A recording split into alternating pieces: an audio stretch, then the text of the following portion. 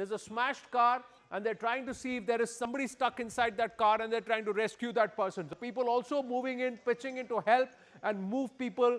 Eyewitnesses and also the authorities have confirmed some people who may have serious injuries or may be injured, but nobody who's very, very critically injured and no deaths so far. That's what. Let's hope it stays that way, that everybody recovers and there are no casualties. And look at the third set of visuals. Look at these visuals. Now you can see portions of the car that are smashed. Look at the intensity of the fire. It's a blazing fire and this seems to be the center. This is where the fire is centered and then there are other pieces which have moved to the other side. Now let's listen in. We got an eyewitness speaking. कैसे हुआ था? तगड़ा धमाके की आवाज आई थी, बस ये बोटी पड़ी है, सब देख लो। तकरीबन कितने लोग उस समय कुछ अंदाजा नहीं है।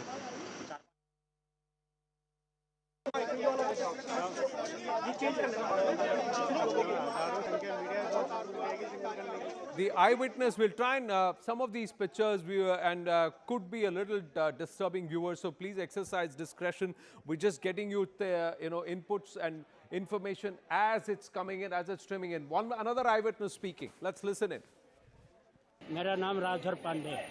क्या हुआ सर, आप क्या बता पाएंगे? कुछ नहीं जी, हम कुछ नहीं, हम ये देखे, लपट देखा। हाँ। अपने छत से देखा, तभी मैं नीचे उतर के आया कि जरा देखूं कहाँ है क्या, और तो पता नहीं किसी तरह की कोई आवाज आपने सुनी? हाँ, बहुत जोर आवाज आई, बिल्डिंग खिड़की हिल गई, खिड़की हिल गई। आपका घर कितना दूर है? ये रहा गुरुद्वारे के पास। मेरा नाम राजधर पांडे। क्या हुआ सर, आप क्या बता पाएंगे? कुछ नहीं जी, हम कुछ नहीं, हम ये देखे, लपट देखा। हाँ। अपने छत से देखा। That's playing on a loop. Now Rajdhar Pandey, an old gentleman, says he lives close to the Gurdwara, which is about a few 100 meters away, and behind that, and he said that he felt his glasses rattle. Deepak Bisht getting us a live ground report. है वो यहाँ पर पहुंचा हुआ है और investigation इसलिए जारी है क्योंकि गए हैं वहां तक का एरिया कॉर्डन ऑफ किया जाएगा क्योंकि इन्वेस्टिगेशन टीमें यहाँ पर पहुंची है, डॉग स्क्वाड यहाँ पर पहुंचा है, फोरेंसिक की टीमें यहाँ पर पहुंची है। सब जांचा जाएगा कि किस तरह का ये धमाका है।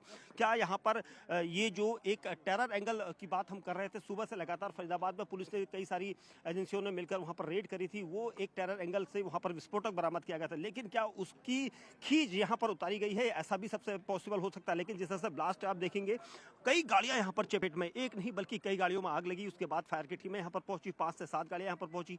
दिल्ली पुलिस को यहाँ पर इन्फॉर्म किया गया, दिल्ली पुलिस के अधिकारी यहाँ पर पहुंचे, सारा जो महकमा है वो यहाँ पर पहुंचा हुआ है और इन्वेस्टिगेशन इसलिए जारी है क्योंकि जिस तरह का धमाका हम इससे पहले मैंने 2005 के भी ब्लास्ट देखा था, 2008 में देखा था करोल बाग, और उसके बाद सिलसिलेवार बम धमाके हमने देखे थे, 2011 हमने देखा था, 10 देखा था। तो इस तरह के ब्लास्ट हमने अनुमान नहीं लिए, तो काफी लंबे समय बाद इस तरह का ब्लास्ट है। तो एक कहा जा सकता है जिस तरह से आज ये ब्लास्ट हुआ है, क्या ये एक टेरर एंगल है, इसको लेकर यहाँ पर पुलिस कुछ देर बाद वेरीफाई करेगी, कुछ देर बाद इसकी पुष्टि कर दी जाएगी। लेकिन जिस तरह का ये धमाका है, ये आम धमाका नहीं कहा जा सकता, और इसलिए भी नहीं कहा जा सकता क्योंकि इसमें अब तक 9 लोगों की मौत की पुष्टि हो चुकी है, यानी एक बड़ा धमाका जिसमें अब तक अस्पताल में 9 लोगों के शव पहुंच चुके हैं। और ये एक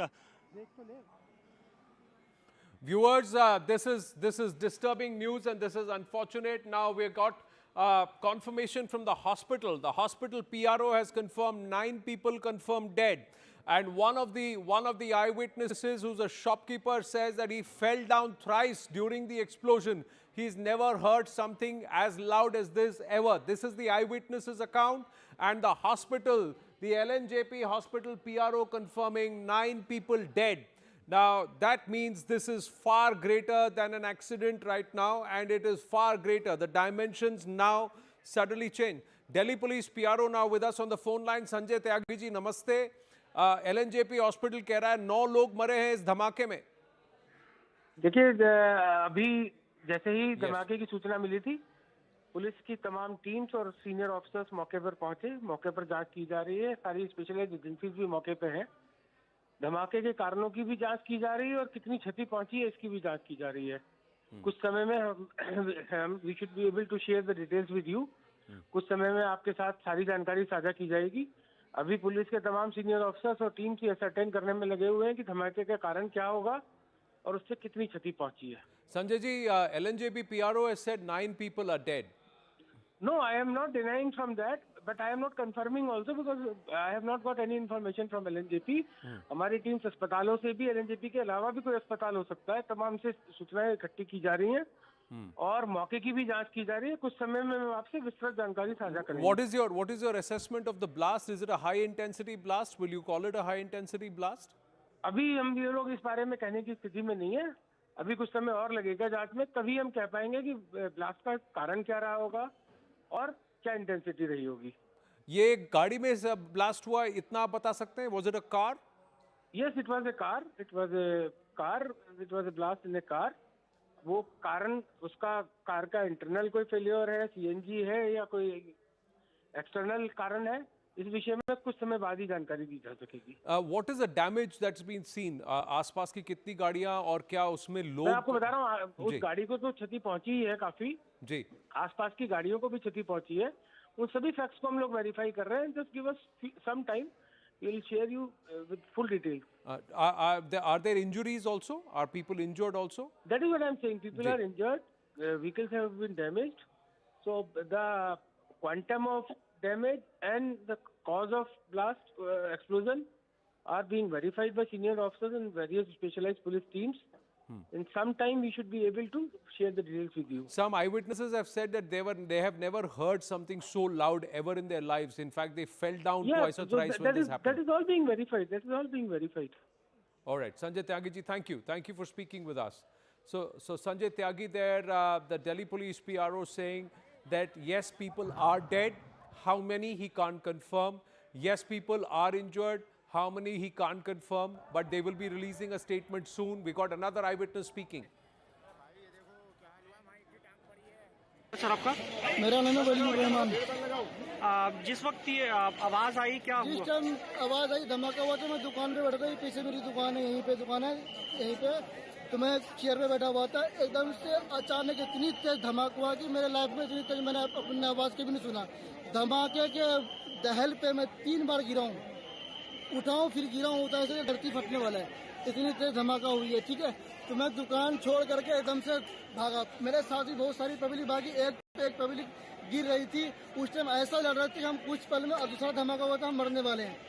ऐसा लग रहा कि हम बचने का चांस, ऐसा लग रहा कि मौत को मुंह से देख रहे हैं, इस तरह से नजारा था। तो मैं भाग करके साइकिल मार्केट में गया, वहाँ जा करके मैं एक कोल्ड ड्रिंक लिया। 2 बंदे को ने मेरे पे अच्छे से काबू किया, मेरे को समझाया कि हो जाता तो फिर मेरे को रिलैक्स मिला। फिर मैं दोबारा यहाँ दुकान पे चाबी ले करके, ये चाबी दुकान की, मैं चाबी दुकान बंद करके फिर घर जा रहा हूँ मैं।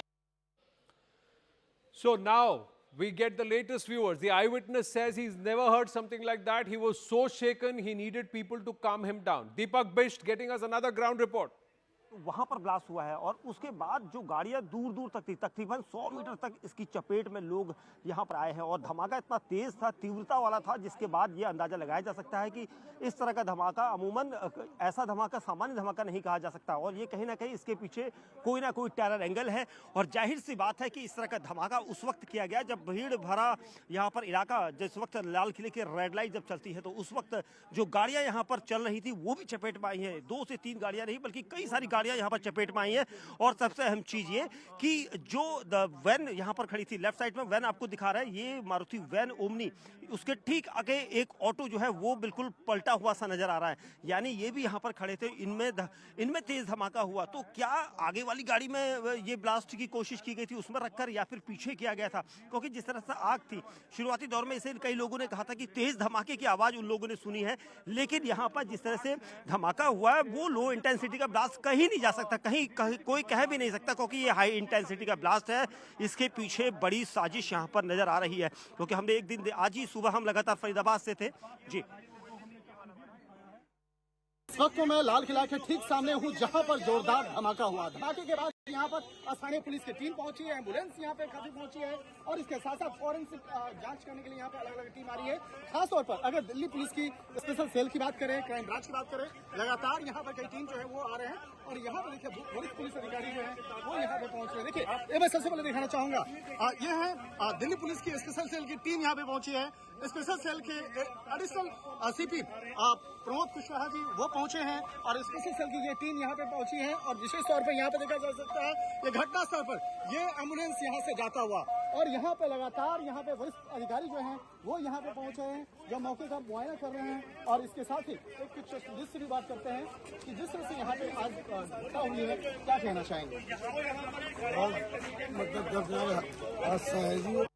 इस वक्त मैं लाल किला के ठीक So that's the latest coming in. Shankar Anand also getting us a report, and I think there are a lot of people who are quite shocked and shaken by what's happened around them in Red Fort. These are pictures at 18:55 p.m. Viewers who are tuning into CNN News 18 at this point, viewers, just recapping a quick recap as you see these pictures. These are from about an hour ago, exactly an hour ago, 18:55 p.m. That's when a incident was reported outside the Red Fort Metro Station, gate number 1. Right outside that, there was a huge explosion that happened, triggered because of a blast in a car, and the explosion happened, and then there's a huge blast. The impact was felt for nearly about 100 meters radius, but there were cars in and around that car, in this way, around this vehicle, that also bore the brunt of this explosion. The impact happened, and there were cars that were passing by, 10 or 12 cars. There are reports now that 9 people are feared dead. They were injured, were rushed to the nearby LNJP hospital, who have now confirmed that 9 people are feared dead. There are many who are injured. We don't know. A top cop speaking. उसके लिए कम से कम basic information आप दे दीजिए. As of now, I cannot tell you anything. Basic It is under investigation. Sir, what is the primary basic information?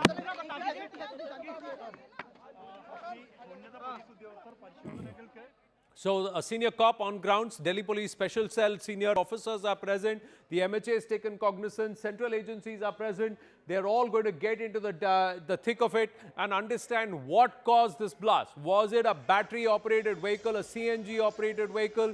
Did that go off? Was it fully tanked, and that's why the fuel caused added to the entire incendiary and the explosion? Why did that happen? The car smashed, blown to smithereens, blown to bits. Nearby vehicles suffering intense damage. Now Eyewitness is saying more reactions coming through.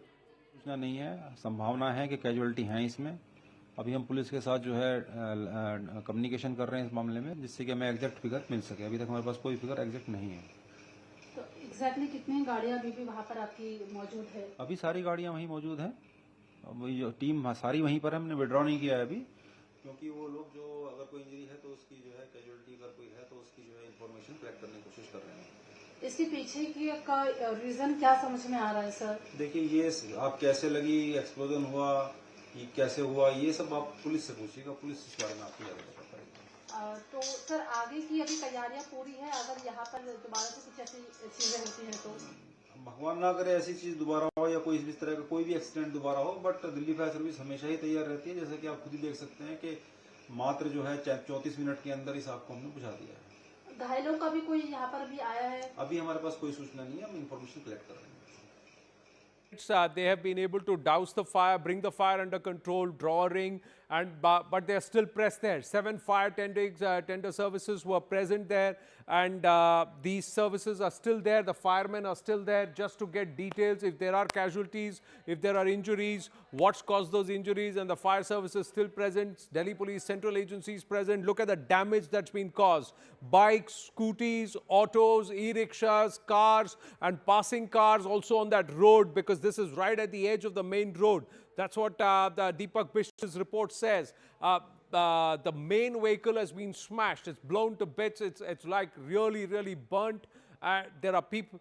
Deepak Bisht joining us and getting us more. पता लग रहा है कि इसके पीछे कहीं ना कहीं आतंकी हाथ है, और इसी वजह से, क्योंकि जो धमाका हुआ है इस तरह का धमाका है जो पहले से प्लान किया गया था, और यहाँ पर अचानक ये धमाका हुआ है, और कहीं ना कहीं इसके पीछे बड़ी साजिश है. जिस तरह से हम आज देख रहे थे कि लगातार फरीदाबाद में JNK पुलिस और फरीदाबाद पुलिस के ऑपरेशन में कई किलो जो RDX विस्फोटक बरामद किया गया था. उसके बाद ये धमाका शाम को हुआ है, जब पूरे मार्केट एरिया में यहाँ पर भारी भीड़ रहती है, और जो गाड़ियाँ इसकी चपेट में आई है, कुछ चलते हुए यहाँ से जा रही थी, जिसमें टैक्सी नंबर की गाड़ी है, प्राइवेट नंबर की गाड़ियाँ हैं। उसके अलावा जो यहाँ पर गाड़ियाँ खड़ी थी, पार्किंग जहाँ पर होती है अक्सर, वहाँ पर ऑटो भी चपेट में आया है, ई रिक्शा चपेट में आया है। ई रिक्शा में कई लोग हो सकते हैं, ऑटो में कई लोग हो सकते हैं। तो ये वही लोग हैं जो इस वक्त जिन लोगों की मौत की बात आ रही है, जिन लोगों के घायल होने की बात आ रही है। और यहाँ पर मैं दिखाऊंगा आपको, सभी टीमें यहाँ पर पहुंची है, डॉग स्क्वाड यहाँ पर पहुंचा है, फॉरेंसिक टीम यहाँ पर पहुंची है, दिल्ली पुलिस की सभी टीमें, आला अधिकारी सब मौके पर हैं, क्योंकि इन्वेस्टिगेशन की जा रही है। सबसे अहम चीज ये कि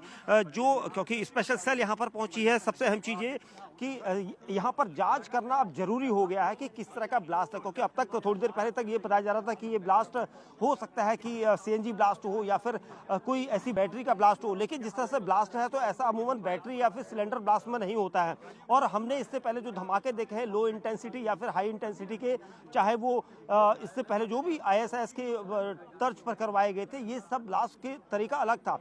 लेकिन ये पैटर्न पहले जैसा ही पैटर्न है। एक बार 2010 में हमें याद है जामा मस्जिद के पास ब्लास्ट की एक बड़ी साजिश कार के अंदर कुकर बम रख कर की गई थी, जिस वक्त मीडिया वहां पर कवरेज करने के लिए हम लोग पहुंचे थे, लेकिन वो धमाका नहीं हो पाया था, नहीं तो वहां पर बड़ी कैजुअल्टी होती। तो उसी तरह का यहाँ पर कार के अंदर ये धमाका जो हुआ है, ये बिल्कुल सेम उसी पैटर्न पर धमाका लग रहा है। और यहाँ पर जो अधिकारी हैं, जो इन्वेस्टिगेशन टीमें हैं, जो स्पेशल सेल और क्राइम ब्रांच के अलावा जो NIA यहाँ पर टीमें पहुंची है। Right. So Deepak Bish, for the first time, bringing in the terror angle on a day when a terror module has been busted and nearly 3,000 kilograms of possible IED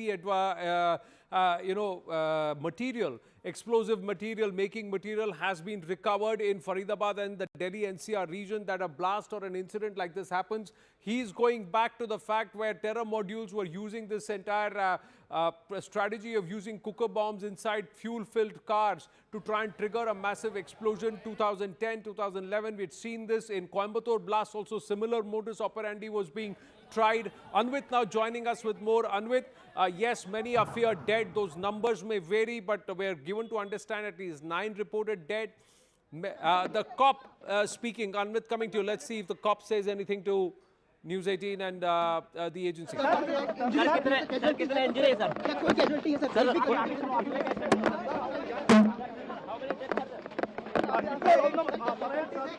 Don't think the cops will say anything till the time there is an official statement coming from the commissioner's office itself. Anvit, yes, go ahead.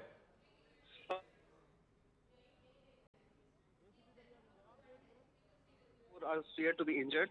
We spoke to senior police officials and they said that multiple people have been rushed to various hospitals in the vicinity, and as the reports from the hospital will confirm whether how many of them had to be pronounced dead on arrival or whether they succumbed to their injuries. But yes, not good reports coming in from the spot. At least 15 to 20 people are supposedly to have been rushed to the hospitals, and out of them at least 8 to 9 are reportedly fatally injured. And what we are also learning that many others have sustained critical injuries, and the situation is being continuously monitored. At the same time, we spoke to also Delhi Fire Services and senior officials that confirmed that the fire has been contained, but cooling operations are still underway because the impacted vehicle, it's not just the only vehicle, but in fact in the vicinity at least 4 to 5 vehicles have also been damaged, and people standing in the vicinity, they have been critically injured. So police are right now at the spot. They have cordoned the entire area, and no one is being allowed inside also because the forensic teams are arriving, and they'll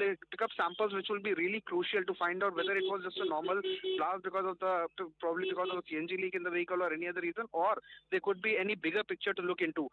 Forensic teams will collect samples from not only from that vehicle but also from the recent nearby areas to check if there could be a possibility of sprinters, there could be a possibility of RDX, because earlier in the day today only big module like you mentioned was busted, and RDX suspected material was also recovered from the NCR. So it is important to check here whether it could be the same material. There could be any possible link between that module that has been busted and this blast that has been taken place. That still remains in the realm of speculation, and we will wait for any confirmation from the investigating agencies, although there are many who are at the site and who are getting to hear a lot of unofficial information, viewers. We'll try and hold that back right now. Let's just pray for a speedy recovery for all those who are injured. I'm going to this. So this is आपको कितने बजे जानकारी मिली और ये कैसा धमाका देख रहे हैं, कितना गंभीर हो सकता है? कैजुअल्टीज सर बहुत ज्यादा है। कैजुअल्टी सुरक्षा के नजरिए से कितने हैं उसका आंकड़ा क्या अभी आया है सर? इंजर्ड कितने हैं, कितनी कैजुअल्टीज है वो आंकड़ा आया है अभी सर? सर अभी तक क्या हालात हैं यहाँ के? पुलिस के आला अधिकारी अब मौके पर पहुंच रहे हैं, तमाम सवाल। फिर भी यहाँ पे कितनी कैजुअल्टीज हैं, क्या सिचुएशन? एक मिनट आप लोग एक मिनट यहाँ पे हाथात होने की खबर है। सीआरपी है ये तो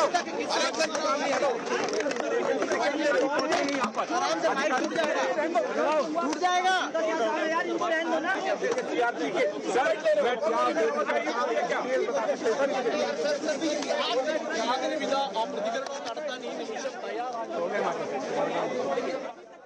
Right, so top cops also making their way, all central agencies getting involved. This looks like more than an accident, but what is it? We don't know. We will try and wait till there's a confirmation of what actually happened, what caused this explosion, and then the blast that's claimed at least 8 people as of now. And there are many who are feared injured. At least 10 to 12 victims have suffered severe damage.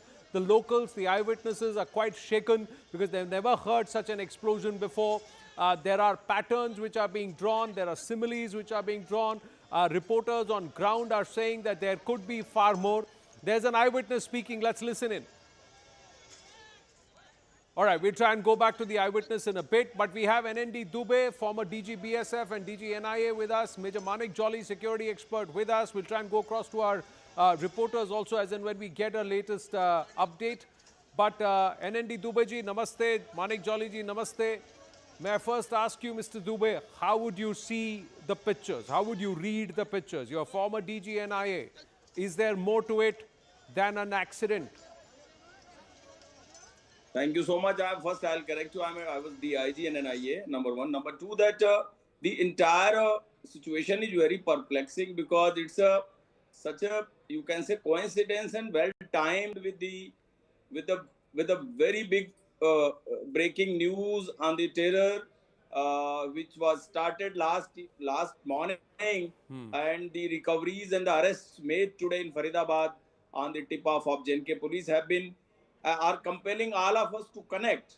But as you say, and the police also stated that so far they are not confirming that it's a terror attack, but the casualties are high and there are many injuries, and I pray that they recover fast. But what I can see from the pattern that the casualty may go up, and the time and the place chosen for this blast, what type of blast it is very difficult to say. It will be a premature statement, but it's a matter of few minutes, few hours, and I'm very sure that the forensic teams, the NIA team, NSG team, Delhi Police Forensic Squad, which is examining the articles picked up from the scene of crime, they must be examining, and it doesn't take much time to first-hand convey whether it is linked to the terror attack, it's some explosive, RDX blast, it's something accident.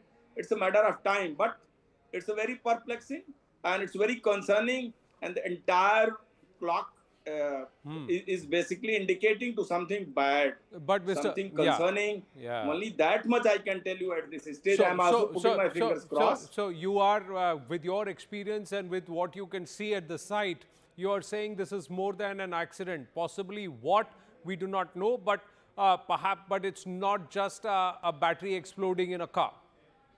The place and the time for this incident it's very critical, and normally it is very rare to see such a huge fire, such a huge cross-connecting fire with the various vehicles inflicting so much casualty. Because this is the first-hand report gotten from the hospital LNJP. Yes. But you take it, but you see the numbers are suddenly increased, and I mean the final thing will come. It will come few hours to come in the public domain. But as of now, more than 20 people injured, nearly 8 dead. Let's just hope that number revises downward in terms of number of dead. But as of now, 8 dead, 24 injured. How many critical, we do not know, Mr. Dubey. Manik Jolly ji is also, Major Manik Jolly also with us. But Mr. NND Dubey, when there are central agencies who have come there, it takes 34 minutes for the fire department to douse the flames. There is no crater there, but this vehicle explodes. There are parallels being drawn to earlier car bombs and earlier patterns. Also, you are saying, let's put into perspective that 3,000 kilograms of ammonium nitrate and other explosive material has now been unearthed in Faridabad. Something was being plotted and this happens. Now, the authorities may take some time. We are getting an eyewitness speaking. Let's listen in. Car में तो आप लोग वहीं खड़े थे, आप वहीं थे? मैं उसके पीछे पीछे चल रहा था कार के। तो कितने लोग सवार थे उस गाड़ी में, कुछ पता चला? भाई होंगे 4-5, कई जने वैसे ही जल गए आसपास में जो थे वो फटे। कितनी गाड़ियां डैमेज हुई हैं यहाँ पे? कितनी? 2-3 गाड़ी। वो जो कार सवार थे उनकी क्या हालत कैसी है? कुछ तो गंभीर है, 8-10 तो गंभीर है, 20-25 जनों को वैसे चोट आई है उनके जैसे कीचड़ों से, और कुछ हाथों हाथ खत्म। कितने बजे घटना घटी? 7 बजे। 7 बजे। 7 पुट्टे 7 में बम फट गया। 7 बजते पुट्टे 7 में बस बम फट गया। मैं अपना दुकान वहीं पे था, मेरा दुकान। कितनी गाड़ियाँ चपेट में आई इसके बम के? 2 बस जल गया है। 2 बस भी? हाँ। बड़ी घटना को अंजाम देने का यहाँ पे सोचा गया था। More reactions. We try and get that eyewitness in a red cap who accounted, and he said, I was right behind a vehicle that got damaged. Whether it was a vehicle that got damaged or it was a vehicle which was on the move that exploded, we have to wait and watch. And he said that there were about, there are 2 vehicles and about 8 or 10 people who really bore the brunt of this entire blast that's happened. And they're very critical. Now, 8 people dead. He said, the eyewitness himself said at least 20 to 24 people are injured, are critically injured. We try and get a confirmation of the numbers. Some of the eyewitnesses are saying that some of the injured have suffered loss of limb. We'll try and get those confirmations, but this is what's coming right now. An incident that happens nearly just around between 6:55 and 7 p.m. IST on the 10th of November. The fire is controlled by 7:34 p.m. IST by the fire services, but all the central agencies are there. It's on the middle of on the road near the Red Fort Metro Station, gate number 1, just about 100 meters away from that gate. This explosion happens. It impacts the vehicles that are parked on the side and also vehicles that are traveling. Look at this auto smashed and it's blown. There is a lot of impact on it. Look at this. There are more pictures that are coming through where people have seen their vehicle really damaged. Auto drivers, e-rickshaw drivers, cars. So glasses have been smashed. The impact of the blast. Now there you go. Another auto damaged. The auto driver is injured. Pictures are a little disturbing, viewers. Please exercise caution, especially if there are minors who are watching this. We advise you to exercise caution, please. These are again more pictures coming in of traveling taxis. And this is the road, main road.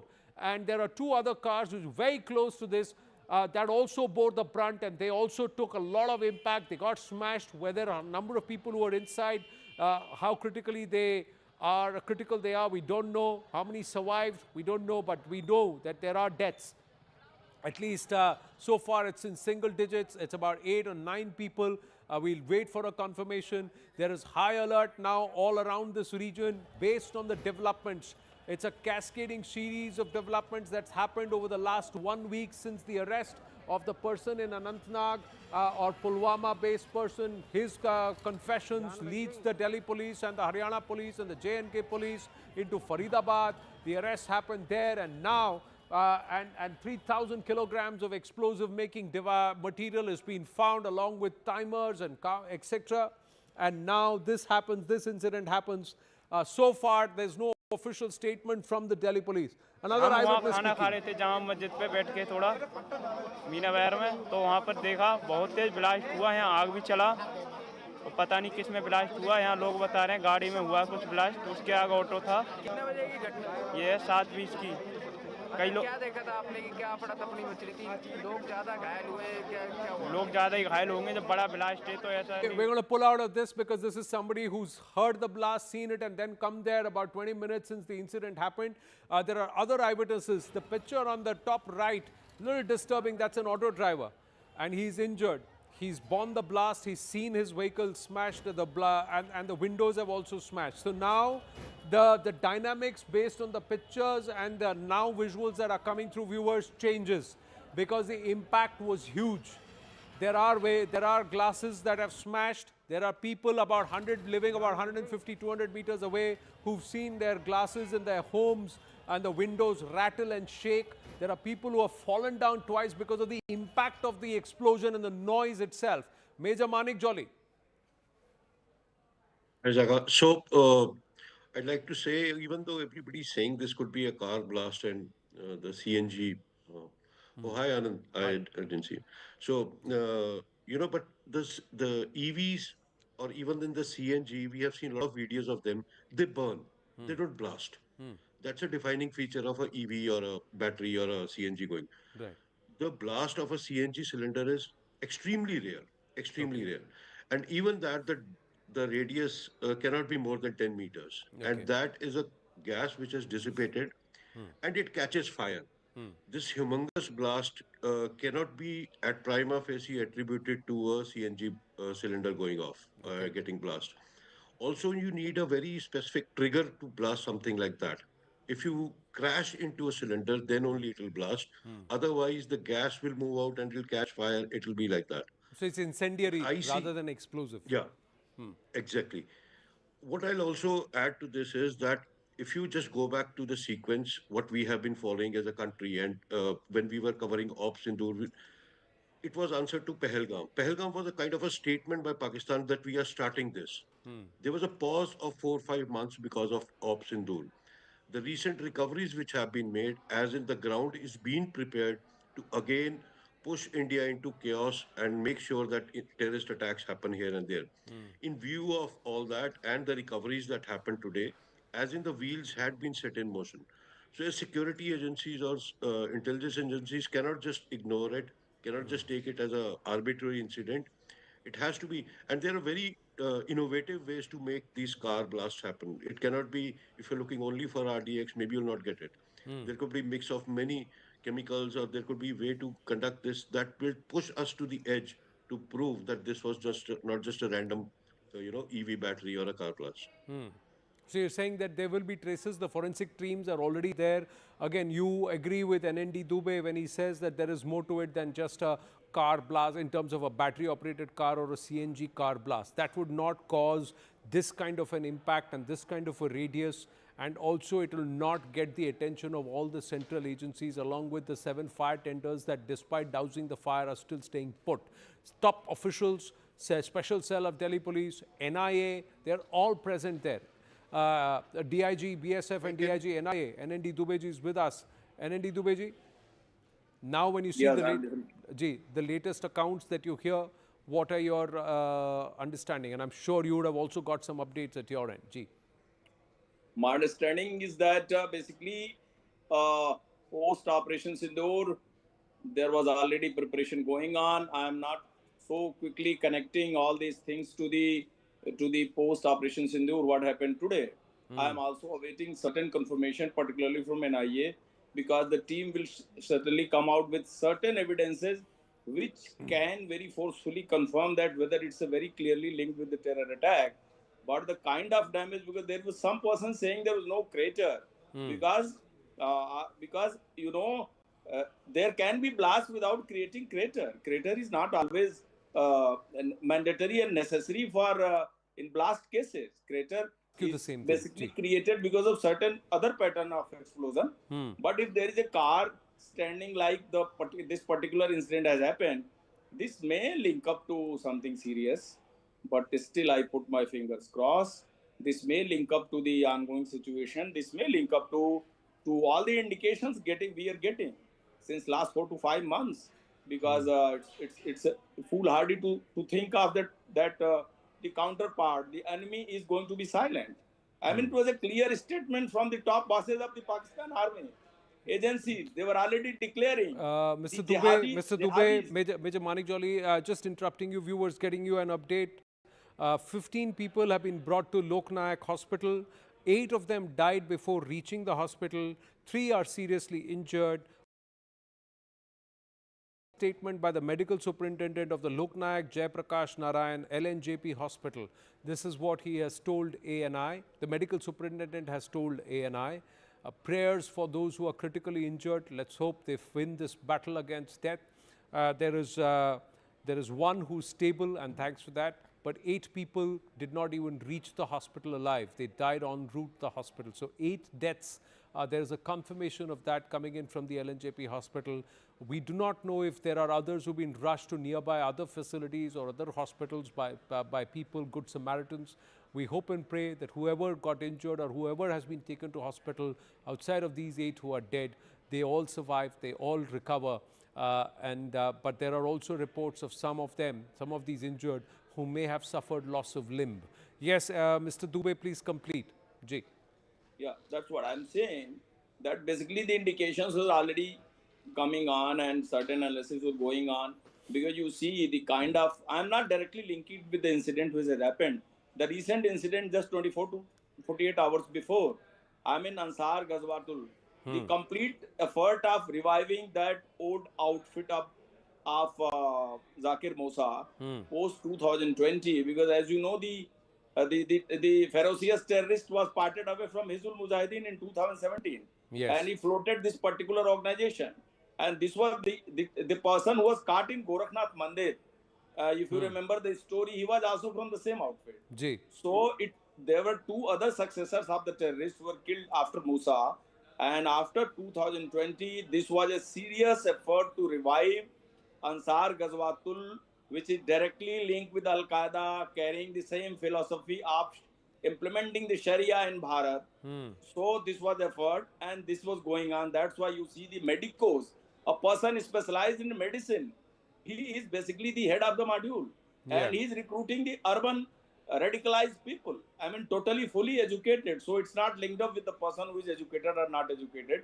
It's the sensitivity, it's the motivation which connects a person to join such terror module, whether he's a MD, he's a doctor, he's an engineer, it's the immaterial. Right. So this entire effort is to revive Ansar Ghazwatul, directly link the Al-Qaeda in India to spread the terrorism, and that is the whole basically objective. Or are these those sleeper cells that had gone dormant that have been reactivated? We have to wait and watch how the NIA decodes this along with the other agencies, and it all comes under the aegis of the person who's in charge of internal security of Bharat, that is the Union Home Minister, Amit Shah. And we are given to understand that he's had a word with the Delhi top cop and had a chat on this entire Red Fort blast to get an update and to see what is the reason and what has happened. Clearly, there will be more information that the police and the cops and the agencies will pass on to the Home Minister than what they are offering to the media, which is despite multiple questions. We have Shashikantji, also former IPS, with us, along with Major Manik Jolly and NND Dubeji, the former DIG, BSF and NIA. Shashikantji, your assumption here, one of the aspects is the cops were, as soon as they responded, they have cordoned off that area. They've cleared the place. They've also pushed the media back by at least about 20 meters, 30 meters, and cordoned off and created 2 rings around this entire incident area. Will this help the forensics also gather evidence? Of course, when the forensics come in, certainly they are going to check up, like there was a talk about the crater and all those things. That's for the forensic. But let me tell you that I have been talking to my friends in J&K police and at certain other places in JCs. Obviously, it is an act of terror. Look, the first information which came from Jammu and Kashmir, and following which this particular raid was conducted in Faridabad and 2,900 kilograms of ammonium nitrate was recovered. So it was a well-laid operation that it was going to happen. And again, I'll say that at least the 2,900 kilograms of ammonium nitrate which has been recovered, that means that possibly we'll save some more blast. May God help us. But this particular thing, car blast, was a massive one, act of terror. And I fear that if there is more, I don't know how much of ammonium nitrate or IEDs and remote control devices were recovered, and what's the information which really percolated from J&K police, that maybe there are still some remnants or some stocks here and there. It's about time when I think that all the intelligence agencies and police agencies all over, they need to look into it. Bottom line is there shouldn't be any other blast, and the guys who were responsible. And look, what had happened earlier at places, Balta House and all those places, there were persons who were supposedly within quote civilized persons, educated persons, but they had been hobnobbing. That means that sleeper cells and these guys who are hobnobbing with them, who are giving them shelters, they're still there. I've always been maintaining, whether it's J&K or whether it is Punjab and this and that the first attempt has to be to dig out these sleeper cells. If they are not dug out soon, God forbid, this kind of incidents, I know they've happened in Punjab also, and God forbid that they happen otherwise. It's about time that we need this first crackdown has to be on the sleeper cells and all the links which have come up, like they're saying that the suspects, agencies suspect, J&K police suspects, there must be some more of this particular blasting IEDs and this kind of equipment. Yeah, thank you. Right. Shashikanth ji, do stay on with us. Major Manik Jolly coming to you after we get an update from Arunima. Arunima, now the LNJP hospital confirming 8 people died. There's a top cop reacting.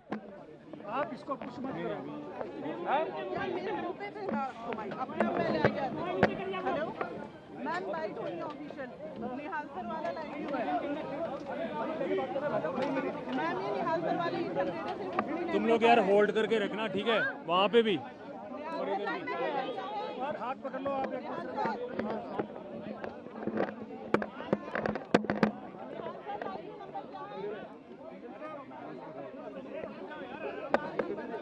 अरे कौन धक्का मार रहा है ये? बदतमीज! यार आप क्या मुझे रवि का हाथ ऑलरेडी आगे है ना, मेरे ऐसे को देखिए, मुझे रवि तुम आवाज दो यार, तुम हो यहाँ है वो रहा, देखिए वो रहा माइक आगे से थोड़ा पीछे हो जाओ, आप लोग आएंगे Akash is joining us. We are expecting a briefing from the top cop. Any moment now, the cops are just, they have clearly organized, put out the barricades and asked the officials to try and guard the area, surrounding area, keep the media behind.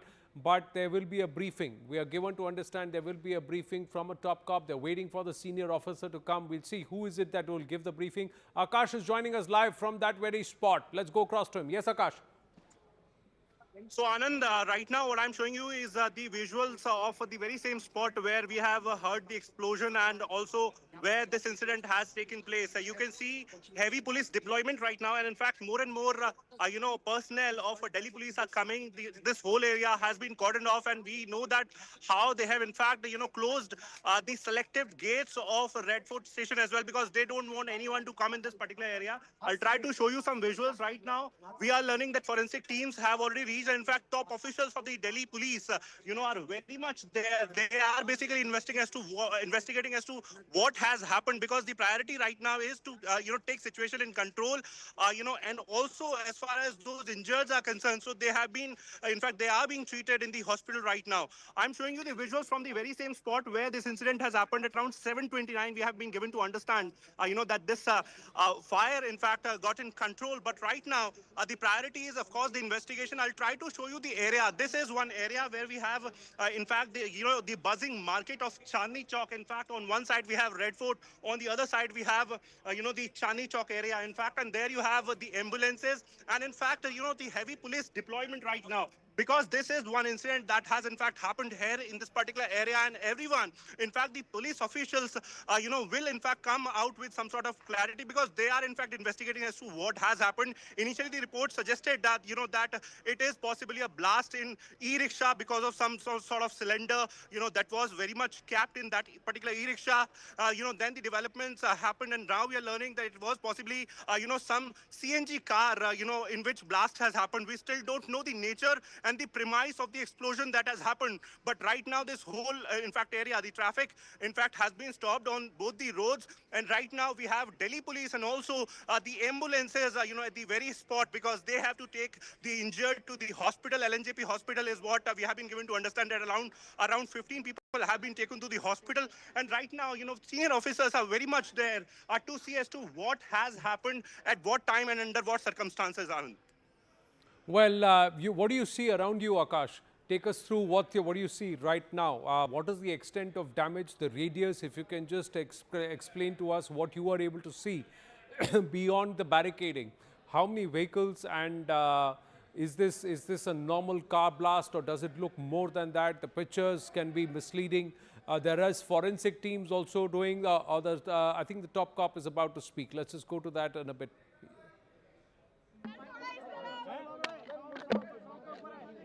कितना लोग हैं? अरे यार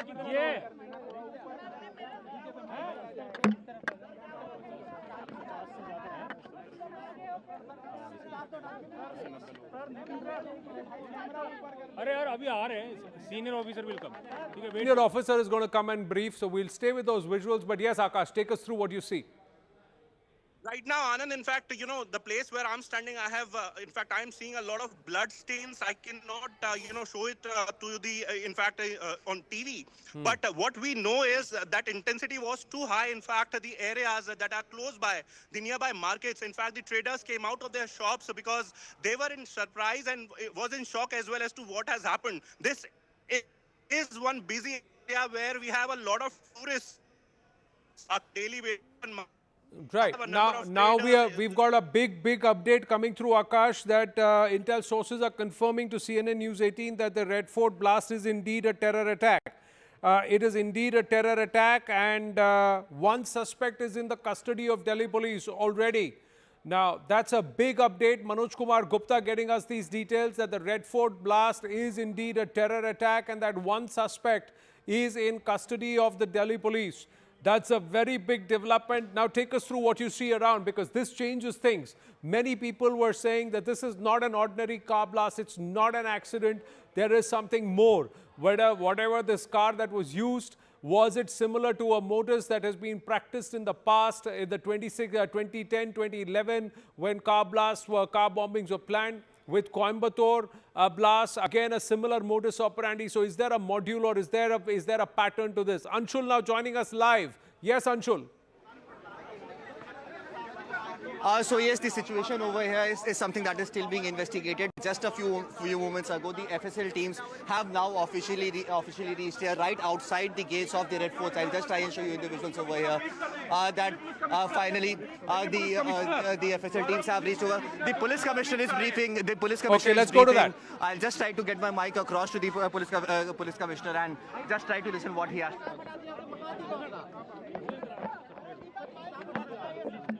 आज करीब 6:52 पे एक यहाँ पे रेड लाइट पे एक स्लो मूविंग व्हीकल जो रेड लाइट की तरफ आके रुका था, उसमें एक ये एक्सप्लोजन हुआ है। उस वक्त गाड़ी के अंदर जो पैसेंजर्स उसके अंदर ही थे और इस एक्सप्लोजन से जो है आसपास की गाड़ियों में भी क्षति हुई। जैसे ही इसकी खबर मिली, हम सारी एजेंसीज जो है Delhi police, FSL, NIA, NSG, उनकी टीम्स यहाँ पे आ चुकी हैं और हालात का जायजा भी ले रही है। हर तरीके से इस जो है एक्सप्लोजन के बारे में जांच की जा रही है और जल्दी ही इसका आकलन करके इसका जो भी रिजल्ट निकलेगा वो आपको बताया जाएगा। इस इंसिडेंट में कुछ लोग को इंजरीज भी आई हैं और कुछ लोगों की डेथ भी हुई है, तो वो अभी हालात का जायजा लिया जा रहा है और एग्जैक्ट फिगर्स जो हैं आपको कुछ ही देर में बता दी जाएंगी और सिचुएशन को रेगुलरली मॉनिटर किया जा रहा है और गृह मंत्री जी भी जो है उनसे रेगुलरली उनका फ़ोन भी आया था, उनको रेगुलरली ब्रीफ किया जा रहा है और उनको टाइम टू टाइम पूरी सूचना दी जा रही है और आगे जैसे भी हालात होंगे, जो भी नतीजा निकलेगा आपको बताया जाएगा। अभी इसको आकलन किया जा रहा है।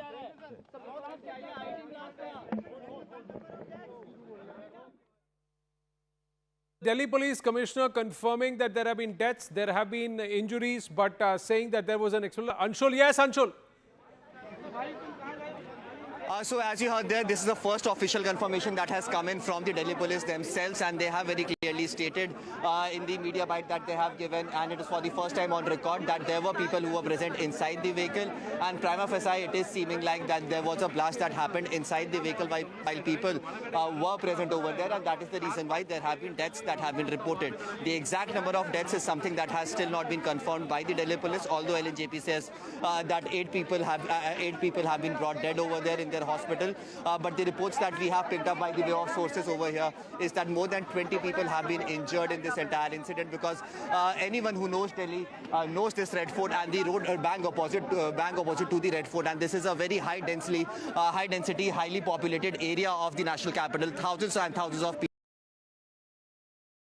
of Chandni Chowk day in and day out, and something like this happening around 7 p.m., which is peak hours out here in the national capital. Definitely a lot of people Anshul, just stay on with us. Big update.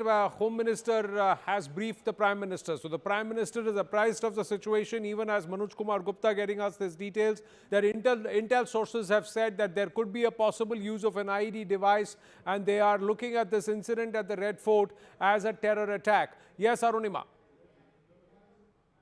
So, Anand, three important things. One, prima facie, they are now looking at from the prism of an IED blast. We are told that the forensic teams on ground are looking for traces of explosives. Their primary indication from ground seems to be ammonium nitrate. And the reason ammonium nitrate is because of the investigation that we saw earlier in the day, where Jammu and Kashmir police and the Faridabad police came together and busted a terror module. Even though no direct linkages is being drawn between the two cases as yet, but because of that incident that has happened very close to Delhi border, this is a angle that the forensic team is looking at. We are told immediately after the blast, Home Minister took a briefing from Commissioner of Police of Delhi. He also spoke to the Director of Intelligence Bureau as well as the NSG DG. Now, NSG has a post-blast detection team.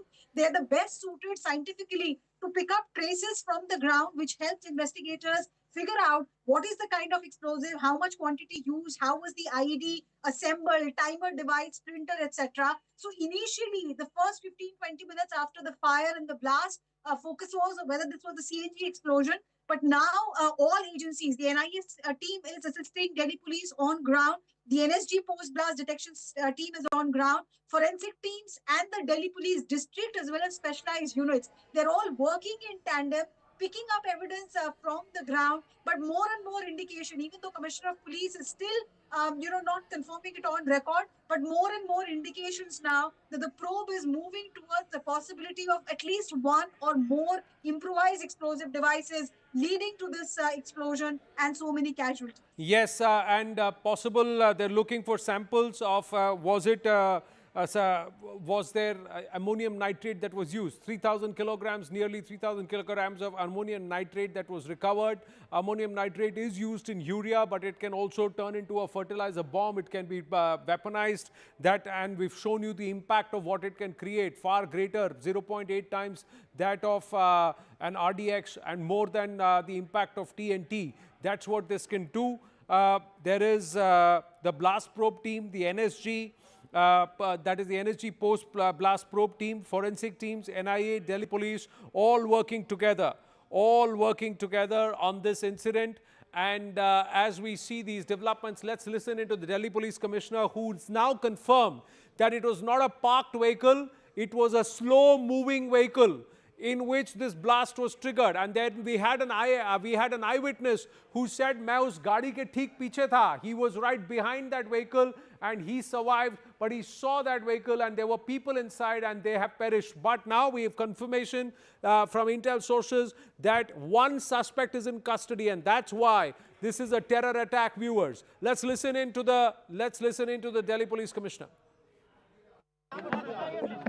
आज करीब 6:52 पे एक यहाँ पे red light पे एक slow moving vehicle जो red light की तरफ आके रुका था, उसमें एक ये एक्सप्लोजन हुआ है।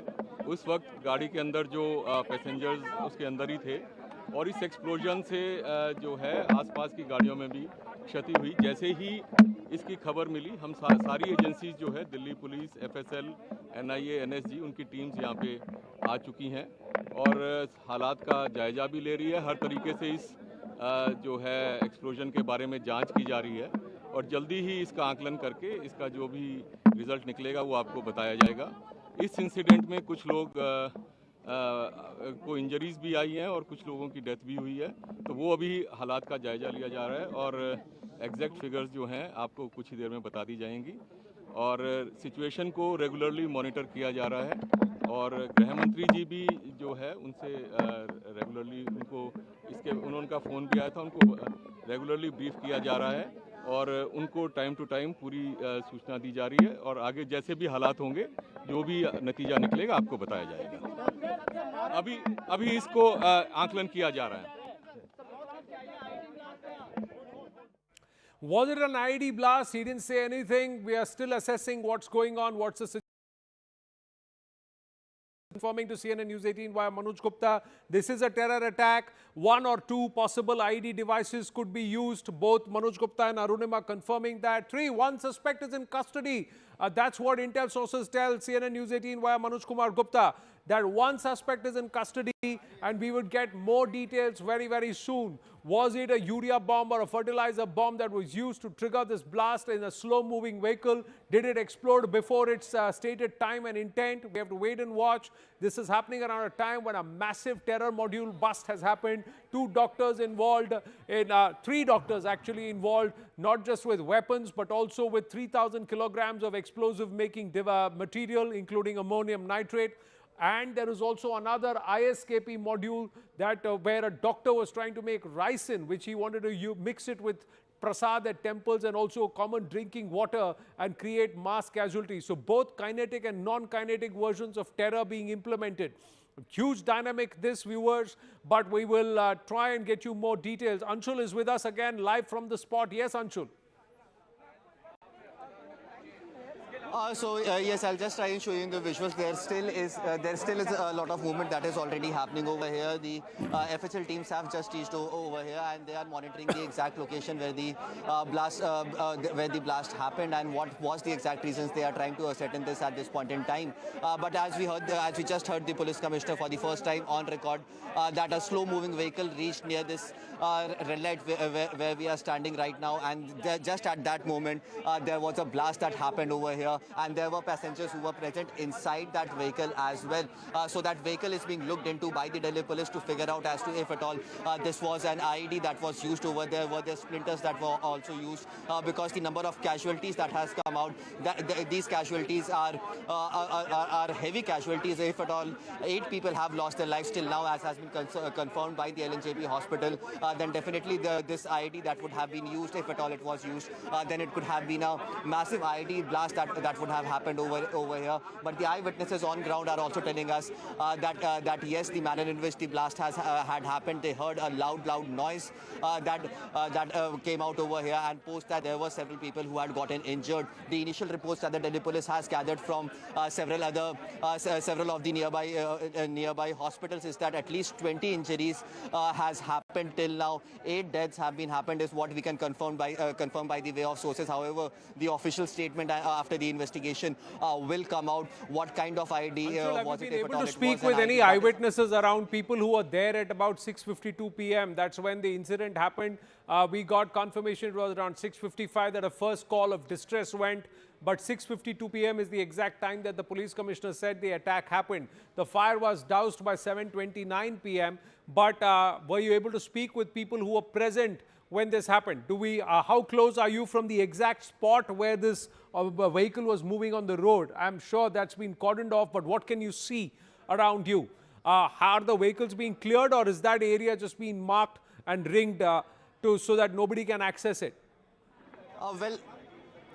Well, this entire area has completely been evacuated at this point in time. Not only the gates of the Red Forts where this incident had happened. In fact, right across the Red Fort, on the other side of the streets as well. If I could just show you in the visuals over here as well, the entire area has been evacuated. It is just the media personals and the security forces who are present over here.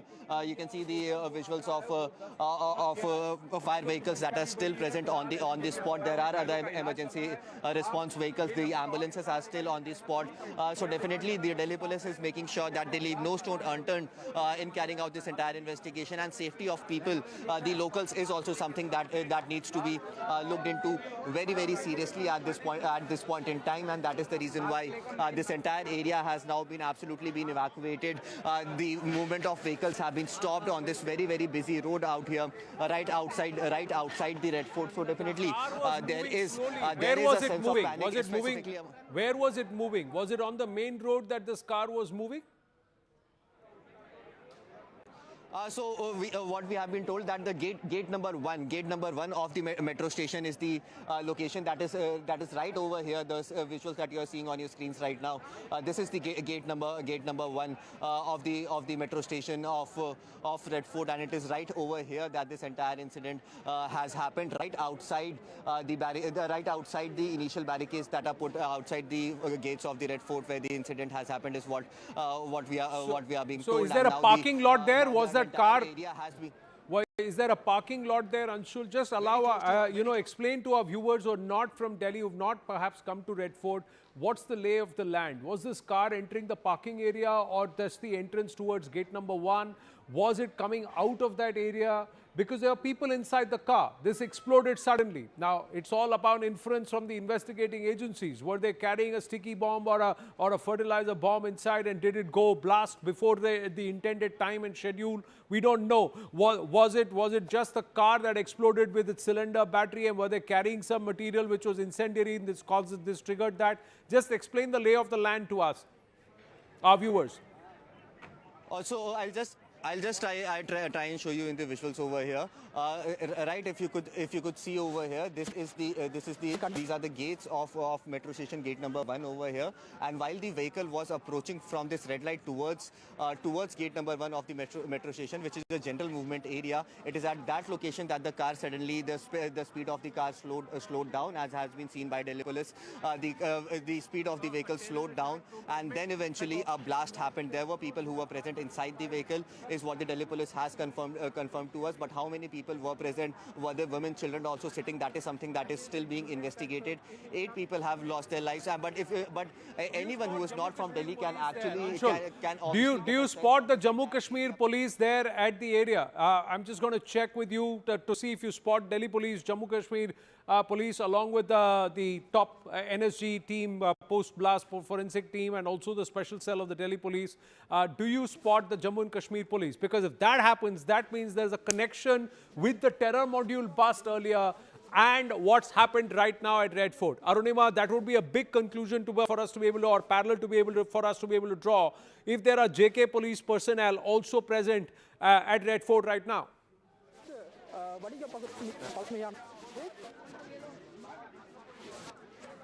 Arunima, can you hear me? All right. We'll try and go across to Mr. Shashikant and also Major Manik Jolly, just checking if they have... Shashikant ji is still with us. Shashikant ji, now, if Jammu and Kashmir police is also present there, then we can draw this parallel that there could be a link. Was this the first of the many blasts that are going to be triggered? And did this entire haul, like you said, save Bharat from many more, perhaps, series of attacks? God forbid. I hope that there are not going to be any more such incidents. But the CP's statement, that gives rise to 2 questions. Of course, he said that they're going to get into the investigation and they'll come back to the press and to people later on. Yes, okay. But the question is, if the car was slow moving, it was moving towards wherever it was going, was it, if it was not accidental, and to my mind, as what till now it appears that it was certainly a terrorist attack, were they going to plant the bomb somewhere, number 1?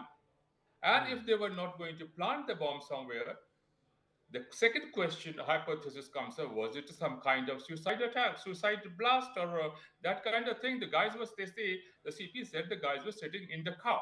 If they were sitting in the car, then the police investigation needs to go into this direction also. Was it some suicide kind of thing? If it's that, that's going to be extremely serious. And if they're going to plant it again, that's again equally serious. Yes. Because maybe they were trying to plant it somewhere near the railway station or something. God forbid, if such was the plan, then possibly there could have been more incidents. Thank you. Yes, true. It could have been far greater, far more sinister. Did it go off before its intended time? That's one point. And is this modus very similar to the 2010, 2011 incidences where car bombs were being planted? Are there parallels to the Coimbatore module where a similar attempt was being made? What's the connection with the J&K module? Why is the J&K police present there? These are all questions that need to be answered. Akash has spoken with an eyewitness. Let's listen in. An explosion has happened here in the Red Fort area, and I have got one witness who was very much here at the time when this explosion has happened. Sir, आपका नाम क्या है? एक बार अगर हमें बताएं. मेरा नाम बलवीर सिंह है. बलवीर जी, कितने बजे का ये वाकया है? आप कहाँ थे? 7 बजे का वाकया है. मैं अपनी गाड़ी में बैठा हुआ फोन चला रहा था. अच्छा, क्या कुछ हुआ अगर हमें बता पाएं एक बार? ब्लास्ट हुआ, आवाज आई ब्लास्ट की. ब्लास्ट के बाद आग लग गई, फिर वो आग बढ़ती चली गई. सारे लोग भागे तो हम भी अपनी गाड़ी में से उतर के भाग गए. लगभग कितने बजे की ये बात है? 7 बजे की बात है सर. लगभग 7 बजे की बात है. और आप यहीं मतलब मैं अपनी गाड़ी में बैठा था, फोन चला रहा था. अच्छा, तो ये हमें बताया जा रहा है कि गेट नंबर 1 के पास का ये मामला है. आप कितनी दूर थे लगभग उस साइड से? मैं 100 मीटर दूर था. अच्छा, बताया जा रहा है मेरी गाड़ी 100 मीटर दूर थी ब्लास्ट से.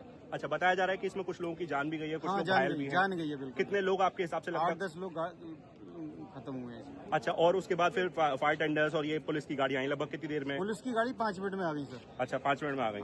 और पुलिस की गाड़ी 5 मिनट में आ गई. फायर ब्रिगेड भी 5 मिनट में आ गई और आग पे काबू पाया सबने. और हमारे पुलिस अधिकारियों ने बहुत अच्छा काम किया. अच्छा, हमें बताया जा रहा है कि अभी पुलिस कमिश्नर ने बताया कि एक स्लो व्हीकल था जिसमें ये ब्लास्ट हुआ. आपके हिसाब से क्या कुछ किसी गाड़ी स्लो ही चल रही थी? गाड़ी तेज नहीं चल रही थी.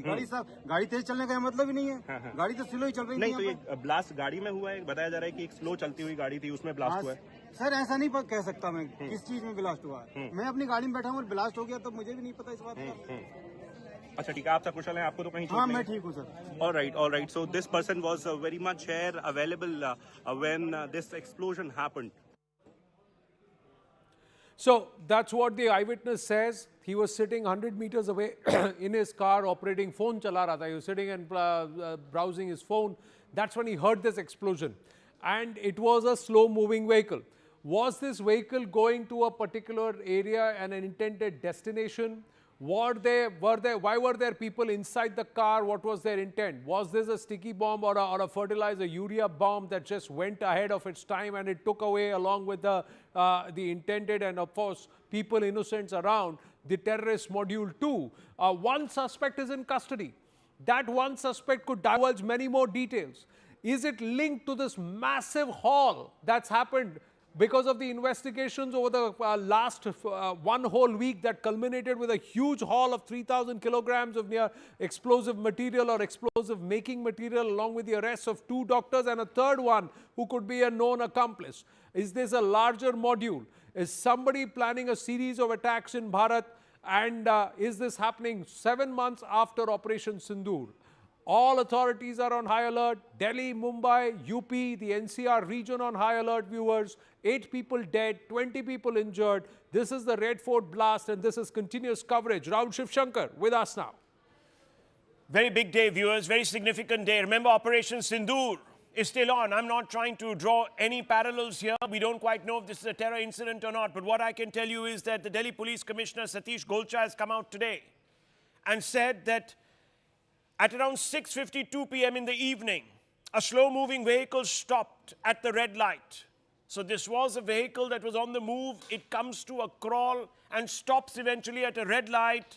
An explosion happened in this particular vehicle and it damaged the other vehicles around it. Viewers, as you know, this was a high-intensity blast. We don't quite know what the nature of the explosive was. We don't even know if it was triggered as some sort of a foul play or a terror incident, because none of that has been confirmed. All we can tell you is that the FSL, which is a forensic science laboratory team, the NIA, the Delhi Police Special Cell, they're all crawling and combing this particular area. They've cordoned it off. Massive blast in the sense, viewers, that the intensity was so great that the cars that were close to this particular vehicle, this slow-moving vehicle that suddenly stopped at a traffic light and exploded, all of those cars, viewers, have been charred, their doors ripped off their frames, and there have been casualties. We've been told that 8 people are dead. They were brought dead to the hospital. They obviously didn't survive it. Some of their bodies were in a mangled situation.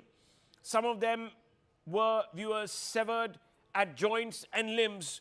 And we have been told by eyewitnesses, and those videos are out there, which I will play for you in just a few moments, that there were a large number of body parts that were strewn across this particular area. We don't quite know, viewers, if there are others who are in a state of criticality. What we can tell you is that several others have been admitted to hospital, the local hospitals very, very close by. They're taken in an ambulance The ambulance were called there. There were private ambulances that were called there because the police chowki or the police booth in the area quickly hailed them, and they came in, and we've heard from various ambulance drivers that the scene was blood-curdling, to say the least. So viewers, you've had a situation where there's been a blast in Delhi. We don't know if this is linked to terror antecedents, but it's now safe to say that there might have been foul play, that there might have been links, that this was a suspected IED explosion, and therefore there are reasons to believe, pending confirmation, viewers, that this was a nefarious act committed by some diabolical individuals. If you really look at the larger picture, it's come on the back, really, of a crackdown that has been extending over 48 hours, viewers, 48 hours across the country, specifically in the north, specifically in Jammu and Kashmir, Faridabad, Haryana, etc., as well as on the East Coast, viewers, where, or West Coast rather, viewers, where a whole bunch of individuals, including 4 doctors, have been picked up because they were harboring some devastating quantities of explosives. There were 2 operations. There were 2 sets of people who have been nabbed. In each set, there were doctors, viewers. So the police has come out and suggested that terror has gone white-collar terrorists. That's all happening in the backdrop, and then you have this particular blast. Just when we were thinking that perhaps a larger conspiracy had been stalled, we have this blast in the heart of the Union capital. We haven't had a blast of this nature since 2011. The Delhi High Court blast where there were casualties. First time, viewers, since then there has been a blast of this magnitude. And I just want to quickly go across to our reporters on the ground. I want to go straight across to Anshul to get the latest there from the ground. We'll play out also, of course, the Delhi Police Commissioner's soundbite. We'll also play out Verite, which is eyewitnesses, and also we will boost the audio on the footage all in one step, and we'll open this up to our experts. Yes, Anshul, what can you tell us? What's happening on the ground there? I'll just try and show you in the visuals over here. This is a part of the vehicle that initially blasted. If you could just see the condition of this entire gate, this is one of the gates of the vehicle that had blasted and come all the way on the other side of the road. And if you could just see in the visuals, this is the exact red light where the said incident had happened, where the vehicle came out in slow speed, and then eventually a blast occurred. And you can imagine the magnitude of the blast. That this one gate of the said vehicle has now come out and landed on the other side of the road. So you can imagine the magnitude of this entire blast. And if I can just give you a sense of this location, this red light, these are the main gates of Chandni Chowk Market, the main gates of the Chandni Chowk Market, where vehicular movement is not allowed. You can only enter through your feet. And on the other side, back opposite, is the Red Fort, from where the Prime Minister gives his 15th August speech. So this is one of the high-profile areas, one of the areas which sees a lot of footfall day in and day out. And this magnitude of blast that has happened, at least 8 people have been... Well, there's some more big breaking news coming in. Anshul, just hold your thoughts. Delhi police is confirming to CNN News 18 that it was a Hyundai i20 car. The vehicle had 2 or 3 occupants. The impact of the rear of the vehicle is where most of the impact took place, because the blast really took place from there. In the context of the present scenario, the police saying we've alerted security personnel.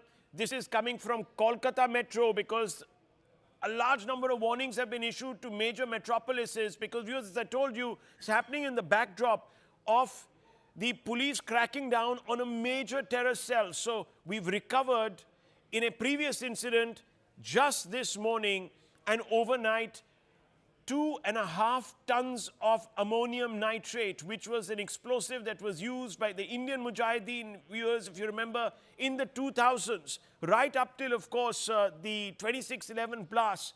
And in those attacks, ammonium nitrate, a kind of ingredient that goes in for fertilizers, was used, and that is what was recovered. We also are being told that the basic ingredients to prepare one sort of gas that is used to basically kill large numbers of people. It's an odorless gas, and it is called resin. That was, of course, also recovered. So there are these many connections.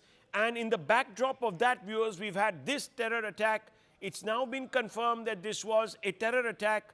A Hyundai car with 2 or 3 occupants comes up. It crawls to a stop near a traffic light just outside, in fact, the Lal Quila or the Red Fort Metro Station. It's detonated. You have a number of people who then immediately on the spot find themselves in very bad state. 8 die en route to the hospital. The first big terror incident, viewers, has taken place after 2011 in the Union capital, the Delhi High Court blast.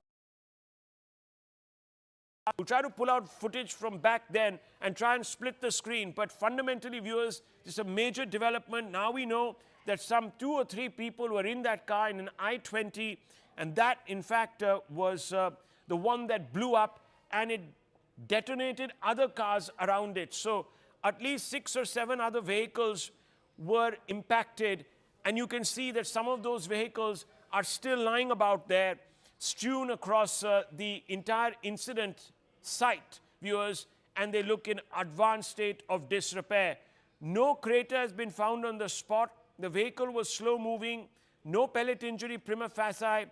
There are many burn wounds to some of the other people who have taken to the hospital and are undergoing treatment. We don't know if they're in a critical condition, but suffice to think that there will be, of course, people who will be grievously injured in all of this. And you can see one of them there. It's a 3-wheeler auto rickshaw driver who's trying to haul his damaged, mangled auto rickshaw out of harm's way. We do know that there are, of course, casualties that have taken place. 8. Let me just quickly go back to Anshul. Anshul, what are you seeing on the spot there?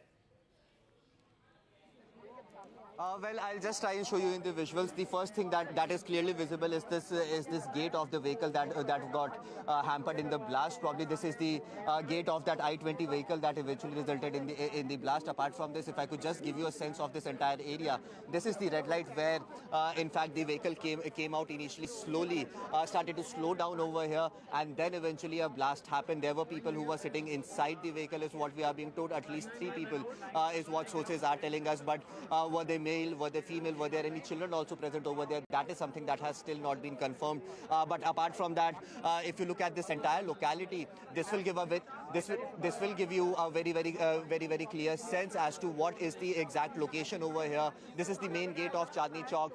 The Jan Mandir is right over here, and bang opposite is the location from where the Prime Minister gives his 15th August speech.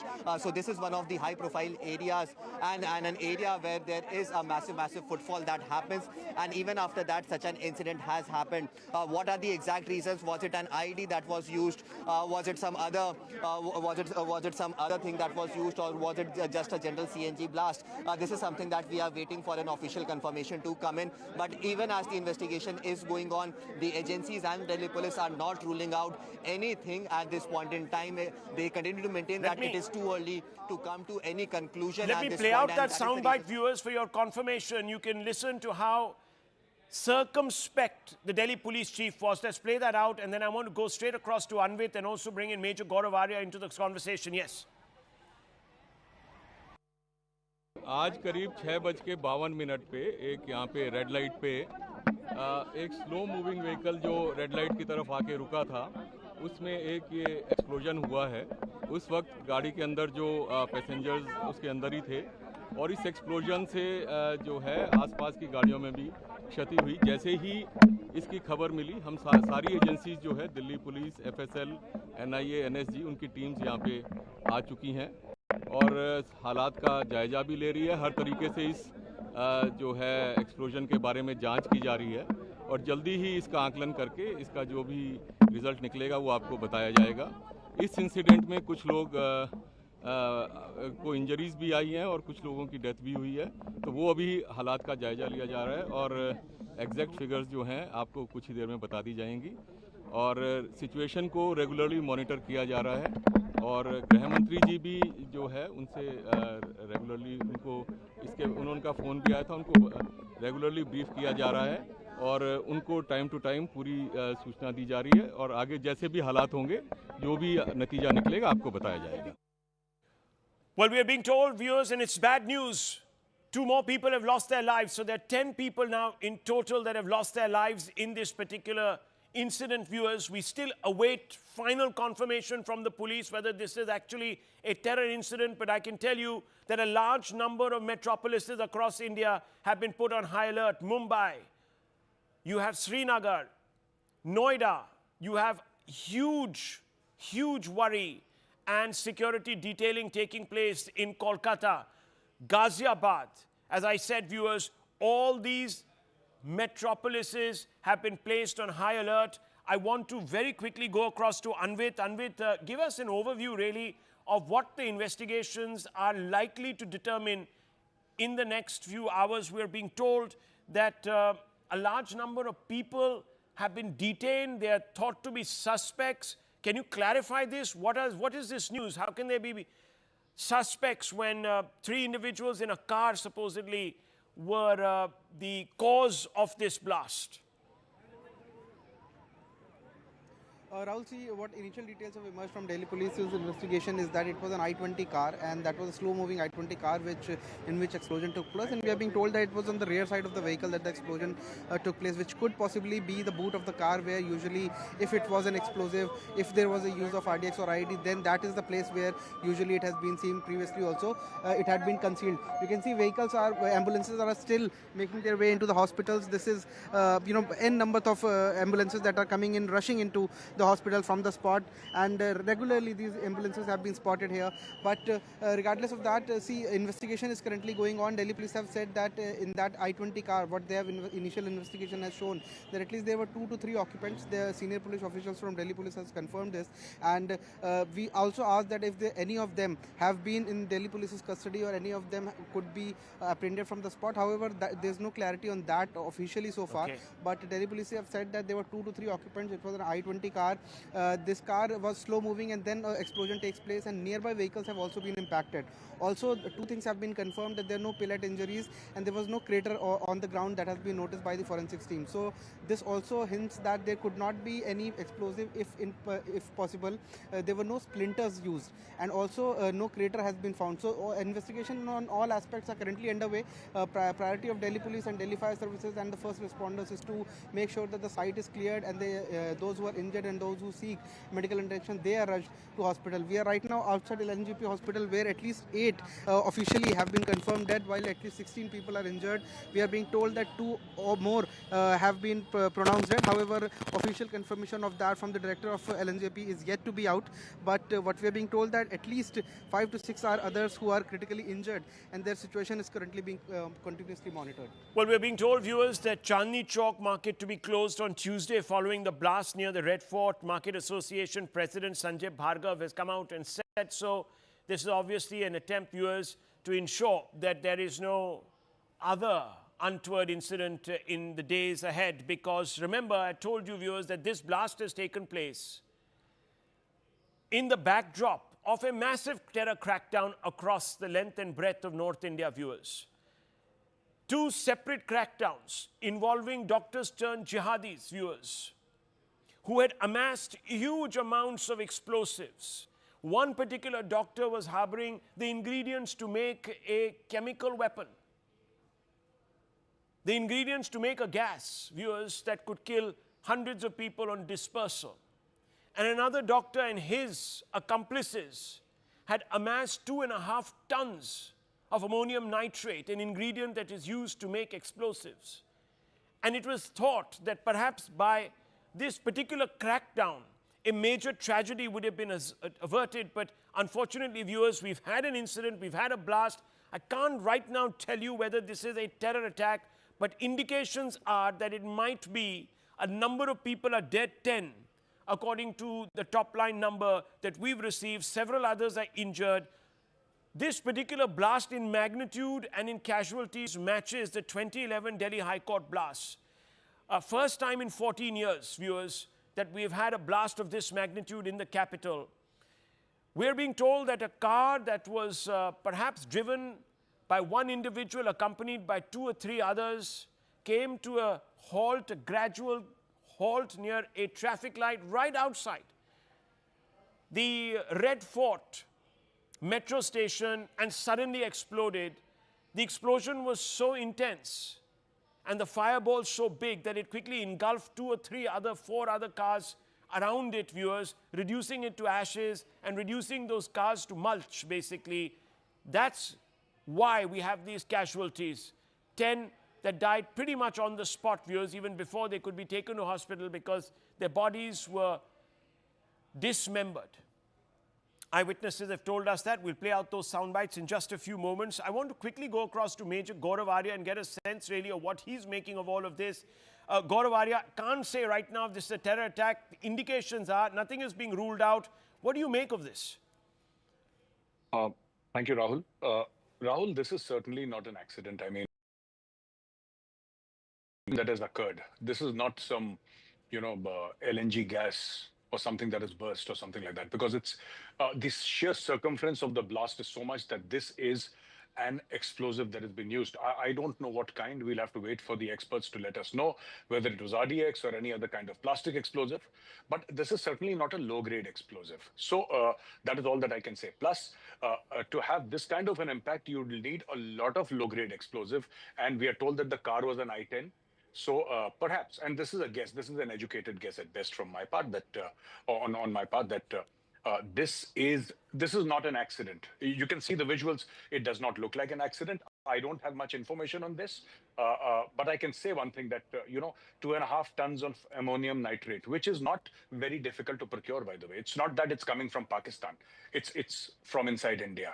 And castor oil, we've all had castor oil as kids. We didn't like it necessarily, but ricin is from castor oil plant. So that can be used as a weapon, as a biological weapon, as a chemical weapon. So all these things have been collected for a long time. And the police, last 48 hours, like you mentioned, the cops had tightened the noose. And this explosion happened. Circumstantial evidence points to the fact that this is a terror act, but we cannot say for sure. We'll have to wait for the experts to, guide us on that one and educate us on that one. Well, Major Arya, of course, one of the modules, or one of the fragments of the modules, was actually traced to Faridabad. So that's very much in the NCR region. Absolutely, and one could conjecture that perhaps somebody in the larger module decided to go ahead before they were discovered. So it's possible, viewers. Absolutely. Rahul, absolutely. This is exactly what I had in mind, that since the dragnet was closing, there was a sense of desperation that we have to do something before we get caught. And there is one more thing I'd like to say. I've often repeated this. I just tweeted it when the show started, that हमारा इतिहास है किले के दरवाजे हर समय अंदर से खुलते हैं. It's always somebody who opens the doors of the fort from within the fort. This has been our history for hundreds of years. Well, viewers, too early to speculate, but we will have that conversation in just a few moments. NND Dubey, former DIG BSF, joins us also. RK Yadav, former RNAW officer, also with us. We will be opening this out to more guests in just a few moments. But quickly, let's pick the brains of some of our experts. NND Dubey Saab, what do you make of this? This comes on the back of a crackdown on a wider terror net. Actually, if you see the pattern since last 15 days or 1 month, some arrests have been made by UP police, some from Delhi police. So the indications were coming that the sleeper cells and modules are getting activated, and these agencies were very closely working on that. Now, next is that it's a very surprising that at this point of time, this Ansar Ghazwatul, the organization which was basically silenced in 2020 after killing of the third terrorist of the same organization. If you see the Zakir Musa, 2017, he parted away from Hizbul Mujahideen. Then he created his own organization. I mean, just inspired by the Al-Qaeda to create, to completely implement the Sharia in India. And he took the fight for 2 years. And finally, he was killed. Once he was killed, then another successor rose up from Lalihari, from Lalihar village of Pulwama. And as you know, in history of terrorism, nothing is possible without involvement of South Kashmir. Terrorism started from Anantnag, Pulwama, and if in dream someday it will be shunned, it will be again in the same South Kashmir. So the third terrorist was killed. His name was Hamid. In 2020. So in 2025, probably this doctor basically he was a person who took responsibility to revive the Ansar Ghazwatul.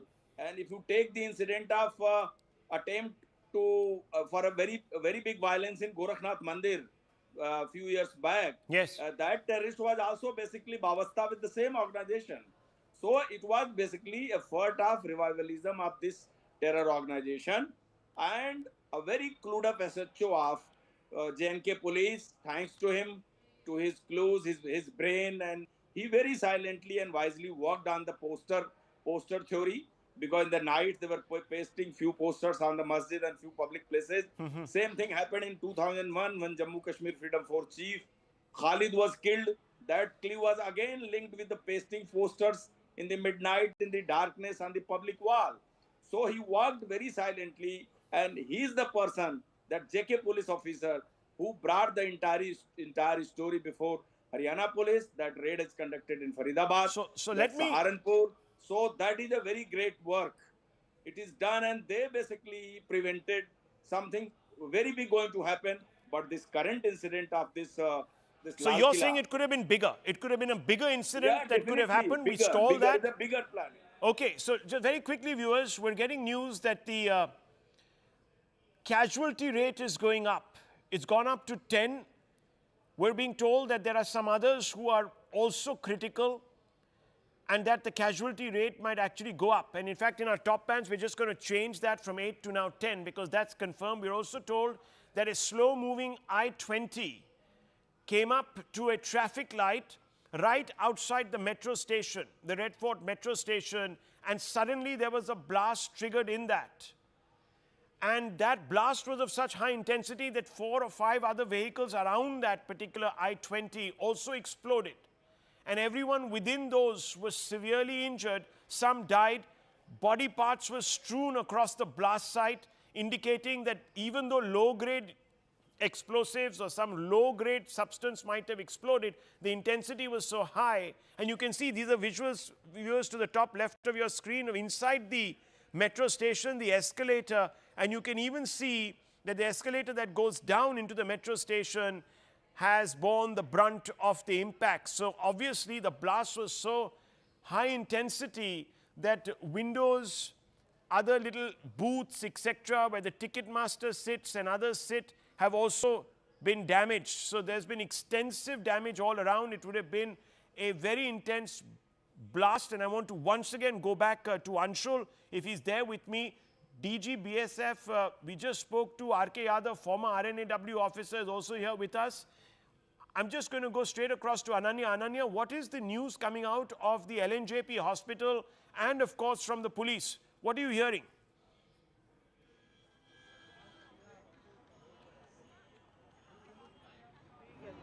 Ananya, can you hear me?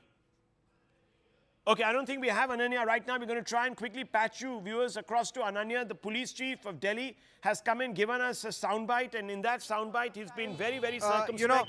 He hasn't actually even come out and at any level confirmed that this was a terror incident. So, viewers, that caveat being said, let's go across to Ananya. Yes, Ananya, go ahead, please. Tell us what's happening.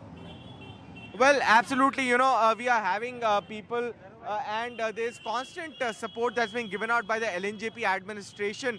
Almost 8 to 10 people who have been reported as casualties here, and more than 20 injured is what we have known.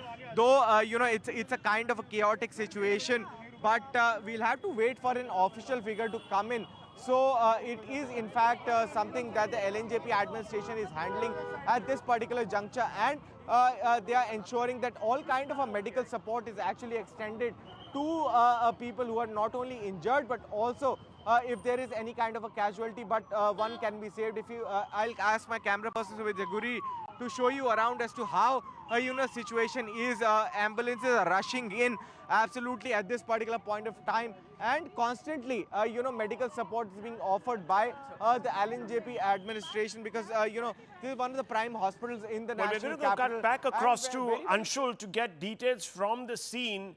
We've had one preliminary conversation with some insiders in the Delhi police who have given us some more details. The fact that an I-20 car was the one in which this blast was triggered. And you can see the chassis of that particular car mangled. Only the tires remain, viewers.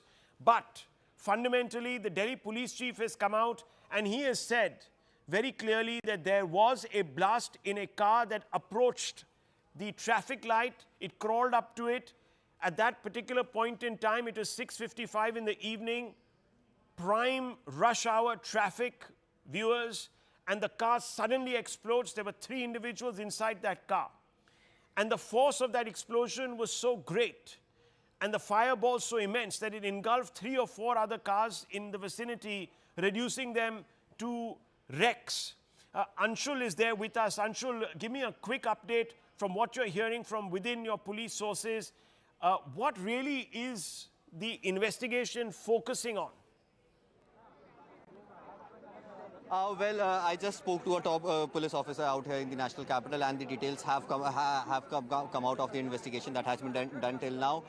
The blast that happened on the rear end of the vehicle, which means that the vehicle blasted from behind, that is from the boot, is what the police is suspecting at this point in time, because the kind of impact that has happened on that vehicle, it is becoming evidently clear that the blast happened from the rear end. Apart from that, there were 3 people who were present inside the vehicle.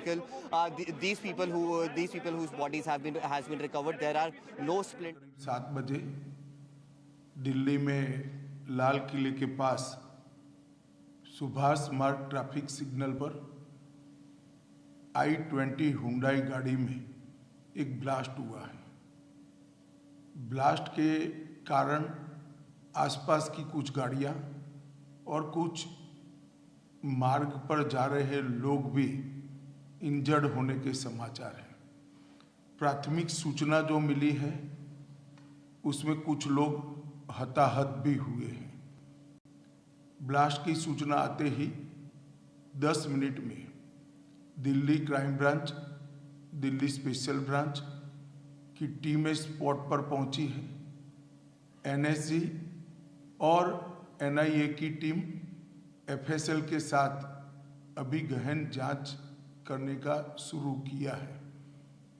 आसपास के स्थान के सभी CCTV camera और बाकी सब चीज़ों की जांच के आदेश दे दिए हैं। मेरी CP दिल्ली से भी बात हुई है, स्पेशल ब्रांच के इंचार्ज से भी बात हुई है। CP दिल्ली और स्पेशल ब्रांच के इंचार्ज स्पॉट पर मौजूद हैं। हम सभी संभावनाओं को तलाश रहे हैं और सभी संभावनाओं को ध्यान में रखकर इसकी गहन जांच की जाएगी। सभी ऑप्शन की तुरंत जांच होकर नतीजा जो आएगा, जांच हम जनता के सामने रखेंगे। मैं कुछ ही देर में स्पॉट पर भी जा रहा हूं और अस्पताल में भी मैं तुरंत जाऊंगा।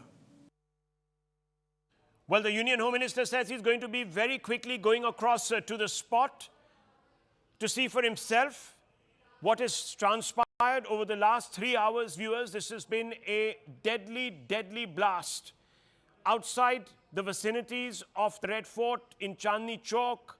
It has taken place within a few feet of the metro station there, the Red Fort metro station, and I-20 suddenly exploded. The I-20, the explosion was so grave and so big and overwhelming, of such a high intensity, that it reduced a few cars around it to wrecks, and also several others, viewers, were injured and possibly even died. Let's listen once again to Amit Shah. Delhi में लाल किले के पास सुभाष मार्ग traffic signal पर I-20 Hyundai गाड़ी में एक blast हुआ है। ब्लास्ट के कारण आसपास की कुछ गाड़ियां और कुछ मार्ग पर जा रहे लोग भी इंजर्ड होने के समाचार हैं। प्राथमिक सूचना जो मिली है उसमें कुछ लोग हताहत भी हुए हैं। ब्लास्ट की सूचना आते ही 10 मिनट में Delhi crime branch, Delhi special branch की टीमें स्पॉट पर पहुंची हैं। NSG और एनआईए की टीम एफएसएल के साथ अभी गहन जांच करने का शुरू किया है। आसपास के स्थान के सभी सीसीटीवी कैमरा और बाकी सब चीज़ों की जांच के आदेश दे दिए हैं। मेरी सीपी दिल्ली से भी बात हुई है, स्पेशल ब्रांच के इंचार्ज से भी बात हुई है। सीपी दिल्ली और स्पेशल ब्रांच के इंचार्ज स्पॉट पर मौजूद हैं। हम सभी संभावनाओं को तराश रहे हैं और सभी संभावनाओं को ध्यान में रखकर इसकी गहन जांच की जाएगी। सभी ऑप्शन की तुरंत जांच होकर नतीजा जो आएगा, जांच हम जनता के सामने रखेंगे। मैं कुछ ही देर में स्पॉट पर भी जा रहा हूं और अस्पताल में भी मैं तुरंत जाऊंगा। Well, viewers, of course, Delhi police reports directly to the Home Minister. The Prime Minister has also spoken to the Home Minister. He's also spoken to other officials. So monitoring is going on at the topmost levels. And Hyundai i20 is the one that exploded with 3 people inside it. It creeped up to a traffic light and suddenly there was a blast in it. It wrecked a large number of other vehicles around it. A large number of commuters also were hit. And some, of course, viewers have succumbed. We're getting reports now that the death toll has climbed to 10. 10 people are confirmed dead. There are almost 24 that are being treated at the LNJP hospital, the closest hospital. And, of course, viewers, the special cell of the Delhi police, the crime branch, the FSL and the NIA at the spot trying to gather forensic evidence and work out whether this was an act of terror, and if so, what kind of explosives were used. But prima facie, viewers, we are being told from our sources that this was a terror attack, which means, viewers, for the first time since 2011, since the Delhi High Court blast, there has been a terror attack allegedly of this magnitude. Again, I want to tell you, viewers, we're awaiting official word. All we're getting is sources who are hinting to us that this might be foul play. I cannot confirm that to you right now. We're awaiting explicit word. I just want to quickly go across to some of our guests. Amit Shah, the Union Home Minister, has made it clear that nothing is being ruled out. All possibilities are being investigated. Investigation is on. They're going to have an update given to us in just a few minutes. In fact, he himself is going to be going to the blast site. We're also told that he's going to, in fact, be also going to the hospitals to oversee the relief that is being imparted to some of those that have been injured. Now, I want to go straight across to R.K. Yadav, former RNAW officer. We have Major Arya with us also, and of course, NND Dubey. Dr. Ranganathan also joins the broadcast. Sanju Verma of the Bharatiya Janata Party here with us. Sanju Verma, what can you tell us very quickly about your initial thoughts? Remember that this has all happened in the backdrop of a massive terror crackdown. Do you believe that there is the possibility of this being linked to a larger incident? And if so, what would that mean in the larger context? Sanju Verma.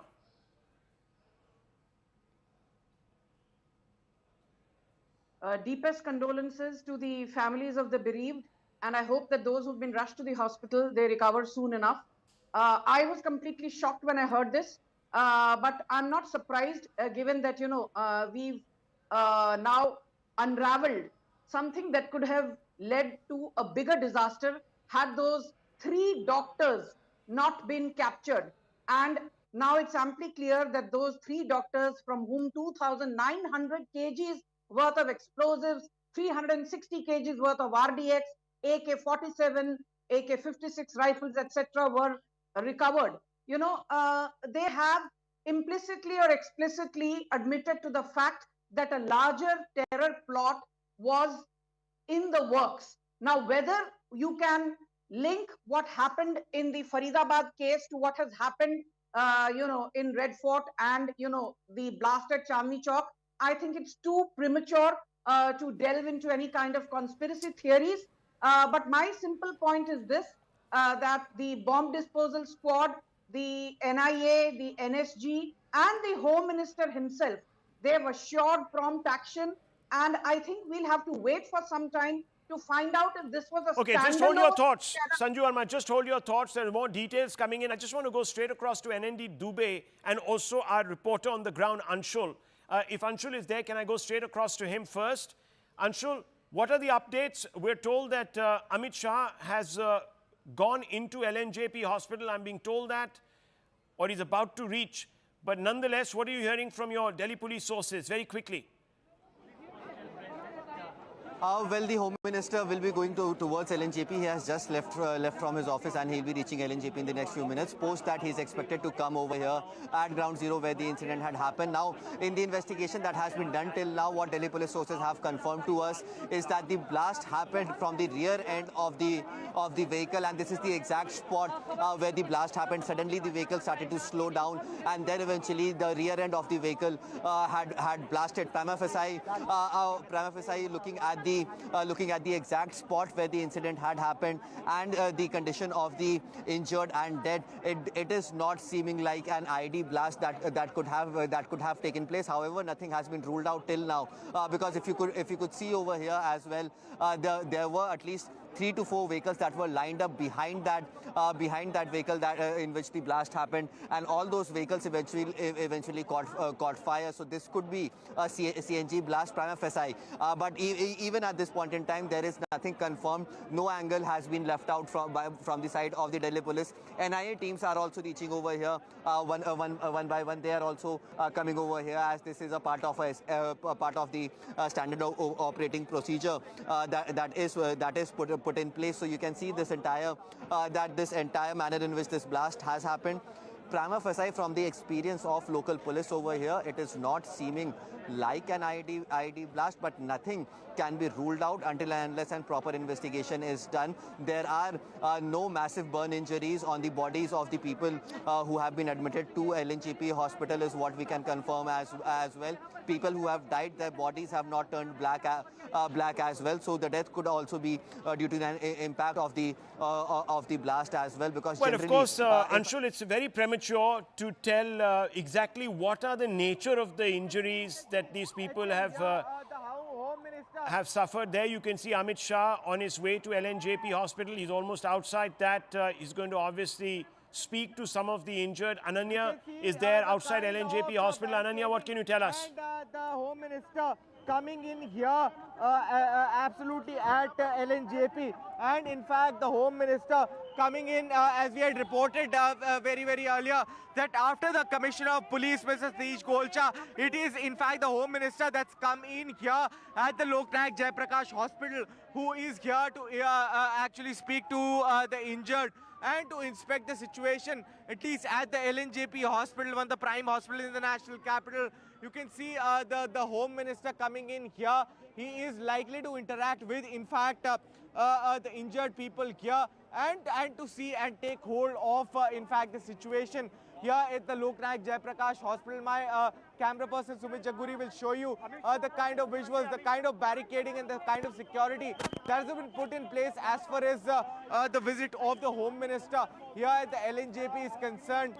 The Home Minister just come here a few minutes ago. In fact, it was the Commissioner of Police, Mr. Satish Golcha, who had visited the spot, who had been inspecting, in fact, here, and the traffic here was held at hold as far as the Home Minister's visit is concerned. But very clearly at this particular juncture, you can see a heavy police deployment here at the LNJP hospital, where various injured and in fact the casualties have been kept the nearest hospital to the spot. And at this particular point of time, the Delhi police is completely clearing off in fact any kind of a way. But at this particular juncture, if I'll ask my camera person now from inside the hospital, and you can see the Union Home Minister. Let's split his visuals with those of the blast. There you can see the blast, viewers, that has led to the Union Home Minister expressing such concern and coming into LNJP hospital. He's obviously going to go to the ward. He's also going to oversee some of the relief efforts that have been mounted and will ensure that first aid and other medical exigencies are met there. That's the Union Home Minister. We'll be under a bit of pressure, viewers, let me tell you, because we've had the Pathankot, we've had the Pahalgam incident under just about 5-6 months ago. That was in April, May. and April, of course, late April, and that led to, of course, a skirmish with Pakistan. Since then, Operation Sindoor has been in operation, hasn't been called off, and now you've had a blast. The antecedents of this blast are not quite known as yet, but there is the full possibility, the absolute possibility that this might be a terror attack, and it might even have something to do with the Pakistanis. And if that is indeed the case, viewers, that will mean that this would be a fresh provocation. Remember, the last big blast of this intensity has taken place in 2011 in the Delhi High Court, and that led to casualties too. We can confirm that 10 people are dead. There are 3 or 4 others who are grievously injured, and there are a lot of others, around 20, who are injured with all sorts of injuries. We don't know if they're burn injuries, viewers, but it would be highly unlikely that they're not, because there was a huge fire, and there would have been an impact, and there would have been, of course, an exposure to flames. Some of these individuals were still stuck in their cars. We saw a tuk-tuk driver sort of dragging himself. He was badly injured, and his shattered vehicle.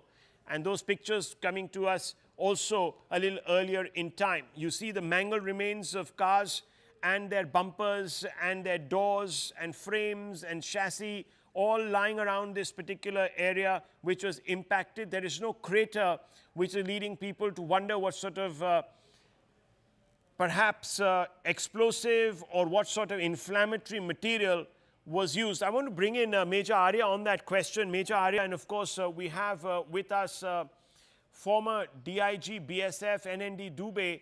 Mr. Dubey, what do you think is the nature of the inflammatory material that has set off this blast? Actually, the entire effect which I couldn't visualize, it's because of the wave. That's a side wave. And one thing which is coming out, that the vehicle was moving.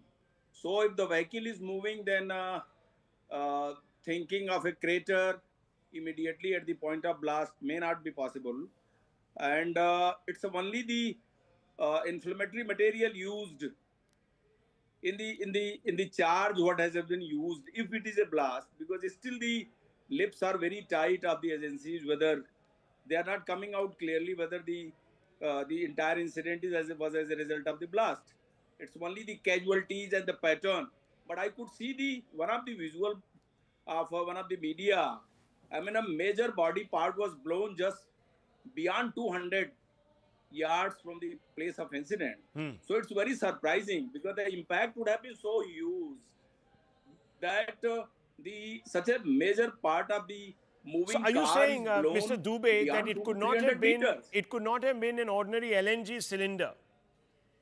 That is my point. That that may not be ordinary cylinder or any battery or electronic type of thing. It must contain some charge, some explosive material, which can create this type of a devastating effect that is thrown throughout the complete panel of the car, more than 200 meters away. And the injuries also. Now the thing is that by this time, police must have seen the bodies of those unfortunate victims and also the injured people. That will also give some pattern that what kind of explosive it was. So I think that is not coming out. It should come out soon.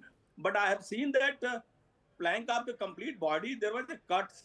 There were many cuts in the body. It was not exactly the hole, but it was a sharp cut. It was not a blunt thing which, yeah.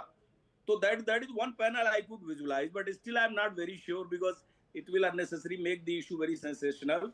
But I am very sure that my hunch says that it's going to be a terror attack. Okay, this is a terror attack. That's what we're hearing from our sources. Major Arya? Rahul, this is exactly what I said around 10 to 15 minutes back, that it doesn't look like, see the complete, this area of devastation, plus the side of the door being thrown almost 200 yards.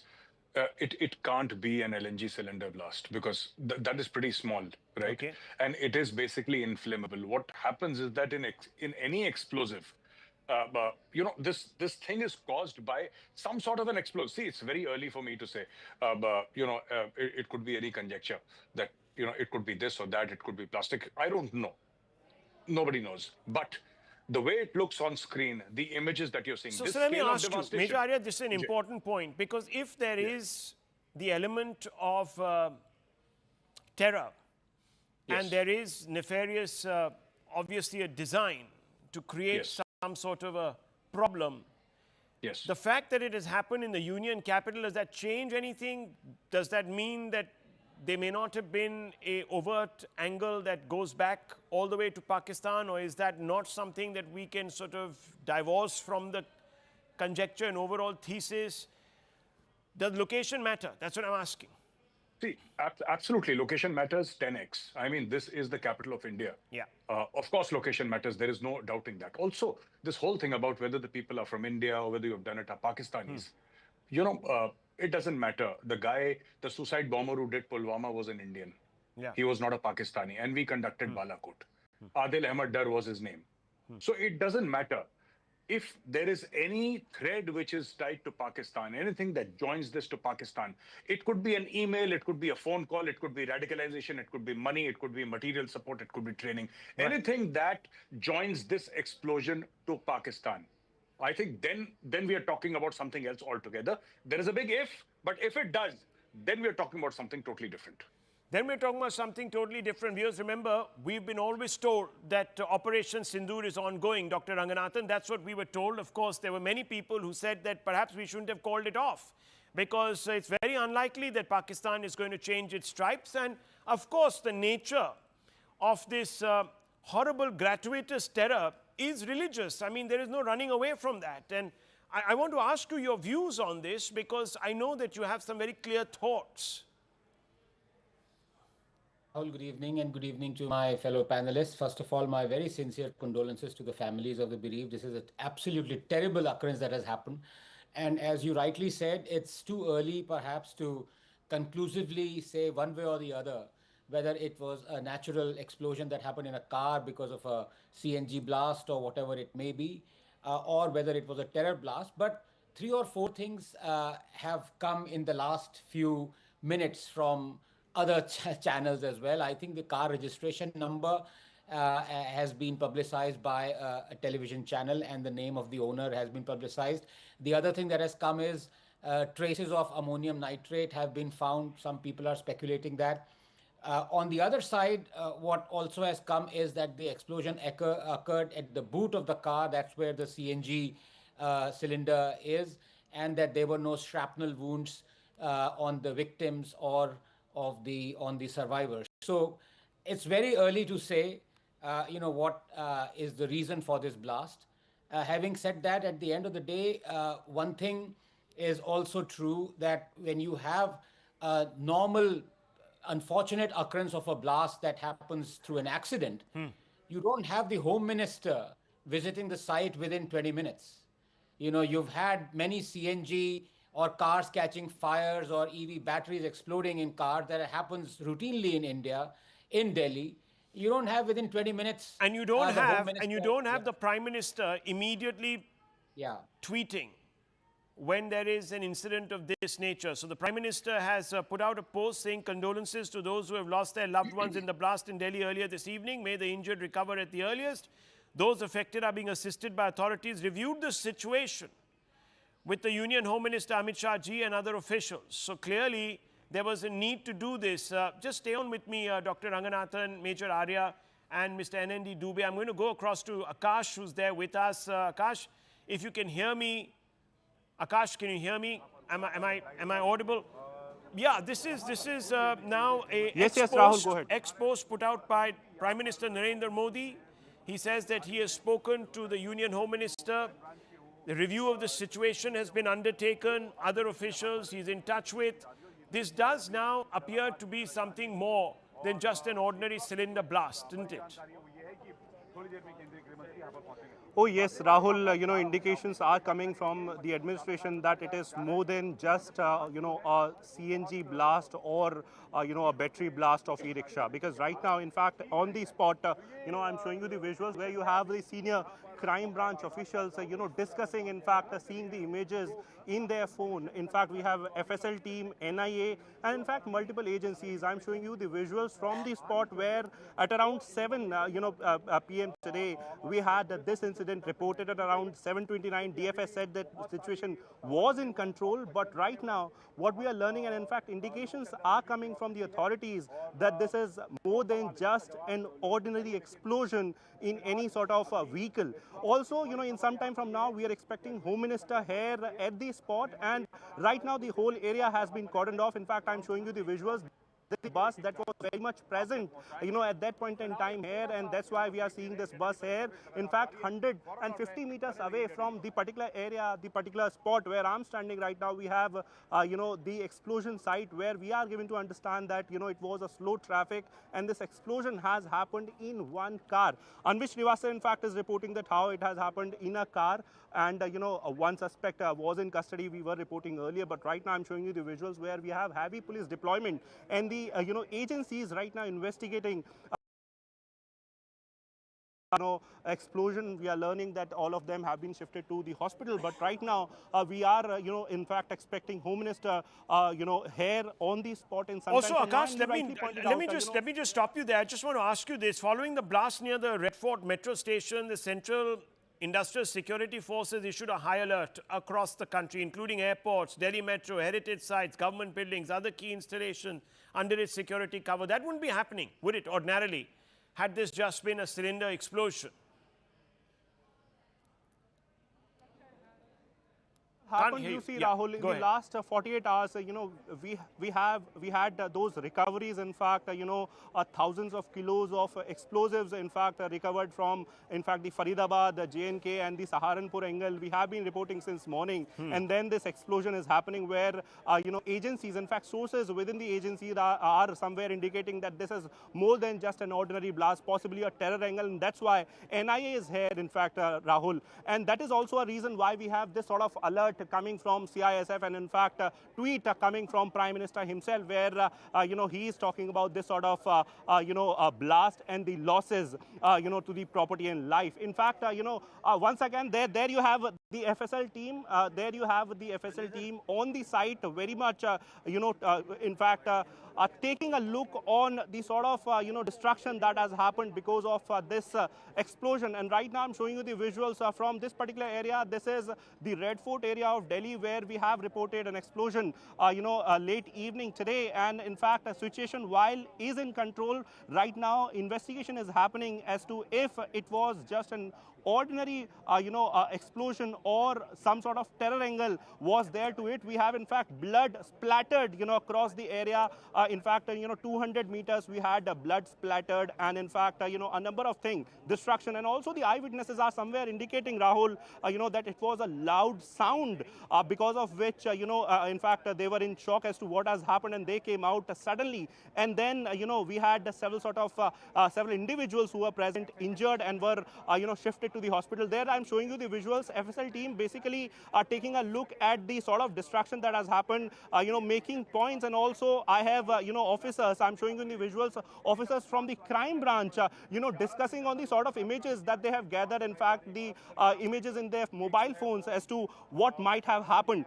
In some time from now we'll get clarity. In fact the police commissioner has said that how this explosion has happened in one car, and we'll get some sort of clarity in some time from now, possibly by tomorrow we'll have some more clarity. But right now everyone is waiting for Home Minister who is all set to arrive at this particular site. Well, we might even have an update once he's there. And so I just want to go back to Major Arya and Dr. Ranganathan. Dr. Ranganathan, look, let's suspend belief for just a few moments and let's go along with the conjecture. Now, there is a problem here. We've had a situation where in the last 48 hours, individuals who are supposed to save your life, doctors, have been found as heralds of the apocalypse. I'm sorry to say, but that is a very serious turn. And it sort of lends a huge different perspective on what is really transpiring. No, absolutely. And of course, all of us realize that this debate right now, this question is removed from what is happening right now at the Delhi Red Fort, because this concerns something else. And the answer is, Rahul, you can't do anything.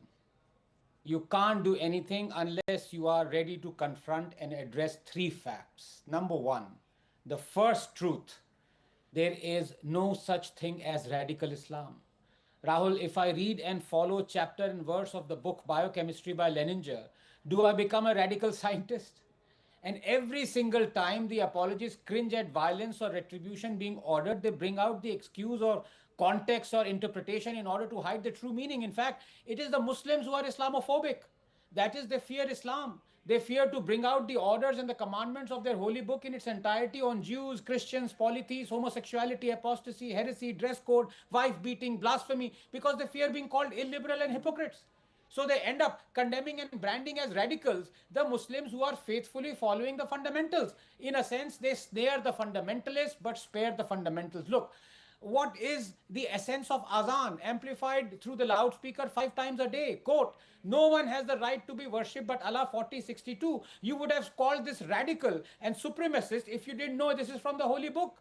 Do not take disbelievers as friends unless they convert, and kill them if they refuse. 489. Those who deny the Quran, their necks will be shackled. 4070. Polytheists are the worst of creatures. 98.6. Do not marry polytheist women unless they convert. 2221. Those who disbelieve in our verses, we will drive them into a fire. 456. Are these not radical enough for you? Number two, the second truth: terrorism has a religion. When Pahalgam terrorists demand a recitation of Islamic kalma, check the ID cards of tourists, pull down trousers to confirm the condemn only kafirs. Terrorism has a religion. When Kashmiri Hindus are butchered, driven out, terrorism has a religion. When in Nadimag, 23 unsuspecting Kashmiri Hindus are lined up and shot point blank, terrorism has a religion. When 2611 Taj Hotel guests are spared if they recite the Kalma, terrorism has a religion. When slogans raised from mosques, Ralif, Salif, Galif, death to Kafir, Nizam-e-Mustafa are made to drive away only Hindus, terrorism has a religion. When millions attend funerals of terrorists, when ISIS flags are unfurled in Jamia Masjid, terrorism has a religion. Number three, the third truth: different laws divide, not unite. Rahul, let's accept it. There is a parallel world that is inhabited by millions of Muslims, a world where they are not bound by rules, morality, ethics, propriety, by which the rest of us are bound by. Because their morality, ethics, conduct is not dictated by man but by God. Not for nothing did Dr. Ambedkar say, quote, Islam is incompatible with local self-government because the allegiance of a Muslim does not rest on his domicile in the country which is his, but on the faith to which he belongs, unquote. And we have accepted it. Let's accept it. Rahul, when you accept religions that exhibit predatory, supremacist, exclusivist views and practices, when you grant separate laws and freedoms to their followers, you are sowing the seeds of irreversible division. You are turning appeasement from welfare to warfare to warfare. So you have blatantly anti-Hindus laws like the POW, RTE, Endowment Acts. You have blatantly pro-Muslim laws like the Waqf Act. You have terrorists, PFI, cadres and writers being released. And that is when you reach a situation where you are scared as a nation. Because if development and prosperity brought peace, Middle East would be like Dubai. But is it? So there we have it. As long as we are afraid to confront these three truths, you can't do anything. You can't do anything, says Dr. Ranganathan. Of course, he's not talking specifically about this. These are more visuals coming in, viewers, from the LNJP hospital. Let's try to boost the audio and the NAT on those. Do we have any NAT? Okay, so there you can see, viewers, one of the patients clearly injured, and the Union Home Minister Amit Shah looking over him, talking to the doctors, inquiring about the exact situation there, patting the young man on the shoulder, saying that, look, my wishes are with you and I hope you get better. So that's one of the wards, viewers, that has been set up, obviously, to cater to all these individuals who are there, injured in the way they are. Some people are wanting to get up and talk to the Union Home Minister. There you can see another individual, another patient who has been removed from this particular site. On the right, viewers, you can see of your screens a badly injured tuk-tuk driver. There you can see him. Terrible situation, viewers. He's trying to take his tuk-tuk out of harm's way. Even in that condition, viewers, he's trying to hang on to his tuk-tuk, and the remains of the other vehicles. You can see on the right view, this was a devastating blast. Several individuals are lying there injured, over 20, 10 are dead. Viewers, the last time we had casualty figures such as this was back in 2011. Then there was a grievous blast outside the High Court. After those rounds of the ward, you can see the Union Home Minister talking to some of the doctors. There he's now talking to more injured, trying to get a sense of really what happened. The injured explaining to him what they thought they saw. You can see that individual holding his right ear, clearly injured there above his ear. Blood splattered on his vest. Clearly in a very poor state, viewers, and getting attention from, of course, the doctors there. So these are the devastating scenes that we are confronted by, viewers. I want to go across to Anvit, who's there at the site of this particular attack, or rather this, I don't know what to call it now, viewers, because clearly there is something much more than what appears to be the case. I just want to go across to Anvit. Anvit, what can you tell us? And then Dubey also there with us. Yes. Rahul, I'm at LNJP hospital right now, where injured have been brought, and Amit Shah, the Home Minister, is here. And the other gate, his cavalcade is there, and ambulances are being used to enter the hospital from this gate. You can see many ambulances are parked inside, and all the injured are being rushed there. Even now, ambulances are rushing to the hospital. So it means the casualty figures are still rising. Clearly speaks. And Amit Shah is here, Delhi CP is here, senior other officials of Delhi Police are here who have accompanied CP Delhi. He had arrived here ahead of Home Minister Amit Shah. And the death toll, we are being told, has risen to at least 13, while number of injured is also rising because it's continuously ambulances are rushing into the hospital. Now, as far as the investigation in this case is concerned, police are on the spot, senior officials. In fact, other agencies are also there. Now, I'm sure it has already been seen as a multi-agency probe. And what certain things that from the investigation have been shared with us by the Delhi Police is that they have told us that it was an I-20 car that had slowed down in a heavy traffic, and then explosion took place. We are also being told that it was the rear side of the vehicle that blew up, and it damaged at least 6 to 7 vehicles in its vicinity. Hundreds of people who were there heard the explosion, and many of them sustained injuries. Many of them number fatal of them, as well. viewers, been brought to the LNJP hospital. Thank you, Anvit. I'll just come back to you in just a few moments. Stay with us. We are waiting word from the Union Home Minister. He says that preliminary reports are coming into him, and he's going to be able to give us some indications of what now the authorities believe this is. I don't think anyone is in doubt of the fact that this is something a little more than just an accident. Akash. Oh yes, Rahul, you see, when this incident happened, initially the reports came that it's just an ordinary blast, but right now we are getting several sort of other inputs too, where in fact Anvit is reporting that how, it was an I-20 car where this explosion has happened. And in fact, CP just a while back was reporting about, this sort of explosion where the traffic was slow. It was a regular Monday evening here in this particular area. And this area, Lal Quila market is there. In fact, this whole area is known for the electrical, appliances and the sort of, equipment that we see here.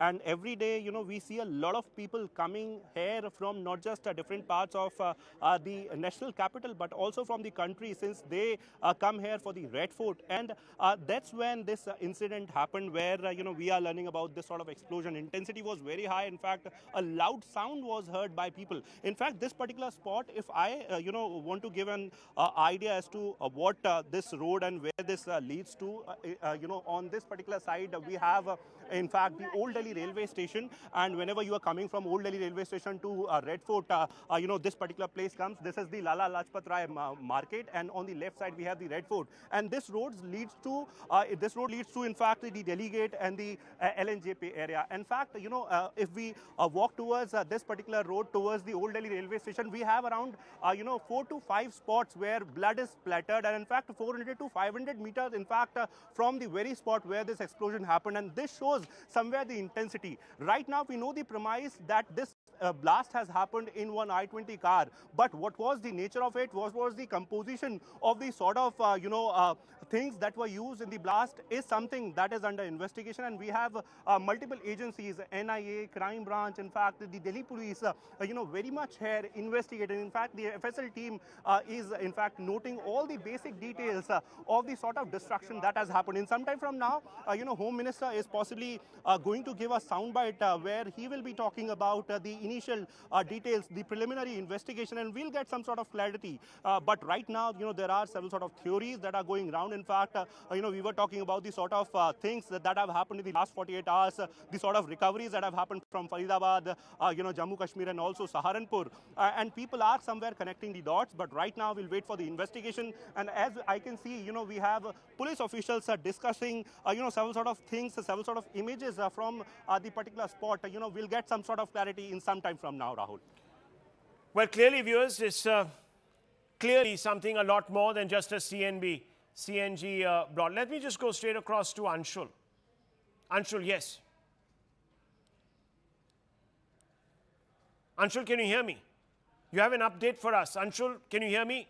Okay, we don't quite have him right now. Viewers, let me just quickly go across to YC Modi, former DG NIA. Mr. Modi, what do you make of this? Can we now, at least now, see or say that this is a lot more than a CNG explosion? Yeah, the signs are that it may be a terror attack, though it would be too early to, because it was a moving vehicle. Then there must be a suicide bomber as well, because the vehicle who was driving, things are not clear. But we have to see the background.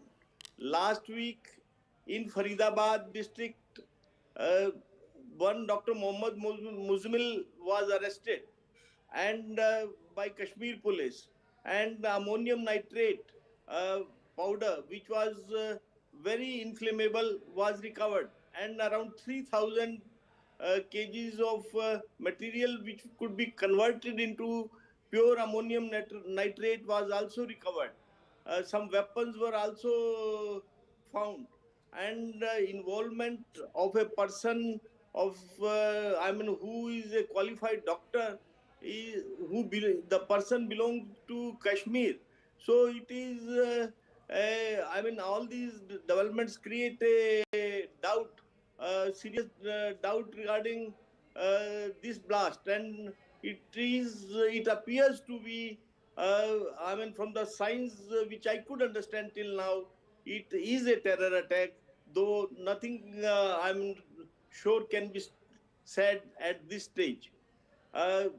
We have to see that when some group is caught, it may be possible that they might have already supplied this material to other people, other participants of this group. So those people, after coming to know that there are other persons involved have been arrested, so they might have taken this as a chance. Well, viewers, what we can tell you is that preliminary investigations have revealed that the I-20 belongs to an individual. It has a Haryana registration plate. We're going to try to get you more confirmation of who that individual is, but we're being told that the police have been able to put a name. Whether he was driving the car or not, we don't quite know. But I just want to go straight across now to Akash. Akash, what can you tell us about the individual who was driving this vehicle, or the owners of the vehicle, or even the registration of the vehicle?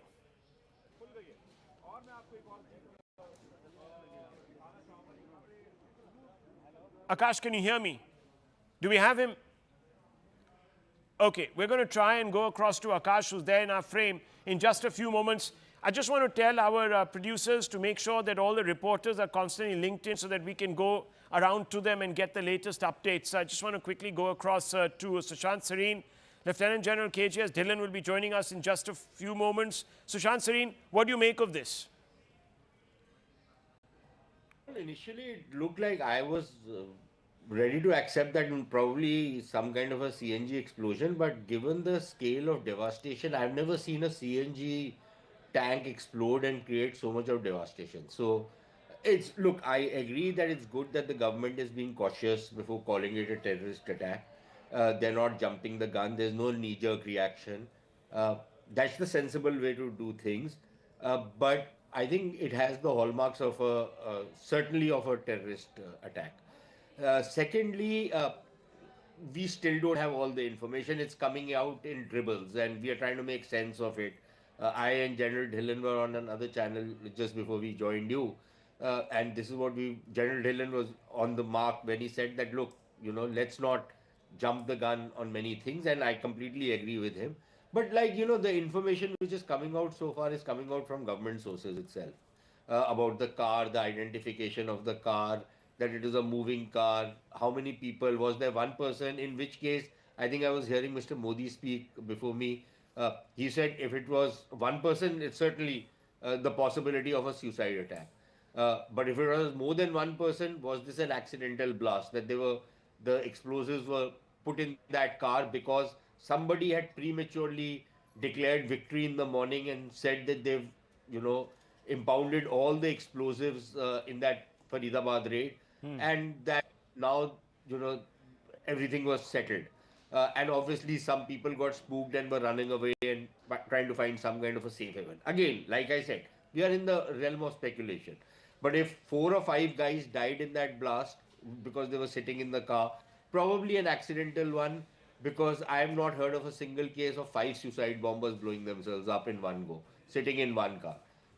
They're stupid, that's why they become suicide bombers, but they're not that stupid that they'll waste, 5 suicide bombers on a single attack. Okay. And blow them to smithereens. So, okay, well, nothing can be ruled out, viewers, simply because the government hasn't ruled out anything. So everyone is conjecturing. On the right, viewers, NSG commandos now at that spot. I just want to go quickly across to Anshul. Anshul, what's the latest? And I want to bring in General Dhillon right after. Yes, Anshul. So the NSG teams have just hit over here. And they have gone towards the spot where the entire incident had happened, and they have just reached over there. This is another part of an SOP that is being followed over here. There is a lot of echo that is happening. I'll ask the producers to please correct this. The NSG teams have just reached over there. They are trying to look into the entire spot where the said incident has happened. You can see that there is another team of NSG that are trying to reach the spot at this point in time, because the roads are barricaded from both the sides, and hence it is getting difficult for the NSG teams to also reach on the spot where the said incident has happened, where the vehicle is parked at this point. So definitely these visuals, I'll just ask my video journalist Ravinder Kumar to zoom in and show you in the visuals that yet again more and more security forces are arriving over here. They are still trying to get the exact details as to what was the exact incident that has happened. If you could just stay on the frame with me, I'll again try and show you the NSG teams that are reaching over here. They are bringing these black suitcases along with them to the spot. They will inspect the entire spot and then come out with a conclusion. What kind of blast was it? Prima facie, what Delhi police experience has been regarding IED blast, it is not seeming like an IED blast according to the Delhi police. But yes, nothing can be ruled out at this point in time. Other agencies are also looking at, specialists from the Delhi police are also looking into this entire issue, and they will only be able to tell us with conclusive evidences as to what has happened, what was the exact reason of the blast, how did the blast happen, was any explosive used, was any flammable material also used, all these things are being looked into. These visuals obviously, more barricades are being brought on the spot at ground zero. The police is barricading the entire area, turning this absolutely into a fortress at this point in time. So definitely there is a lot of movement that is still happening on ground zero where the blast has happened. The details, the clarity has still not come out. The investigations are still underway. It remains to be seen what kind of blast was it. Was it actually a CNG blast, or was it some kind of new modus operandi that could have been utilized by such forces to carry out these attacks? Because the magnitude of the blast is huge.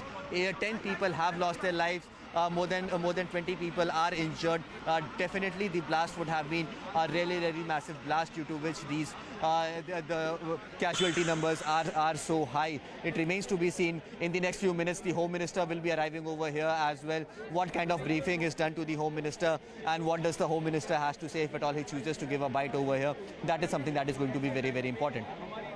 Well, viewers, even as we speak, there are checks being made in buses and other transit points in old Hyderabad city. So there is obviously high alert across the nation. We are being told that Hyderabad police is on high alert, Srinagar police, Kolkata, Mumbai, Faridabad, Noida, Kerala. Everyone has been sounded out, including the CISF outside various airports, etc. A.K. Jain, former IPS, also here with us. But General Dhillon, what do you make of this? And if this is a terror incident, and there are, of course, connections, if it were to emerge that there were connections with the two modules that have been exposed, what do you think is the likely response? How would you view that? And if that is indeed the case, then obviously this is again another cross-border attempt at disturbing the peace. How should we respond? What do you think would be the likely response? Good evening, Rahul, and good evening, fellow panelists and all your viewers. First of all, as Mr. Sreen was saying, I would like to say these are early days. The information is coming in trickles, and there is no confirmed authorized press release or a confirmed report by any responsible authority. The information on which people and channels are basing their assumptions has come from a beat constable or a Thana SHO or someone who was a eyewitness or somebody who was just about there. They are not the experts to say whether it's forensically an explosion or ID or a CNG blast or whatever. Till the time an expert confirms it to be this way or that way, I will not hazard a guess, and I will request everyone not to panic. In the morning, we burst a module where very big quantity of ammonium nitrate was recovered. In the evening, this happens. Now, there are reports of one person, 5 people in the car moving, car slowing down. Initially, it was Eco, now it is I-20. Then there are, I will not hazard a guess at all because these are sensitive national security matters. I would not like to be party to spreading panic. I would like to believe the people who are doing their job, let a responsible authority come out and say, this is this or that. And then afterwards, we'll work on theories. I can give you 10 reasons on every theory which has been discussed in this channel and others as to why that theory is right or why that theory is wrong. And I can give it convincingly, but I will now, as of now, like to believe that it is an incident which has happened, it has caused deaths, and let's wait for the confirmed response from a responsible authority. Till that time, I think we should hold our horses and be responsible and not spread panic, because there are many people who are stressed, who are under tension as to what's happening. The morning news, evening news, and now this checking. All these checkings going on in various cities and places where the terror incidents can happen or have happened in the past is a part of the standing operating procedure. Okay, well, we're also getting news that UP ATS is also at the blast site, viewers. Yes, General Saab, you were making another point. Yeah, go ahead. Yes, I'm saying all these checkings in various cities which have a history of terror incidents are a standard operating procedures of those cities' police departments to avoid any unnecessary panic, as also in case they have some intimation to make sure that citizens are safe. So as of now, I would like to believe that there is an incident which has happened, deaths have happened, and let's not add to the rumors. And former IPS is also here with us. A.K. Jain, what's your perspective? I was also under the impression that it might have been a blast in a standing car. But when police commissioner gave the statement that at 6:52, a small white car, it stopped at a red light and there was a blast and there were people in the car, it makes me believe that it is an accidental blast. After recoveries at Faridabad, people must be shifting the explosives from one place to another, and this might have occurred. because nobody is going to give up life like this. There are said to be 3 to 5 people in the car, and they have all died. So they can't be suicide bombers. So in my opinion, this is an accidental blast, and I hope No, it but turns out. are you saying, Mr. Jain, that this is more than just an ordinary CNG blast? That this, perhaps some material was being moved and that material exploded, but that would still qualify as an act of terror, would it not, sir? Yes, it will, but it's not a intended blast. It is not an intended. Car में एक blast हुआ है और blast के कारण car और car के आसपास के 3-4 व्हीकल और खड़े हुए लोग, ऑटो में बैठे हुए लोग इंजर्ड भी हुए हैं और कुछ मृत्यु भी हुई है। अस्पताल के सूत्रों के अनुसार अब तक 8 लोगों की मृत्यु हो चुकी है। कुछ लोग इंजर्ड हैं, इनका इलाज यहाँ पर चल रहा है। हम सभी एंगल को खुला रखते हुए इसकी गहन जांच शुरू कर दी है। जैसे ही ब्लास्ट की सूचना मिली, Delhi police special cell, crime branch, NIA की टीम, एसपीजी की टीम, एफएसएल की टीम मौके पर पहुंच गई है और सभी प्रकार की जांच हम तेजी से कर रहे हैं। कुछ ही समय में मैं आशा करता हूं कि धमाके का कारण क्या है उसके निर्णय पर हमारी एजेंसियां पहुंच जाएगी और एफएसएल की सीनियर मोस्ट टीम भी यहां पर पहुंची। धमाके की सूचना आने के बाद तुरंत ही माननीय प्रधानमंत्री जी का मुझे फोन आया था। उसके बाद प्राथमिक इंफॉर्मेशन लेकर मैंने प्रधानमंत्री जी को भी ब्रीफ किया है। अभी यहाँ से मैं घटनास्थल पर जाने के लिए निकल रहा हूँ और कल एक बड़े सवेरे ही सीनियर लोगों की टीम के साथ गृह मंत्रालय में बैठक कर इसकी डिटेल जांच की जाएगी।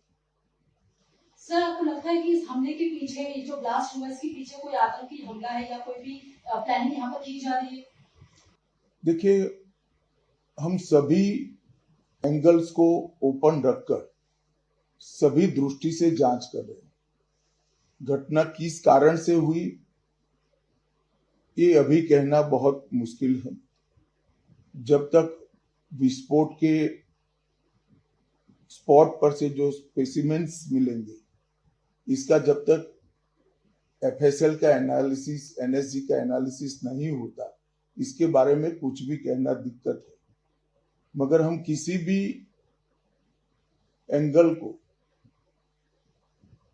बंद नहीं मानते हैं। सभी एंगल का हम दृढ़ता के साथ आगे जांच करेंगे। धन्यवाद। Well, viewers, 3 very significant points made by the Union Home Minister. We'll replay that soundbite in just a few moments. Number 1, all lines of inquiry are open. All angles being investigated. Nothing is being ruled out. And there will be an overview meeting tomorrow at the Ministry of Home Affairs early morning. There's Amit Shah now reaching the site of this blast. There you can see him crossing the police lines there. And he is entering that particular area to get a first-hand overview of what has transpired. On the right, of course, scenes at 3.5 hours ago, viewers, when the blast took place. You can see it was a very high-intensity blast. Now, what caused it? We're being told that it is not just an ordinary cylinder blast. So, what caused it, viewers, what triggered it, remains, however, in the realm of conjecture. Our sources telling us that this is more than what it appears to be, which is more than an accident. Now, how it was triggered remains to be seen. We know that an I-20 suddenly exploded. near a traffic light where it was drawing to a halt right outside one of the entrances to the metro station, the Lal Quila or the Red Fort metro station. There's extensive damage, in fact, to the entrance of the metro station, extending all the way down the escalators. Several cars blew up, and you can see the remains of those cars and the chassis, all charred and mangled beyond recognition. More than 10 people, we are being told, are dead. We're still awaiting confirmation, but we are being unofficially told that the death toll has crossed 10. We're also being told that several people are injured, some very critical, and they are being treated at the LNJP hospital in New Delhi, where the Union Home Minister was just visiting. He held a press conference, made 4 points, and I will quickly repeat those to you. All lines of inquiry are open, so nothing has been ruled out. All angles are being investigated, nothing is being ruled out, and there will be an extensive meeting to go over the facts tomorrow, very early in the morning at the Union Home Ministry. Remember, viewers, Delhi's security comes right under the Union Home Ministry at the center. I'm being told that the number of deaths now has crossed 10, and there might be more than a dozen people who might have succumbed to their injuries. So those numbers are still going to be updated, but this is a very, very sad happenstance, viewers, and condolences are going out to those who have lost their loved ones from many leaders across the nation. High alerts have been sounded across many cities. Hyderabad police undertaking intensive surveys and stopping various commuters in the old city as they go past. Srinagar, high alert. Calcutta, Mumbai, Faridabad, Noida, Kerala, all these cities placed on high alert. All major installations where the CISF is deputed, from ports to airports, have been placed on high alert. And viewers, this particular blast has taken place within 48 hours, of two massive terror modules being exposed by the security forces across different parts of the country, in the north and in the west, viewers. And we are being told that huge recoveries of undetonated explosives have been recovered from the individuals who were 4 doctors, viewers, 4 doctors who were, of course, arrested and have been detained. We're also being told that the I-20's owner, the car that was carrying this inflammatory material, has been identified, and that the car itself has a Haryana registration. Anshul, let me go across to him. He's at that site. Anshul, what do you see? It's gone out of my view.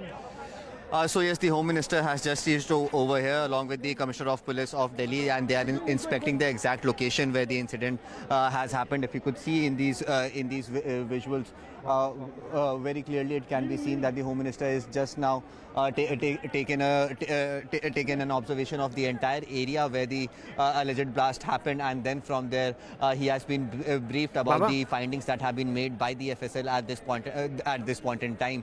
Definitely a big message coming in from the Home Minister himself, where he is clearly stating that nothing can be ruled out at this point in time.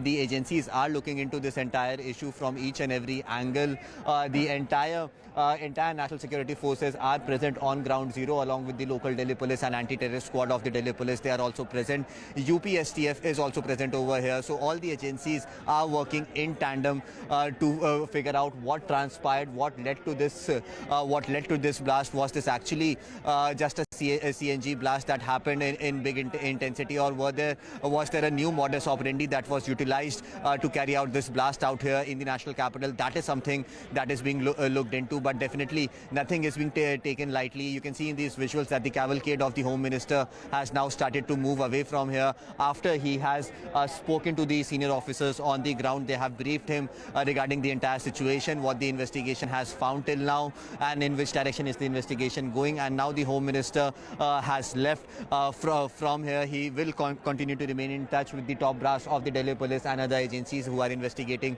this entire matter. NSG, NIA, all of them are present over here. The people who have experiences of looking at different kinds of blasts, all of them are present over here to figure out that if at all this is a modus operandi that has been utilized somewhere else as well, or this is first of a kind. If at all this is a blast with that intention, that is something that is being looked into, and that is the reason why none of these agencies are ready to jump the gun or come to any conclusion immediately. They will take their time. They will take the next few hours to carry out this entire investigation in a detailed and evidence-based manner, and then eventually come out with a response as to what led to this blast that happened over here right outside the gates of Red Fort of the national capital. Okay, well, viewers, confusion over the number of casualties, and we're going to, of course, err on the side of conservatism here because we don't want to overstate the case. But some channels who are putting out numbers may not be accurate, or they might be getting conflicting information. So we're just taking it from official sources, and only after confirmation from official sources flashing the casualty figures. Let's hope that the casualties are low, viewers, because obviously the nation's prayers with those who are actually undergoing treatment. There, Amit Shah around the site of the blast, and you can see him taking great interest in what has transpired. This is clearly something that warrants close scrutiny and attention. So if this was just an ordinary cylinder blast, by now we would have known that. So clearly something more than meets the eye there. You can see, viewers, from the impact that this was a powerful explosion. I want to go across to General Dhillon. General Dhillon, the Home Minister himself now not ruling out any angles here, which suggests that perhaps this is more than what we initially conjectured. Sir. Rahul, Home Minister not ruling out any angle or any theory or any line of investigation is exactly the way investigations happen. Right. Never in an investigation you foreclose the line, because you never know after 3 steps what might emerge. So keeping all the lines open and all the lines of investigation open and progressing on every aspect or every theory or every way the investigation goes on is a very matured and professional way of handling an investigation.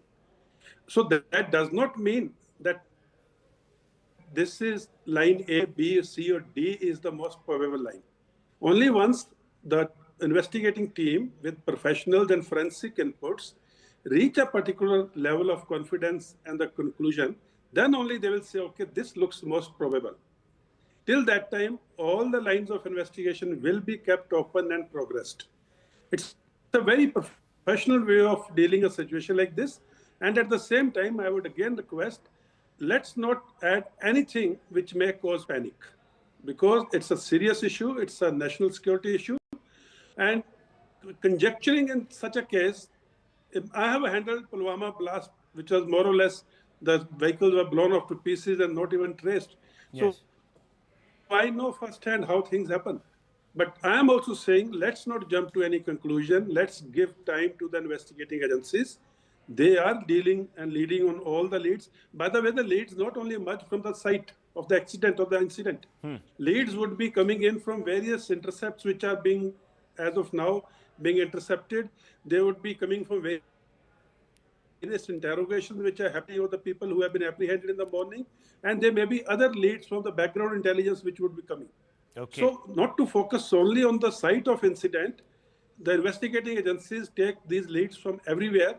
And after corroborating in a professional manner, they will come out with the most probable theory or the most accurate theory.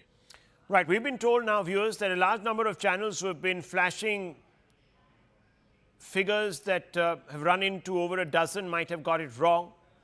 So again, this tells us that one should not leap into taking unverified information and flashing it on your screens. But Dr. Rangan, point, I wanted to also bring in Sushant Sareen right after, and of course, Mr. Modi. Yes.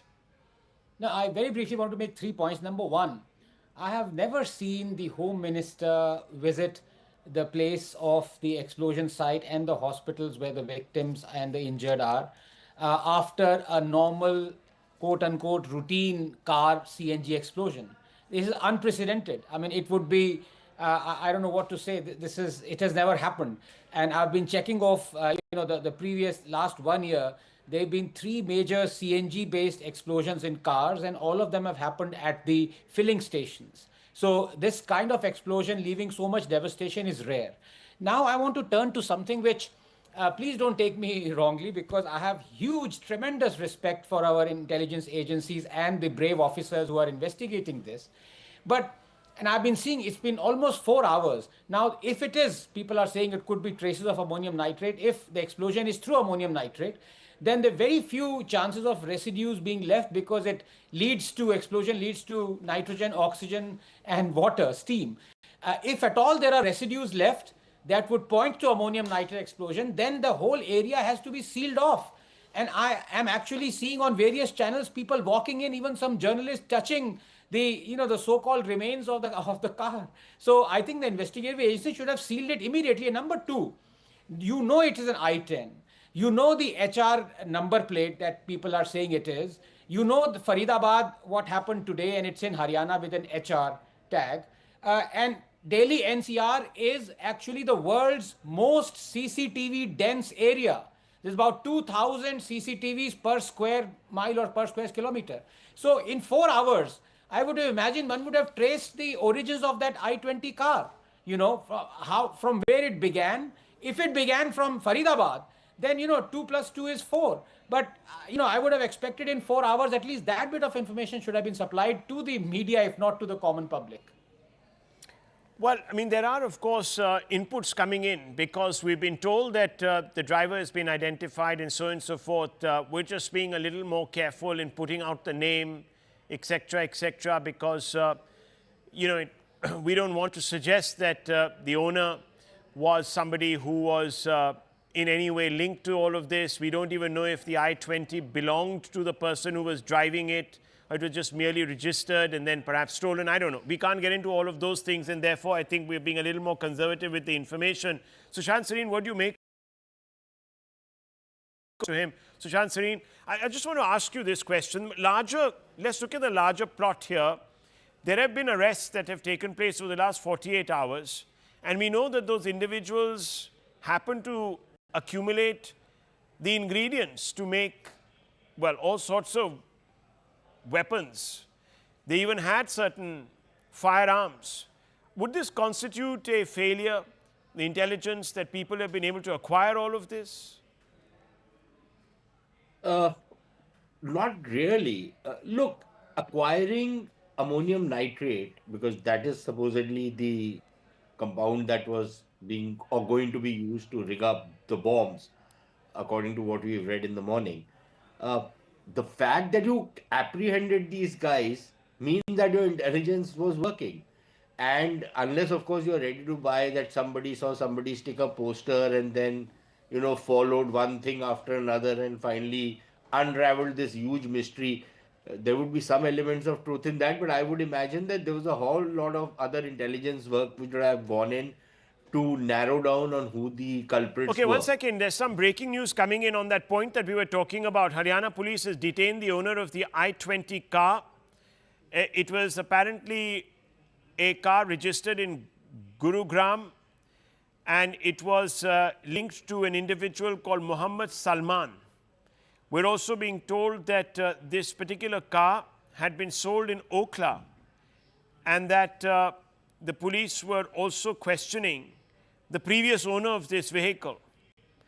And we are also being told that the reasons for the sale, etc., are also being, in fact, looked at closely, and that Muhammad Salman, the owner of this car, has been taken into custody. So that's what we know at this moment. What does that tell you? Let me go across to Mr. Sareen. Mr. Sareen, what does that tell you? No, I think, I think one layer after another layer is being unraveled. You got a fix on which the car was. Then from the registration plates, you would have got to know who the owner is, and you immediately gone and picked them up.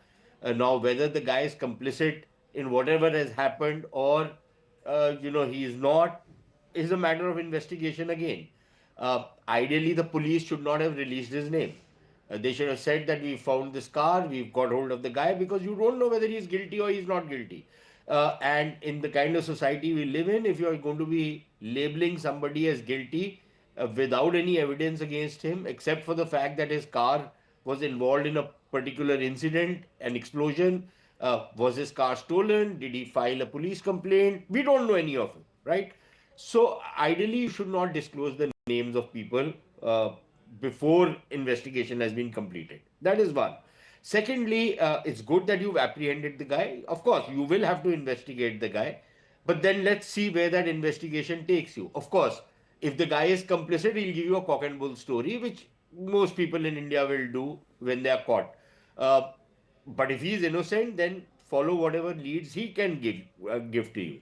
But I think, Rahul, you have to look at it. I don't entirely agree with Anand when he says that, look, if it's ammonium nitrate, there's no way you can trace that. I agree with the point he makes that in 40 years of blast after blast after blast, our security forces, our law enforcement agencies are so terribly trained, and most of all our journalists and our people are so badly trained that rather than sanitize the bomb blast area and move out of that area, they will all go as tourists into that area to see what the hell's happening.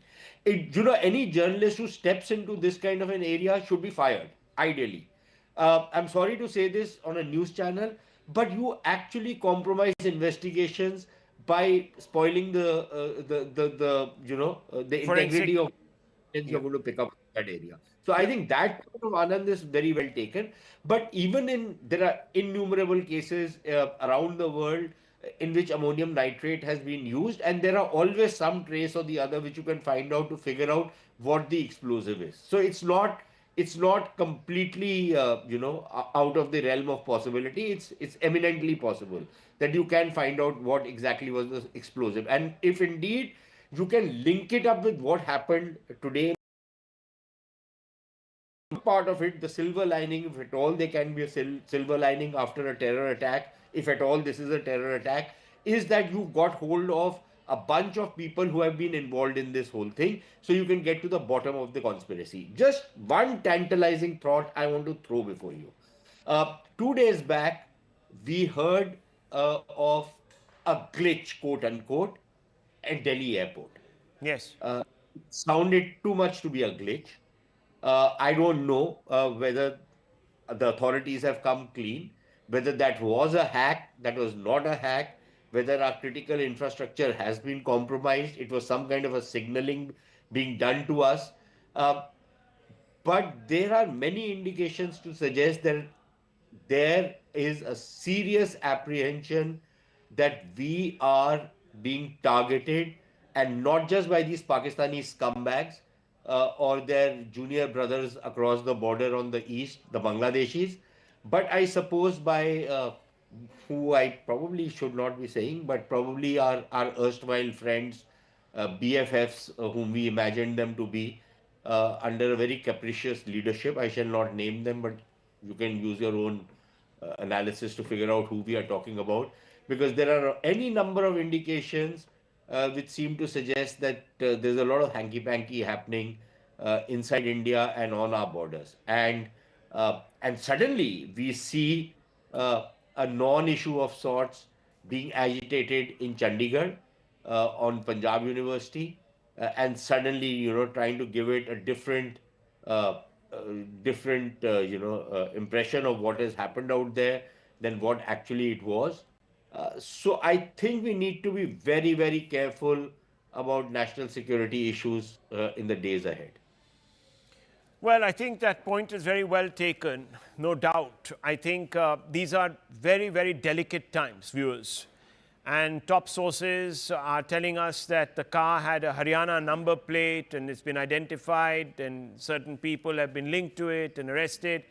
Modi ji, what do you believe is perhaps the one theory that you would like to sort of go with at this point, given the fact that we've had the Union Home Minister come out? And I think on the point of the Union Home Minister going to this particular spot, I think it might be also because Delhi comes under his office directly.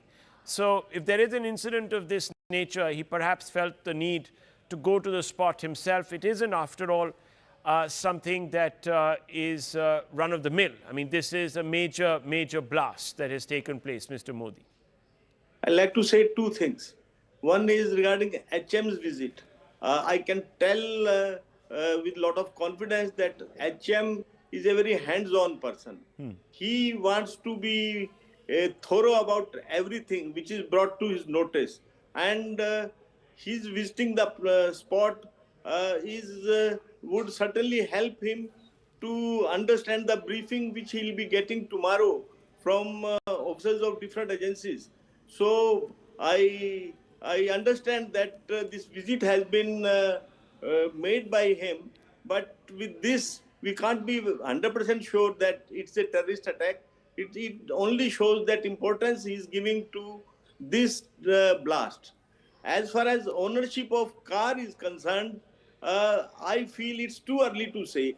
I was closely associated with investigation of Pulwama attack case, where it was the 8th owner. The person who, blasted himself was the 8th person to get vehicle had been sold 6 to 7 times earlier. Right. So whether this number plate business, whether we can come to any conclusion with that number plate, it's too early. Unless we get the chassis number of the vehicle and then we get the details from the company. In Maruti, in that Pulwama case, it was a Maruti Eco, and you won't believe we had to fly engineers of Maruti to Pulwama when they identified one shock absorber, and with that shock absorber we could reach to the vehicle, but it took some time, and it is too early. I personally feel that to establish that who is the owner and whether he's linked or not, we should not be speculative about that individual at this stage. Okay, so General Dhillon, I just want to ask you, the backdrop of this particular incident today has been framed by this crackdown on 2 modules. Both had doctors. What do you make of this? Are you suggesting that, would you go to the extent of suggesting that Pakistan has still not been deterred, that they will continue to try and undermine India's security, territorial integrity? What do you think is happening there? Absolutely. Pakistan will never desist from doing things which will be harmful for India's interest. Basically, Pakistan is going to take the attention of the public away from the miseries at home. The economy is failing, their politicians are failing them, the military is failing them, the diplomacy is in doldrums. And after Pulwama, they want to do something pan-India or in the heart of India or near the capital of India, which can suggest that not only Kashmir, the terror is all across India. Pakistan is unnecessarily being blamed for it. That is what they want to project. But the signs, the telltale signs of Pakistani ownership of the module which got busted today and yesterday is very much clear. The weapons recovery, the ammunition, the ammonium nitrate and all that is very clear, and in the due course, the intelligence agencies will come out with proof. And here again, since I was closely associated with Pulwama, I agree with Mr. Gandhi.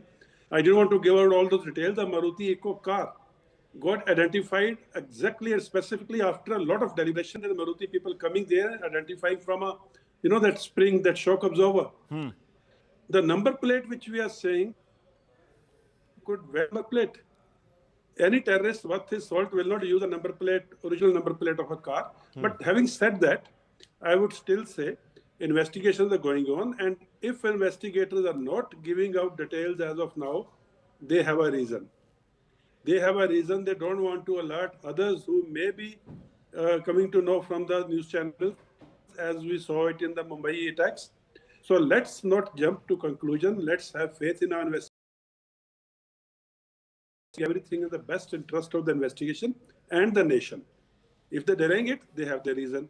If they will give the information at a particular time, that will have a reason. Okay. So I would like to go with the investigating agencies. Actually, the professional agencies. I'm not going to go with what the SHO has said or what the beat constable on the spot has said, because he's the layman. He doesn't understand the implications or complications involved. Let an expert come and say, these are the forensic reports, this is what happened, this is the investigation, this is the interrogation report, and now we have come to a conclusion that this is what happened. And what about what Mr. Ranganathan was saying, Dr. Ranganathan, about HM's visit? In the army, we have a saying, one visit or one look is better than 100 reports. Now, tomorrow when the agencies will be briefing the Home Minister, and they will be saying, sir, याद है जहाँ पे आप खड़े थे उसके left side में जो पोल था, सर उस डायरेक्शन से ये हुआ, एंड ऐसे सामने जो एक बैरिकेड सा था उस तरफ से ये हुआ. So it becomes easy for the person to understand the future investigation, the way it is going. So, but notwithstanding what Mr. Dr. Rangana said has a merit, but still I would like to say I will wait for an official confirmation of whatever. Rest everything which is happening across are SOPs. Right, SOPs. Very interesting, very interesting. So, Shansini, I just wanted to put that question to you too. I wanted to ask you, on this issue of deterrence and Pakistan, do you think there could be rogue actors, and you know Pakistan very well, who want to spoil the case for the ceasefire? And just before you answer that, a quick update.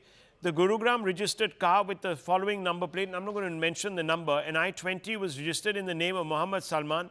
Based on information received from the Delhi police, the Gurugram police detained Muhammad Salman for questioning. During interrogation, Salman revealed that he had sold his car about 1.5 years to a man named Devendra, a resident of Okhla, Delhi. Salman has handed over all the documents related to the car sale to the Gurugram police.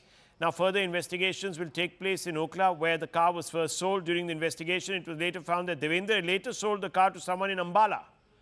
So I think someone was making the point, I think it was Mr. Modi who was making the point, that there was an eighth owner in the case of the car that was used in Pulwama. And the Ambala police are currently investigating the matter, and the Gurugram police are sharing all relevant information with investigating agencies. So you can see already that there has been a number of sales and purchases and so on and so forth. Yes, Dr. Ranganathan wanted to raise his hand. I want to bring in Sushant Singh right after. Yes. Now, very briefly, just a point that more important than the identity of the owner or, you know, how many hands it passed was the journey that has to be traced. And I just found out that NCR is not just the most dense CCTV camera in the world, it is also the most linked CCTV camera operation in the world. So you would know the last 1 hour which road did this I-20 traverse. So as I said, I agree with General Dhillon. I have complete faith in the intelligence agencies, and I'm sure they've worked it out. It's just that we don't know. And again, as General said, if we don't know, it is because of a design of the intelligence agencies. They don't want us to be well-versed with all the details as yet. Okay. Sushant Singh, very quickly, the question that I posed earlier to you. I've forgotten what your question was. Okay, the question was straightforward, that could there be the possibility of rogue actors spoiling the case for ceasefire in Pakistan? Arey yaar, come on, Rahul. That is such a woke question to ask. Pakistan is a pretty rogue country, yaar. What rogue actors are you talking? Rogue actors in Pakistan are people who actually want peace with India. Those are the rogue players in Pakistan. The whole country is rogue otherwise. You are saying actors. So perish the thought. Okay. This part and parcel of Pakistan's mental makeup. They want to impose terrorism on India. And they want to say that, okay, fine, we can keep pushing you because now we have Donald Trump on our back, we have Xi Jinping on our back, we have the Saudis on our back, and let's see what you can do to us.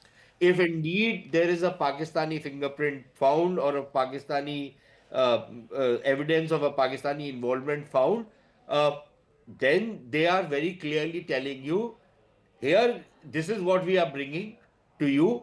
Let's see what you can do about it, because now Mohammed bin Salman, we have signed a deal with him. The Turks are with us. The American, Donald Trump is our best friend forever now. And his entire cabinet does not have the fortitude to, defy him. So, and we are going to give him some crypto and other stuff. So he's going to back us. The Chinese are in any case on our back. and everybody else will come to our support. What can you do to us? So clearly, the gauntlet is being thrown if indeed this is a Pakistani hand. And I can predict to you right now what scumbags in Pakistan who have great friends out here, like people in wires and other places who hold these shows and whose families have lost wars and still been rewarded. Those are people who will bring them on TV or their third-rate screens where they will say that this was a false flag attack. You can be rest assured of that. So that is how the Pakistani propaganda mill is going to behave, and we have to be ready to understand how they are going to do it. But please perish the thought that there are rogue actors in Pakistan. The whole damn country is a rogue place. Okay, very interesting. That's a very interesting angle. So there's absolutely no division in Pakistan about how to proceed with India. General Dhillon, I wanted to ask you, that's interesting, just a thought experiment, and please correct me if I'm wrong, but does India's capacity to respond change after the diplomatic reconfiguration that has taken place? So you now suddenly see Trump and company cozying up to Pakistan, Pakistan singing his praises. You also have the Saudis that have been played onside by the Pakistanis. The Turkish are involved. The Chinese, of course, are the big brothers. I don't know what brothers they are, step brothers, real brothers, blood brothers, God knows. But they're also there in the sort of equation. Does that change? If India were to respond tomorrow, would that change anything on the ground for us? Rahul, no, it does not change. India stands on its 2 feet, and that is the reason these realignments are happening. India reserves the right to respond in the manner which it finds most suitable, depending on what the situation comes out tomorrow. So I am not at all bothered about what realignments are happening. And I am also very sure if India retaliates tomorrow, if suppose this is a terror attack from Pakistan and India retaliates tomorrow, Saudis are not going to come and fight along with the Pakistan against India. Nor is Donald Trump going to come and stand next to Shahbaz Sharif. India will fight its own battle from its own strengths and against a rogue country, as Mr. Sareen is saying, that is Pakistan. So nothing is going to change. We have always dealt bilaterally with Pakistan, and we have bilateral relations with all the other countries which were named. And all the other countries which were named have interests, economic, strategic, and political and diplomatic within India. So it's going to be bilateral with all these nations and bilateral with Pakistan.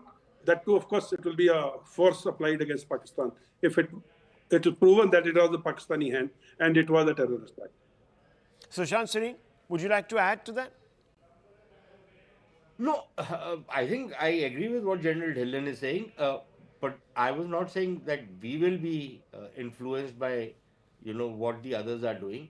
I think we have to understand that we have to do what we have to do, regardless of what anybody else is telling us to do.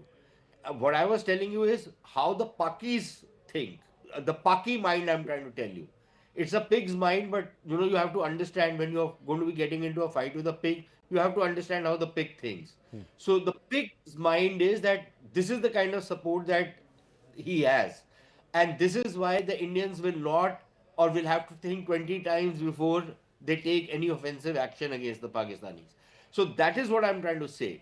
I'm not saying that this is what is going to be the calculation in India or from the Indian security establishment. I don't know what the calculation is going to be. But clearly that is how they are going to estimate it. And we really need to start gaming this thing through.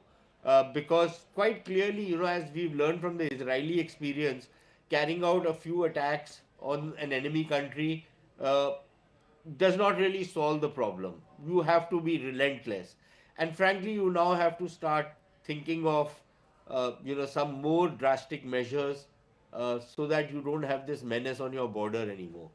I don't want to elaborate on that, but I think we really need to start rethinking what this Pakistan problem is, cut it to size in many ways. And that is the way we need to go about it. It's not going to happen in 3 months, 6 months, 1 year. It has to be a national project for the next 20 years. Maybe earlier we can do it. But I think that's the direction in which we need to start moving, because this is a cancer. This is, See, it was a gangrenous part which we had cut off, right? Yeah. Both on the eastern and the western flank. Uh, but this gangrenous part has now started affecting our body. So you have to think of what you want to do with this gangrenous part. And unlike some people, in the Sangh who say that these are two arms of India, Mother India, I don't think these were gangrenous arms of Mother India and they had been cut off. I really wish people in the Sangh would also would take a reality check uh, and not mouth these virtue signaling tropes. You need to understand your enemy. This is what Shatru Bodh is all about. You understanding the enemy. And unfortunately, while we have started identifying the enemy, we still have not the capability of understanding the enemy. Okay. And I would only counsel that we start doing that. So I have now two questions, one for Mr. Modi and one for Dr. Ranganathan. Dr. Ranganathan, if this were to turn out to be an act of terror, taking into context what has also transpired over the last 48 hours, what would be the questions that you would want to pose to your government as a common lay Indian? Absolutely no questions whatsoever. 100% backing and support as to the new doctrine. An act of terror is an act of war. I will stand behind my Prime Minister and he goes and attacks Pakistan again. No question. And I'll be disappointed if he does not attack Pakistan, because that would mean that we are not adhering to the new doctrine, and I'm proud of the new doctrine. Mr. Modi, what would you say? What would be your initiative? Would you say that, okay, first of all, let's talk about the lack of, for example, intelligence that sort of led to this? Would you frame it that way, or would you say, no, time has come to scrap all of that? Let's take Operation Sindoor is still on, and all cards are back on the table. No, I fully agree with Mr. Ranganathan that whatever doctrine, new doctrine has come, developed by government, we must support government fully with all our political will, with all our whatever is required, we must support. Okay. But I think it's too early to talk about this thing at this stage, because it's a very government will have to take a very conscious decision in such matters. And as far as investigation is concerned, well, let's we've just got another likely to happen upon the return of Prime Minister from Bhutan Wednesday evening. Also, cabinet has been scheduled, so that is definitely happening. We're also told that top agencies are investigating the incident with full intensity and will go in depth into the incident. This is Amit Shah statement that has been quoted to him, and he's also just tweeted. Let's just play out what Amit Shah said the second instance when he was speaking to the media. Delhi में आज लाल किले के पास करीब शाम को 7 बजे Hyundai i20 car में एक ब्लास्ट हुआ है और ब्लास्ट के कारण कार और कार के आसपास की 3-4 व्हीकल और खड़े हुए लोग, ऑटो में बैठे हुए लोग इंजर्ड भी हुए हैं और कुछ मृत्यु भी हुई है। अस्पताल के सूत्रों के अनुसार अब तक 8 लोगों की मृत्यु हो चुकी है। कुछ लोग इंजर्ड हैं, इनका इलाज यहाँ पर चल रहा है। घटना किस कारण से हुई ये अभी कहना बहुत मुश्किल है। जब तक विस्फोट के स्पॉट पर से जो स्पेसिमेंस मिलेंगे, इसका जब तक एफएसएल का एनालिसिस, एनएसजी का एनालिसिस नहीं होता, इसके बारे में कुछ भी कहना दिक्कत है। मगर हम किसी भी एंगल को बंद नहीं मानते हैं। सभी एंगल का हम दृढ़ता के साथ आगे जांच करें।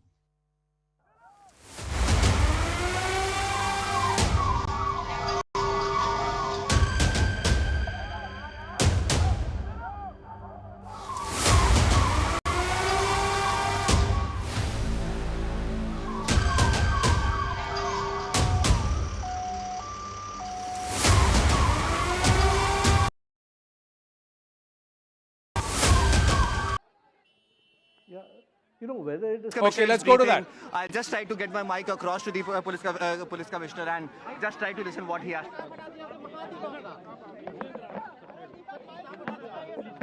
आज करीब 6:52 पे एक यहाँ पे रेड लाइट पे एक स्लो मूविंग व्हीकल जो रेड लाइट की तरफ आके रुका था, उसमें एक ये एक्सप्लोजन हुआ है। उस वक्त गाड़ी के अंदर जो पैसेंजर्स उसके अंदर ही थे और इस एक्सप्लोजन से जो है आसपास की गाड़ियों में भी क्षति हुई। जैसे ही इसकी खबर मिली, हम सारी एजेंसीज जो है Delhi police, FSL, NIA, NSG, उनकी टीम्स यहाँ पे आ चुकी हैं और हालात का जायजा भी ले रही है। हर तरीके से इस जो है एक्सप्लोजन के बारे में जांच की जा रही है और जल्दी ही इसका आकलन करके इसका जो भी रिजल्ट निकलेगा वो आपको बताया जाएगा। इस इंसिडेंट में कुछ लोग को इंजरीज भी आई हैं और कुछ लोगों की डेथ भी हुई है, तो वो अभी हालात का जायजा लिया जा रहा है और एग्जैक्ट फिगर्स जो हैं आपको कुछ ही देर में बता दी जाएंगी और सिचुएशन को रेगुलरली मॉनिटर किया जा रहा है और गृह मंत्री जी भी जो है उनसे which has claimed 8 lives.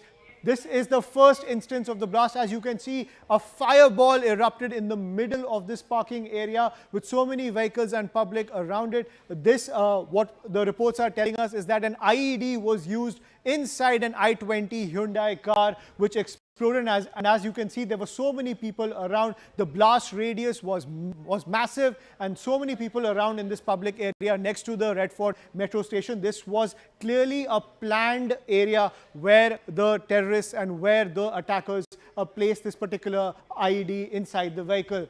If you can see the more visuals which are coming in from different angles, as we can see the aftermath of this blast, you can see that so many people gathered in this area to take videos of this particular blast. But as you can see, the fire continues to rage right after the blast, surrounded by so many mangled vehicles. 10 to 12 vehicles in the area were destroyed in the wake of that IED blast, and police were trying desperately to clear the site so that there are no more injuries. If we look at more visuals from the initiation of that blast, as you can see this entire auto was completely mangled and the auto driver also injured in the wake of the blast. That was the ferocity by which this IED exploded in every direction, and you can see how the shock waves completely crippled this auto and injured this auto driver.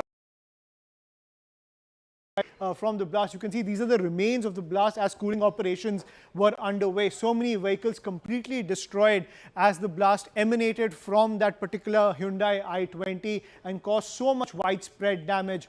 Earlier reports indicated it could have been a CNG blast, but you can just see the extent to which the damage has been caused. And an IED is what top sources have told us was used in this attack, where an IED was placed inside that Hyundai i20, and this is the devastation it has caused. 8 people have lost their lives and over 20 have been injured, currently receiving treatment at the LNJP hospital. So this is the scenario that has emerged, where all the agencies are on the ground to try to track down who is responsible for this terror attack. What we are learning is that the i20 Hyundai was owned by an individual named Mohammed Salman, who's been detained by the Haryana police. He had sold that i20 to a man named Devender 1.5 years ago. And now the question remains that that particular individual, Devender, he is also being questioned by the police. He said he has sold that particular car to someone in Ambala. There's a huge nexus that is now emerging when it comes to the ownership of that particular i20, and the agencies are cracking down to get to the bottom of the terrorists as well as the particular cell that could be involved in this deadly attack that has claimed 8 lives in the national capital, a huge jolt to the national security grid of the country. I'm joined by my colleagues Anshul as well as Anvit, who are getting us the latest from ground zero. Anshul, you've been tracking all the developments which have been coming in. Akash, has been tracking all the developments which are coming in, as well as Anvit reporting live from the blast site. Akash, over to you. What's the latest as the sanitization operations are still underway and the forensic teams as well as other agencies are on the ground gathering evidence? Right, so I'm standing, very close to the site where this explosion happened at around 7 p.m. today, and I'll show you the visuals first of all, the sort of devastation that has happened because of the sort of explosion. There you can see a number of vehicles, that have been in fact destroyed because of the sort of explosion that we have seen in the evening today. And, there we have an Omni vehicle and in fact a number of police personnel, in fact the agencies investigating as to what happened and, what was the nature of this particular explosion. It is a suspected terror attack, but right now Home Minister has said it categorically that we still don't know as to how it happened, under what circumstances, and only investigation will let us know as to what was the nature of this particular attack. Also, as far as the ground condition is concerned, so we have been given to understand that at least 9 people have lost their life and more than 15 are injured. This is one of the busiest areas of the national capital. This is Old Delhi area, where on one side we have the iconic Red Fort, and on the other hand, we have the Chandni Chowk market. And right now, this particular road leads to the Old Delhi railway station. In fact, Karthik is showing you the visuals where we have a number of ambulances, that have been stationed here because of the sort of casualty count that we had initially. And after that, we had, the agencies, NSG, crime branch of Delhi police personnel, and in fact, the NIA that is very much investigating, the particular scenario. Also, as far as last 48 hours are concerned, so we have seen a number of things. In fact, the explosives that were recovered from Faridabad, and in fact, the module, in fact, that was possibly busted. In fact, in the morning today, we have been reporting that how kilos of explosives was found in Faridabad. But right now, the whole focus is on this particular explosion. Whether or not it was a terror attack, we'll get some sort of clarity after investigation. But right now, we have Delhi police personnel and in fact, the agencies very much investigating, and in fact, the crime branch of Delhi police very much, taking care of the sort of destruction that has happened, and in fact, taking notes, of the kind of scenario and scene that they are seeing right now.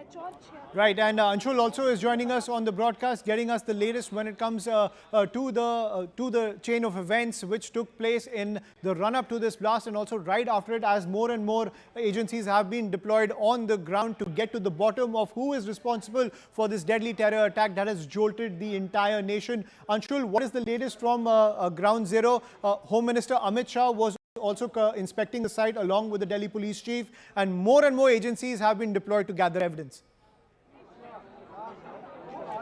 Well, yes, at this point in time, the administration is making sure that it leaves no stone unturned before reaching any conclusion over here. And that is the reason why the Home Minister himself stated that it is too early to come out with any conclusion. And that is exactly the reason why still there are senior police officers who are still present on Ground Zero, who are still trying to get a gauge of this entire situation. And the investigations are still underway. Out here at CNN News 18, we have been able to find the exact RC of the vehicle that was used in this blast. This vehicle had multiple owners. One of the first owners was Salman, who was initially detained by the Delhi police, and then he has been allowed to let go.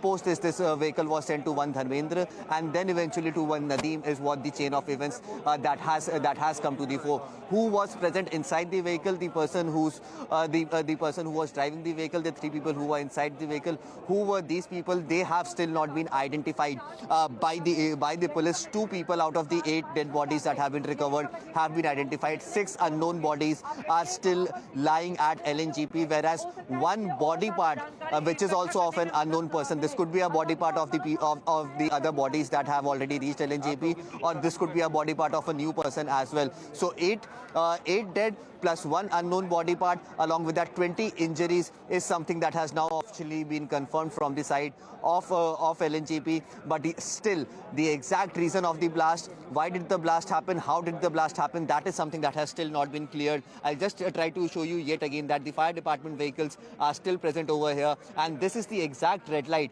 where the vehicle initially slowed down, and then eventually the blast happened over here. You can see the vehicles of NSG right at the spot where the incident had happened. So definitely nothing has been ruled out at this point in time. Too early to come out with any conclusion. But prima facie, if you look at the kind of blast that has happened historically out here in the national capital, be it ID blast, be it RDX blast that has happened, it is not seeming like that at this point in time. But this could be a new modus operandi. Some new chemicals could have also been used, and that is something that is still being investigated. None of the angles, whether it was a terrorist attack or not, that has also not been ruled out at this point in time, and that is precisely the reason why national agencies like the NIA and NSG, who has a lot of experience with such explosions and explosives, they are trained in this particular manner, and hence they have been called in to look at the exact site and then carry out their experiments before reaching any conclusion. So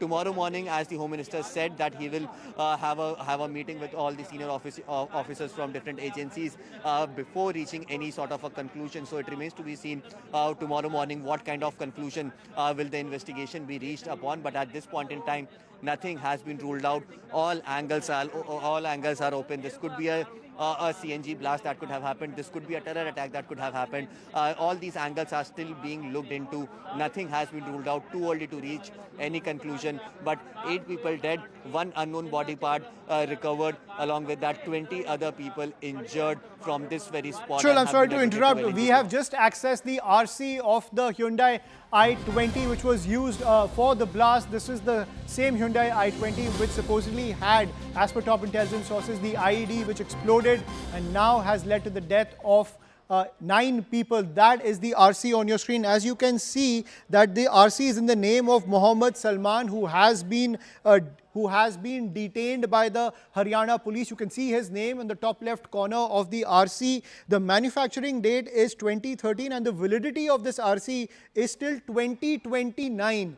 So this was a valid RC, even though Mohammed Salman is saying that he sold the car to a man named Devendra. He did not change the main paperwork, the RC paperwork. The car is still in his name. You can see that the car number as well as his name is on the document associated with this car, which is valid up till 2029. And you can see that it's registered. The address has been registered in Shantinagar, Gurgaon, which is why he has now been detained by the Haryana police in connection to this terror attack. That is the details got to us by our reporters on the ground. As you can see, that is the individual on your screen, the owner, the original owner of the Hyundai i20, where the IED was supposedly fixed, which exploded outside the Red Fort Metro Station. Mohammed Salman, son of Mohammed Shahid, and the registration date is of 18th March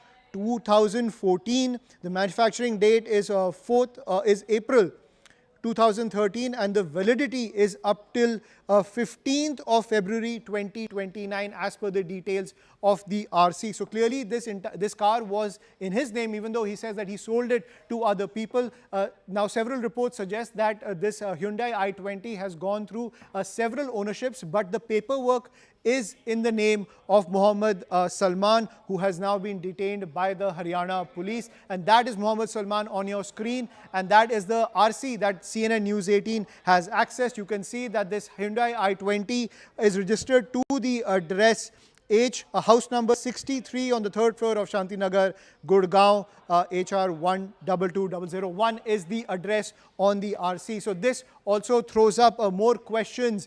Who did Mohammed Salman sell it to? How did it go from Mohammed Salman to several owners, and then finally at the Red Fort, outside the Red Fort Metro Station where this blast took place? But the big question emerges, what is the chain of ownership surrounding this Hyundai i20? Anshul is also joining us on the broadcast. So Anshul, that is the big question at the end of the day. The paperwork is in the name of Mohammed Salman. That's what the agencies have to go with. But to move ahead, to crack the chain of ownership, to finally come to know which terror module is responsible for this attack, that is the big daunting task ahead of the agencies. Well, definitely all these questions needs to be answered. Initial questioning with Salman has already been done by the Haryana police, and Salman has said that he further sold this vehicle to a person with the name Devender, and then eventually once Devender was also questioned, it has come out that this vehicle was also then the third owner, it was sold to a third owner who goes by the name Nadeem, and then eventually this blast has happened. So this is the exact sequence of how the owners had changed their how the owners of the vehicle had changed their hands, or how the vehicle had changed its hand amongst the owners. If you look at the RC very closely as well, it states that it is a model that has petrol and CNG, petrol/CNG both. So somewhere or the other, the CNG blast angle yet again cannot be ruled out, because that vehicle was having a CNG tank on its boot. Initial investigation by the Delhi police suggests that the blast happened on the rear side, that is near the boot of the vehicle, and from there, as the blast exploded, there were vehicles that were lined up behind it on this very red light itself. And once the blast happened, then the other vehicles also caught fire. There were a few e-rickshaws over here as well, and they had also been set on fire due to this blast. So definitely it can be said that the investigation is still underway. A lot of layers are still being unearthed. On one hand, where the police is trying to find out the exact owner and the whereabouts of the vehicle, because remember, according to Salman, he sold this vehicle over here in the national capital at Okhla, and then from Okhla this was sold to another person in Haryana itself, and then eventually this vehicle finds its way back out here in the national capital. If you look at the modus operandi of such attacks, generally, if at all such vehicles are being used, then the accused actually tries to somewhere or the other go and hide the number plate away from the vehicle, so that there is no direct connection that could be linked. But in this case, the number of the vehicle was very clearly visible. Right.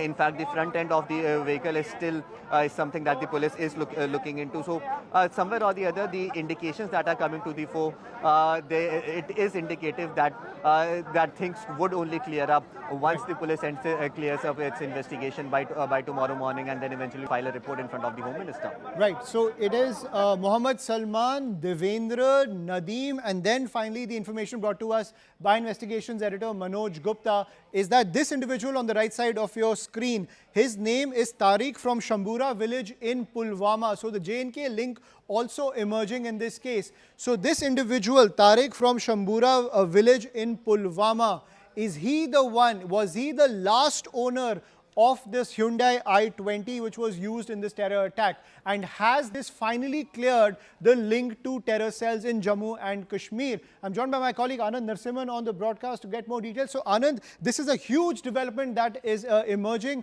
First, we learned that Mohammed Salman had sold this car to Devendra, and to figure out the chain of events, the big name emerging from this chain is this individual Tariq from Shambura village in Pulwama.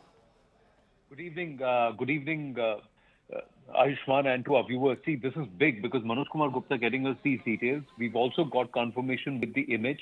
The Haryana registration was perhaps to throw people off, because the last owner of this used vehicle is from the Shambura village in Pulwama. And guess where the Pulwama connection takes us? The Pulwama connection takes us back to the ongoing investigation and the crackdown on this entire module. And the originator and the mastermind and the first arrest also happened, and there is a Pulwama connection to this and a Jammu and Kashmir connection. Now we also understand why the Jammu and Kashmir police was also present at the Red Fort, and somewhere they all seem to be connected. Are there other people in this module? Are there other people who have had access to some of that explosive, making material that has been taken out, by nearly 3 tons of it? We have to wait and watch where the investigation proceeds. But this I-20 that blew up outside the Red Fort station with a Haryana license plate was owned, had a owner who belongs to the Shambura village of Pulwama, Jammu and Kashmir. And were these people connected? I think that's the next dot that would be lined if Dr. Muzammil, his accomplices, the other doctors, the person in Faridabad, the Maulvi there from whom the house was rented, this guy who buys the car, and the other occupants of the car, were they all connected and were they all linked? That's going to be the biggest question mark right now, and perhaps the investigators will be moving in that direction quickly. Absolutely, and that is the big development that's coming in. As you can see, the RC of the vehicle on the left side of your screen in the name of Mohammed Salman, and the current owner is this individual named Tariq, who hails from Pulwama. So, but Anand, at the end of the day, this also brings up very troubling questions about the reach of these terror elements from across the border through the Kashmir Valley, now in the national capital. The busts that have been made in the Dhauj village in Faridabad, where close to 3,000 kilograms of IED making materials have been seized, along with rifles as well as ammunition. And now this link to J&K over a blast that has taken place in the heart of the national capital. The capacity of these cells to strike deep in the heart of India is something that will, raises a lot of questions for the security grid of the nation.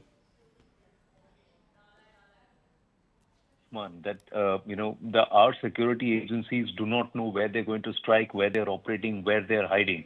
Sometimes right under the light itself, where it is darkest. So, but the fact is that our agencies have to get it right 10 on 10 times. These elements and these terrorists, they can go wrong 9 times, and they get it right once. That also can lead to loss of lives and innocence, and creating an unnecessary atmosphere that could derail the entire growth track that Bharat is on. The other part is that this is now very, very clear that the enemy is not going to mend its ways. So will there be an unpause button on Operation Sindoor? Will there be perhaps a far greater calibrated attack at trying to eliminate all those who continue to harbor these kind of entity elements, and also to try and push them? This also shows that there is a sign of desperation, that they really want to create something big, a series of blasts, etc., to create a certain amount of strife. Now, does this just limit itself to the enemy right across the border, or are there greater powers at play who really want to destabilize and derail Bharat's growth process? That's another question for another day and another debate itself, conversation itself. But these are all aspects that we have to consider when we look at this. The other thing is that there is also the enemy, these people who want to foment terror on Indian soil, are also looking at the non-kinetic measures. It's only a matter of time when this entire ISKP module that's been busted in Gujarat, there is a connection which connects back to these elements who are now pushing both kinetic and non-kinetic. When I say kinetic, is through explosive material, arms, ammunition, creating the traditional terror strikes and Fidayeen suicide attacks and bomb blasts, etc. But on the other hand, the non-kinetic option is where they start getting to using biochemical weapon systems like ricin, etc., that this doctor wanted to do, mix it in prasad at temples and also in water, at holy water, and create mass hysteria and deaths, etc., and also dent psychologically the belief system of Bharatiya people and their confidence, and try to unnecessarily instill fear in the mind of people and a certain level of panic. But somewhere our agencies have been able to crack down. And imagine if 3 tons of this explosive material had found its way all across the country. Imagine the number of blasts it could have triggered and the damage it could have done. So our agencies have been able to thwart a major terror module and a terror initiative, and this is going to set the enemy back a bit. But because the agencies are now much wiser to this entire modus operandi. But this will take a little bit of effort from the internal security-wise. It poses a great challenge. And one has to just see whether the dynamics of the tri-services exercise just assume a different dimension going forward in the coming days, given what has happened in Delhi today and what's unfolded over the course of the last 48 hours, and more importantly, over the course of the last week, ever since the first arrest was made by JK police in Pulwama, in Jammu and Kashmir. Right. Anand, at the same time, is it time that the security agencies also rethink how we look at OGWs? At one point, OGWs were only seen as terror supporters within the valley, providing logistics to terrorists coming from across the border. Now, with this entire cell that has been busted with an attempt to develop ricin, then the 3,000 kilograms of IED making material busted in Faridabad, and now the Pulwama link to the Red Fort terror attack. Should we now look at the OGW nexus as beyond Jammu and Kashmir? Is it time that there should be a nationwide sweep looking at these OGW networks that are emanating from Jammu and Kashmir? Well, white-collar terrorists and white-collar terrorism was a phenomenon when they were called sleeper cells. And these were not ordinary people. And today we can see that there are highly radicalized elements among the highly educated population too. Who's radicalizing them? Who's seeded them? How long have they been seeded here? We have to wait and watch. Are these all people who have been radicalized in their youth and they've continued to go on living, and these people have just been activated to start collecting about 3 tons of ammonium nitrate, which is present in a lot in urea, is not easy because they've done so without raising suspicion, to have timers, to have other wires and other equipment to create and make IEDs, and also to walk around and have AK-47s, etc., along with multiple rounds of magazine, is not easy. It takes time to accumulate. So this means that this whole preparation has been in process for a while. But under whose directions and what is their motive, we'll have to wait and watch. But yes, we will have to double up the efforts and perhaps weed out some of these cells, sleeper cells, and some of these terrorists who have embedded themselves deep within Indian society. And they have tried to hide in plain sight. But kudos to our central agencies, our intelligence agencies, and also the state police, because for the state police functioning, machinery to coordinate with each other, cooperate with each other, and to work together in the interest of the country is a big step that we are taking. Because earlier we would see, police try to quibble over credit and also not allow access, and be using this entire internecine rivalries between the state police, etc. units.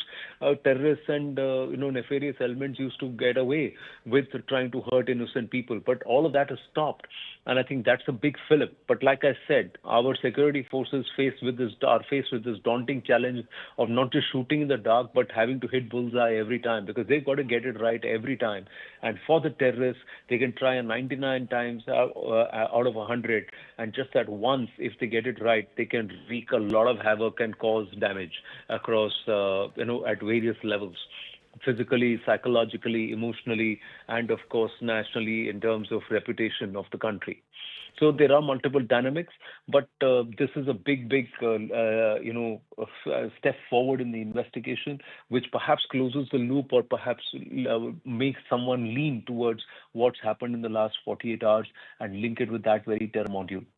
Right. Thank you, Anand, for getting us that update. Let's get to our guest over this huge development that is coming in of the Jammu and Kashmir link to the terror attack outside the Red Fort. Also joined by Lieutenant General D.P. Pandey, security analyst, N.K. Sood, former RAW officer, N.N. Rao, former DCP of Delhi Police, and Thara Karta, former director of the NSCS. Lieutenant General D.P. Pandey, I'll come to you first. This troubling link to Jammu and Kashmir now emerging as more and more details come in, as the chain of ownership of that particular car that was used for the car bomb, now that has come to light. It's a very troubling situation to even think that the OGW network and the terror nexus now has access to the heart of the national capital, where now 9 people have lost their lives. Yeah, so I think this is one of the first rare blasts which has taken place in this manner, I think outside Jammu and Kashmir in the last decade or so. So it is surely very troubling. And while we were just in the evening, we are thumping the back of the investigation agencies like Jammu and Kashmir Police and Haryana Police for having busted these couple of modules, which was itself a very major achievement when you ID preparing material. It's a major success what has been taken. But, I'll just like to tread into caution till the time an official brief is not out claiming this to be a mobile ID which is blown up. And I just want to quickly point out to a couple of points. As brought out, slow-moving car, I-20, in the busiest location of possibly the country and surely in Delhi, in Chandni Chowk, in the evening when it's the most busiest time of the 24-hour cycle, when such a blast, which is directional, which takes place. Front side has actually not blown off totally, but what I'm told is somewhere in the rear side where the CNG was there, and this is a combination of CNG and petrol vehicle. When such a blast which takes place, when large number of vehicles are parked or moving together, there is a sympathetic attack initiation which takes place, wherein burning has taken place for virtually about 20-25 minutes or other 30 minutes, where about a couple of fire tenders had to be pushed in for the thing. So is it because of sympathetic detonation which has taken place, or is it truly a mobile ID which was in place, which has gone off, right? And if we continue to believe on the line of thought which is coming out into the media but not to the official channel, then what is intriguing and what is challenging is that how fast a response was it in response to the apprehensions or busting of the two models just done in the last 2 days. It is also a very quick pushback. While you have been able to take out 3,000 kgs worth and two models out, but here is something which you can still spring a surprise at will. It is actually virtually testing or challenging the entire security apparatus. It's a major signal message.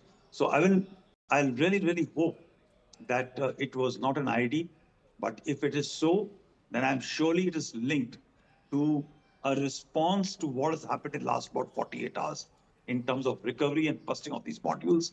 It is a reaction and naturally in your face action by Jaish-e-Mohammed or possibly Lashkar-e-Taiba. In this case, it looks like a Jaish-e-Mohammed, even because the elements of Jaish-e-Mohammed.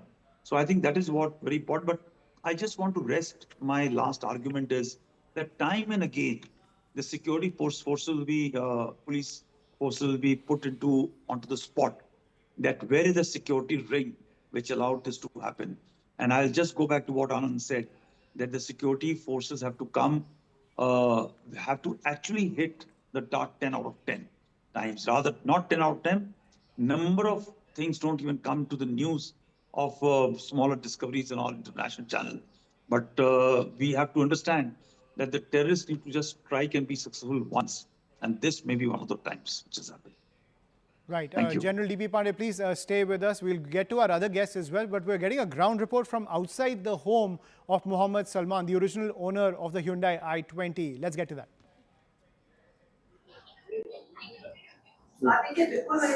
Delhi blast मामले में जिस i20 गाड़ी का बार बार जिक्र हो रहा है, वो गाड़ी मोहम्मद सलमान के नाम थी और मोहम्मद सलमान गुरुग्राम के शांति नगर इलाके के इसी मकान की तीसरी मंजिल पर किराए पर रहता था। यहाँ के जो मकान मालिक हैं उनका दावा है कि करीब 2016-17 में मोहम्मद सलमान अपने परिवार के साथ यहाँ पर किराए पर रहने आया था और वो एक निजी कंपनी में काम करता था, लेकिन 2020-21 के दौरान उसने इस मकान को खाली कर दिया था और यहाँ से उसने दूसरी जगह पर अपना घर ले लिया था। और उस दौरान यहाँ के जो लोग हैं उनका ये भी कहना है कि उसके परिवार का जो व्यवहार था वो बिल्कुल सही था, किसी तरह की कोई भी संदिग्ध चीजें उन्हें कभी नजर नहीं आई। लेकिन मोहम्मद सलमान जो है वो 2020-21 में इस घर को खाली करके जा चुका था, लेकिन अब जब दिल्ली में जब ब्लास्ट हुआ है और उसके बाद जो चीजें सामने आई हैं, तो उसके बाद एक के बाद एक ना सिर्फ दिल्ली पुलिस बल्कि गुरुग्राम पुलिस भी इस पूरे मामले को लेकर के जांच कर रही है, आखिरकार क्या सलमान की भूमिका थी और क्या कुछ नहीं थी। लेकिन ये बताया जा रहा है कि सलमान यहाँ पर अपने परिवार के साथ रहता था और उसकी 2 लड़कियां भी यहाँ पर उस वक्त मौजूद थी और यहाँ पर अब वो यहाँ से खाली करके जा चुका है। तो जाहिर सी बात है कि अब गुरुग्राम पुलिस के साथ साथ दिल्ली पुलिस इस पूरे मामले की जांच कर रही है कि आखिरकार इस पूरे मामले में सलमान की क्या भूमिका थी। माता जी, कब यहाँ पर सलमान रहने आया था, कब उसने इस मकान को खाली किया? हुआ तो है कि कई साल हो गए अभी, जब लॉकडाउन ना लगो जब गया यहाँ से। तो यहाँ कौन कौन लोग रहते थे परिवार में उस वक्त? परिवार में उसकी एक बीवी रही, उसकी 2 लड़की, ये जने रहे। किस तरह का व्यवहार था यहाँ पे लोगों के साथ उसका? भाई हमारा तो कोई मतलब ही ना, हमारा कोई लेन देन, हम तो नीचे रहे, वो ऊपर रहे, हमारा कोई मतलब ना। तो अब कहाँ रहता है सलमान, इसके बारे में कोई जानकारी आपके पास? भाई हमारे पास तो कोई जानकारी, पर लड़का मेरे पता, लड़का गया है, ले गए लड़का धोनेला गांव में, कोई गिरोगर कहिए फ्लैट वहां में रहता बताया। तो किस तरह का व्यक्ति था सलमान, क्या कोई संदिग्ध? नहीं, वैसे तो बेचारा अच्छा था, कोई हमारे तो कोई मतलब ही ना हुआ। तो कोई लेना, मुसलमान है, हम हिंदू है, मुसलमान है, हमारा कोई मतलब ना, कोई खाने को, कोई पीने को, कोई लेने को, कोई देने को। भाई हमारा किराया दे रहो तो रह रहो। बिल्कुल। तो मोहम्मद सलमान जो है वो इसी मकान में रहता था। जो मकान मालिक उनका कहना है कि करीब 2020-21 में उसने इस मकान को खाली कर दिया था और 2016-17 में वो इस मकान में अपने परिवार के साथ रहने आया था। लेकिन इस वक्त वो यहाँ पर मौजूद नहीं है। इस घर को खाली किए भी उसको करीब 4 से 5 साल हो चुके हैं। अब दूसरी जगह पर वो रह रहा है, लेकिन गुरुग्राम पुलिस और दिल्ली पुलिस इस पूरे मामले की जांच कर रही है कि दिल्ली ब्लास्ट में जिस गाड़ी का नंबर आया है वो पहले मोहम्मद सलमान के नाम ही थी, लेकिन ये भी बताया जा रहा है कि मोहम्मद सलमान इस गाड़ी को किसी और व्यक्ति को बेच चुका था। Dharamvir Sharma, news 18, Gurugram. Right, so that is the update that's coming, that in 2016-2017, Mohammed Salman, the original owner of the I-20, he had taken that room on rent in Shantinagar in Gurugram, and he had emptied it in 2020 and 2021. That's when he emptied that room.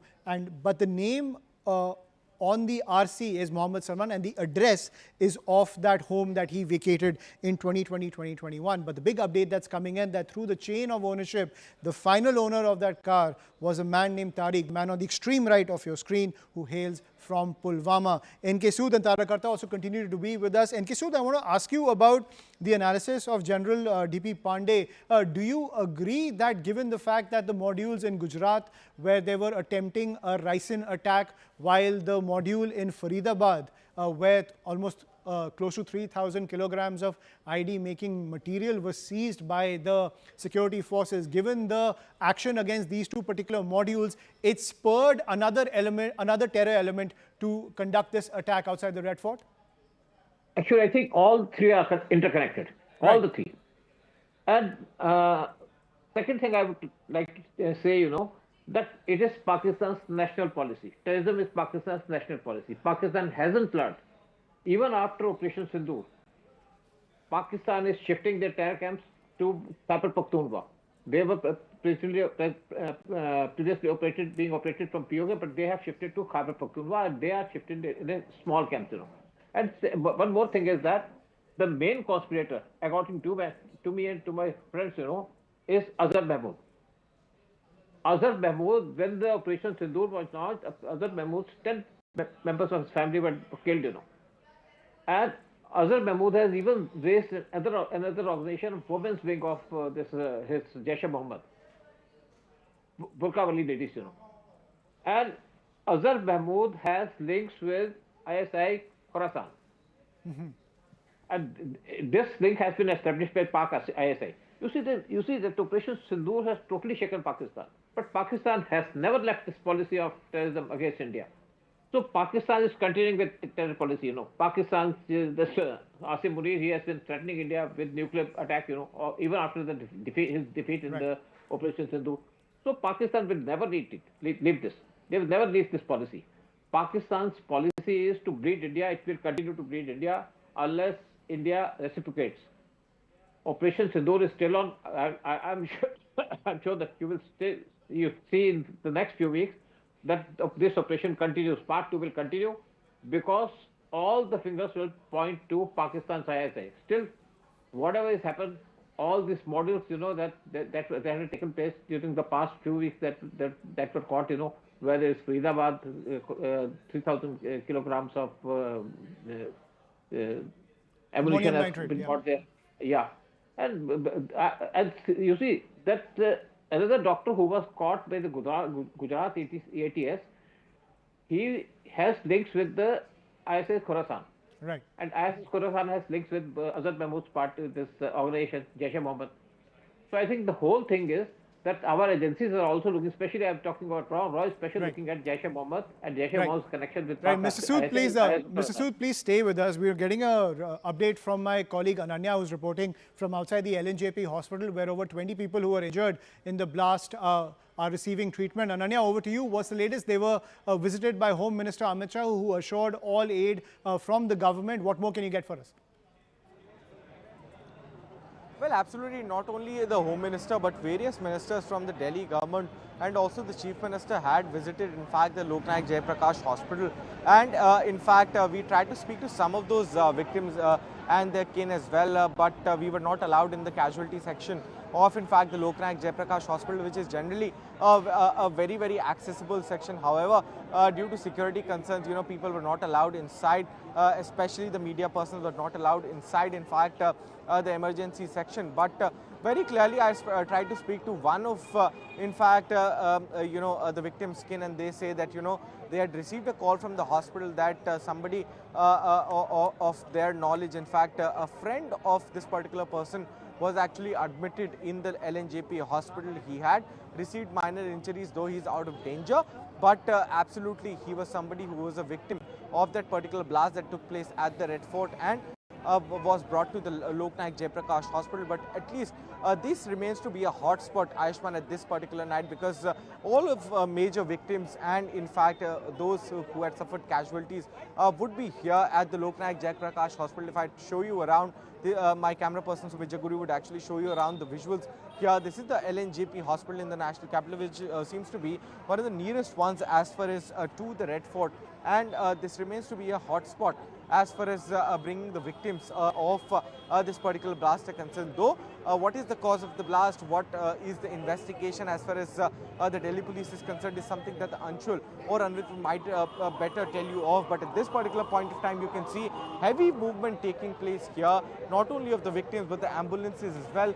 You can see now the Delhi police vehicles also entering inside the spot. The Delhi Commissioner of Police, Mr. Satish Kolcha, had also visited along with the Home Minister here, and the Home Minister also spoke to many of the victims here, though not the media person was not allowed inside. But at this particular point of time, this remains to be the hotspot of the night, because most of the victims, including the casualties or in fact those who have suffered injuries, are brought to the LNJP hospital. What happens next, where will this investigation go, is something that we'll get to know in the next few hours. And in fact, we'll also see as to whether this death toll and in fact the number of casualties would climb up, or would it remain the same by the end of this night itself. Absolutely, and Delhi is now turning into a literal fortress. Security alerts have been issued across embassies across the national capital, including the US Embassy, which has issued a security alert. Let's get back to our guests on the big revelation that has emerged of the link to Pulwama when it comes to the ownership of the I-20, which was used to conduct the Red Fort terror attack. Tara Karta is also joining us on the broadcast, former director of the NSCS. Ms. Karta, when it comes to the different modules that have emerged, two of them were busted by the security agencies. One in Faridabad, where 3,000 kilograms of ammonium nitrate was seized. One in Gujarat, where there was a plot to use ricin in Prasad. 7 months since Operation Sindoor, do you see the Pakistani signature activating these cells, working with the OGWs to strike at the very heart of the country? No, first, I just want to congratulate your channel. Excellent coverage. I mean, you all have done some real deep digging here. But what I just want to emphasize is, listen, even if you throw a firecracker into this area, you will have injuries. Because this is one of the most crowded areas in Delhi. So let's not jump to any conclusions right now, notwithstanding the excellent stuff that you brought out. So, and especially the explosion is at the rear. So let's wait and see what happens. But, however, to your question, the Jaish-e-Mohammed will take revenge. The fact that their people were hit in Bahawalpur, you had that Ilyas Kashmiri standing and shouting in public that he's going to do something. I'm not saying it is this one. I mean, to be very cautious here, but they will do something. Jaish is not going to keep quiet.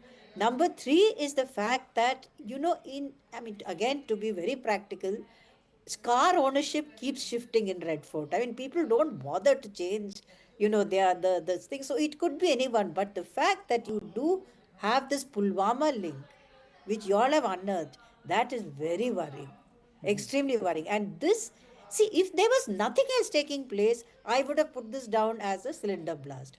But there is a lot of other things taking place. And that investigation in Jammu has been going on for some time. And the final point is, in any terrorist module, it is not just 2 or 3 people. There will be 2, 3 whom you caught. Underground will be another 5, 6. So they will emerge somewhere else. If indeed, again, a big if, it seems to me this is not an attack. This is something where a explosive was being taken somewhere else for an attack. Because he was at a red light, 3 people in the car. If indeed it is explosive, I'm saying it's a big if, this was going somewhere else. The target was something else. And that is what is worrying me, whether there are other elements of a module around. Because it's usually that's the case.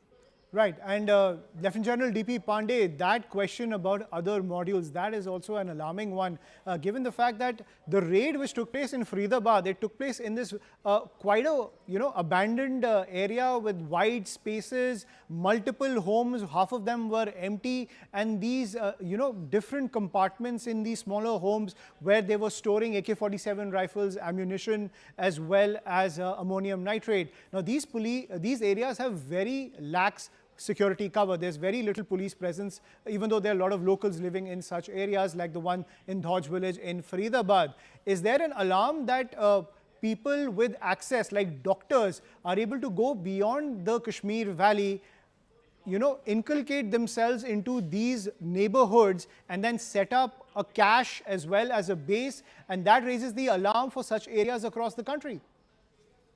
Yeah, so I will not firstly try and put a finger only onto a thing called Kashmiris only, okay? Because frankly, when you brand, then maybe we are wrong. But the fact of the matter remains that radicalization of a educated person is far more dangerous of any part of the country or the world. And if you look at 9/11, 9/11 was being struck by people who were highly educated. They were engineers, they could fly aircraft, and they're quite empowered people who actually took the training in the America itself before going for this attack. So coming back to our country itself, the people who are so-called, this term when I had called white-collar terrorist, I was really pushed around by too many people saying that, why do you use this word, keep them as OGW? But the white-collar terrorists are people like the doctors, professionals, IT professionals, people who are engineers, who are much evolved teachers and have larger influence and access because of being educated, the way they talk. And more importantly, they are also very intelligent on two facets. That means selection of a hideout, the way they did for storing the material, how they use funding systems to actually evade investigating agencies or people who are monitoring so that the money can come, the explosives could have been siphoned off from variety of places and thereafter collected at a place which is isolated and out of CCTV coverage of the police, where the police can actually see, or even people are not much visiting. These things come with intelligence, and only people who are much evolved, empowered, and intelligent can take such action. And therefore, these are the people who are to be actually watched at. The second fact also remains that they are the ones who control these boots on the ground. So like what Tara Karta is saying, if it is right and they were transporting this stuff, it becomes a mobile ID and then it is far more dangerous. They're not one set of sleeper cells. This sleeper cell itself would have had smaller modules, and we may have caught only 7 of maybe 2 or 3 different sleeper cells. But there must be other remnants who would have taken this action or maybe moving on to take an action if this vehicle was indeed an IIT which blew up slightly early. It is a matter of concern, and therefore I'll rather recommend that rather than focusing on the frontline so-called radical elements who are not so intelligent, carrying a weapon and who are the carriers, we need to focus on the white-collar terrorists who are the brains behind these activities. Right, but they've inculcated themselves in every fabric of Indian society and in cities across this country. That is the big challenge. And NK Sood, as a veteran intelligence officer, how do we tackle that challenge, as DP Pandey is pointing out? Don't look at the frontline fighters who've been radicalized, who can be swayed, who can be eliminated in high security zones like Jammu and Kashmir. How do we tackle the white collar terror cells which are based in almost every city across this country? We've seen how in Faridabad, how the locals over there said that he was a doctor, they trusted him, but they didn't know what was happening inside his home. This entire template could be repeated in any city across this country. True, you're very right to know. Actually, all the people who are involved in such kind of activities, they present themselves as innocent people. You must have seen the case of Russia, where in Russia, the planes were blown up, and that man also looked very simple. They are disguised people. And these people, they have a special purpose of doing the job, They have to complete the job. and the organizations are behind them. They are not; these are not individuals, but I think all the three incidents are interconnected. Besides, they are not individuals. The organization is behind them, whether it's Jaish-e-Mohammed or behind Jaish-e-Mohammed, it is Pakistan's ISI. You will see that in the next few days, the whole thing will come out, who is behind it. And having worked in RAW, I know how to find out these things, how we work with them, because we have our people who working in these organizations. And you must have seen the cases in Pakistan, unknown gunman's case. So there are a number of ways of doing this thing. And you must have seen the Operation Sindoor, how precisely we had conducted that operation. It was a good combination of our three services, intelligence agencies, and everything, So I think Operation Sindoor is on, and second part of Operation Sindoor will soon will come up before the people, and whoever is behind all these various activities, they will be pinned down, they will be picked up, and they will be eliminated. I'm sure that. Right. And Tarakarta, I want to give you the final word. Whenever these kind of cases emerge where the nexus is linked across the country, you always have these jurisdictional problems which we saw in the past. To crack down on the entire terror nexus, and given the attitude of the current ruling dispensation, do you think those jurisdictional bottlenecks are a thing of the past? If this is a pan-India threat through these white-collar terrorists, the system is set to punish all of them. Would that be your analysis? That's an excellent question. But I think, to a large extent, we've overcome that. Especially as the NIA was set up, the CCT and the police network has been, it's all been interconnected. So which is why you can very quickly pick up data on somebody who's been arrested in some other state. The alert which has been taken right across India, Mumbai, everywhere, the alert within minutes, I think the Home Ministry has done an excellent job. So, but yes, I was just in fact discussing with somebody that we react very well in a crisis.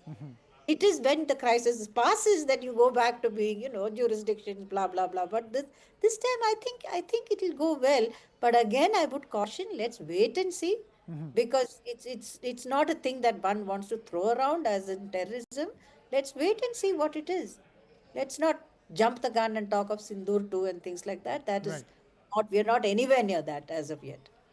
Right. So that analysis is still awaited from the authorities. But thank you, Lieutenant General D.P. Pandey, N.K. Sood, as well as Tarakarta, for giving us your perspective on the aftermath of the Red Fort terror attack that has shocked the entire world. Let's get to my colleague Akash, who's reporting from Ground Zero. We'll just get to him given the developments on the ground, as different agencies are currently on the ground trying to gather evidence to get to the bottom of what exactly happened, who could be involved. But the big development that's coming in, brought to us by Securities editor Manoj Gupta, is that there is a Pulwama link to the entire ownership of the I-20 that was used for the explosion outside the Red Fort. Tariq is the individual who was the final owner of the Hyundai I-20. He hails from Pulwama, and now a J&K link has been established to what has happened in the national capital. Akash, over to you. What's the latest from Ground Zero? Right. So as far as this investigation is concerned, so we have multiple agencies, investigating the entire, explosion and the episode. And we have been given to understand, yes, you rightly pointed out, our investigation editor Manoj Gupta is reporting about these Pulwama links and how, this car, the ownership of this car is something that is being investigated. But right now, Home Minister has categorically said that we still don't know as to, under what circumstances, this explosion has happened, and if at all, there is any sort of terror link to this particular explosion. What we know at this point in time is that we have lost at least 8 individuals and more than 15 are injured, and they are being treated at LNJP hospital. We have a number of things happening in last 48 hours and are being reported how kilos of, explosive material was recovered. The Faridabad case and in fact the module that has been busted by the Jammu Kashmir police, Delhi police, and also the UP police. And right now, they are somewhere trying to connect the dot. It can be an ordinary explosion which might have happened because of the CNG or the sort of scenarios that are generally seen But right now, investigation is happening, and we'll get to know as to what was the main reason behind this particular explosion. If at all, there was a sort of composition that is generally used in bomb blasts that we have seen. As far as Delhi is concerned, so last time, a blast, in fact, a terrorist blast, was happened in 2011 when after, outside the High Court, we had this sort of blast. Before that, we had 2008 blast where, series of blasts happened at markets like Connaught Place and others. Before that, in fact, 2006, we remember that how, blasts, have happened. So in Delhi, we had, in fact, we have history. But right now, if at all it was a terror, blast, we'll get some sort of clarity by tomorrow. Absolutely. So a terror attack that has jolted the entire nation and the world, but the security forces as well as the intelligence agencies reacting extremely quickly, and the big development that's coming in where the final owner of that I-20 that was used for the terror attack has been found. He is a man named Tariq who hails from Pulwama. So is this a clear link of the Red Fort terror attack to the terror nexus emanating from Jammu and Kashmir? We'll have to wait and see what the official channels say, but that's all we have to pack it on the show. We're going to take a quick break now. More news and updates on the other side.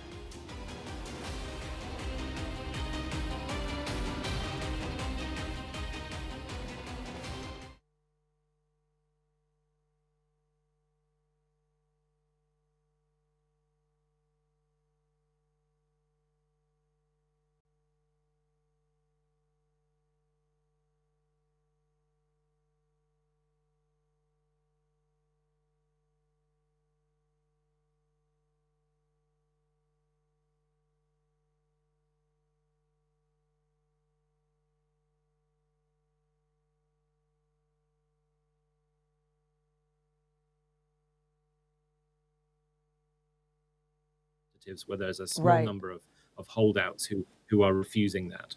And Reem, you can understand some of the reluctance, though, in some corners of the United States, including some in Congress, who look at some of the revenge attacks that have gone on in the last few months and are wondering, can this president really handle the weight of everything before him? And I note that the UN has said that, that there were... Yeah, whether it is terror-related or not is not clear. There are any number of reasons why a battery could explode in a car. We should remain calm and let the police investigate and give their findings, that whether it is terror-related or whether it's just an accident. Because every second day we are getting reports of cars catching fire due to various, faulty wiring or things like that. We must remain calm. We must look into the incident in detail and then only then only arrive at a conclusion. My advice is that we should wait and see what are the actual facts before we take any. Latest visuals, close proximity visuals to the left of the screen, viewers, shows the extent of the fire. It's been quite intense. The fire is spread out a bit. Thankfully, so far, the fire services have confirmed to Anshul that there have been no injuries. So was this a parked car, unoccupied? Were people able to move to safety? Because the car seems to be blown to smithereens. Right now, we don't see any part of the car still available, although the blaze is black smoke coming out. Are these indicators of anything, General Pandey? Yeah, I think I'll go with the co-panelists here, because right now to presume the worst may not be appropriate. However, the most important part is there are no casualties that have been confirmed.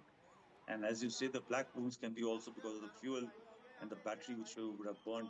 That is a possibility, because these cars today are highly combustible, and being the kind of components which are used to construct these cars will result into a black plume per se.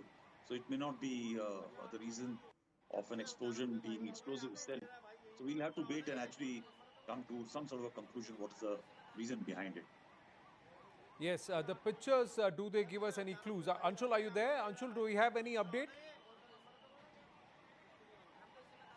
Anvit is with us. Anvit, yes, what's the latest, Anvit? What's happened at the Red Fort station?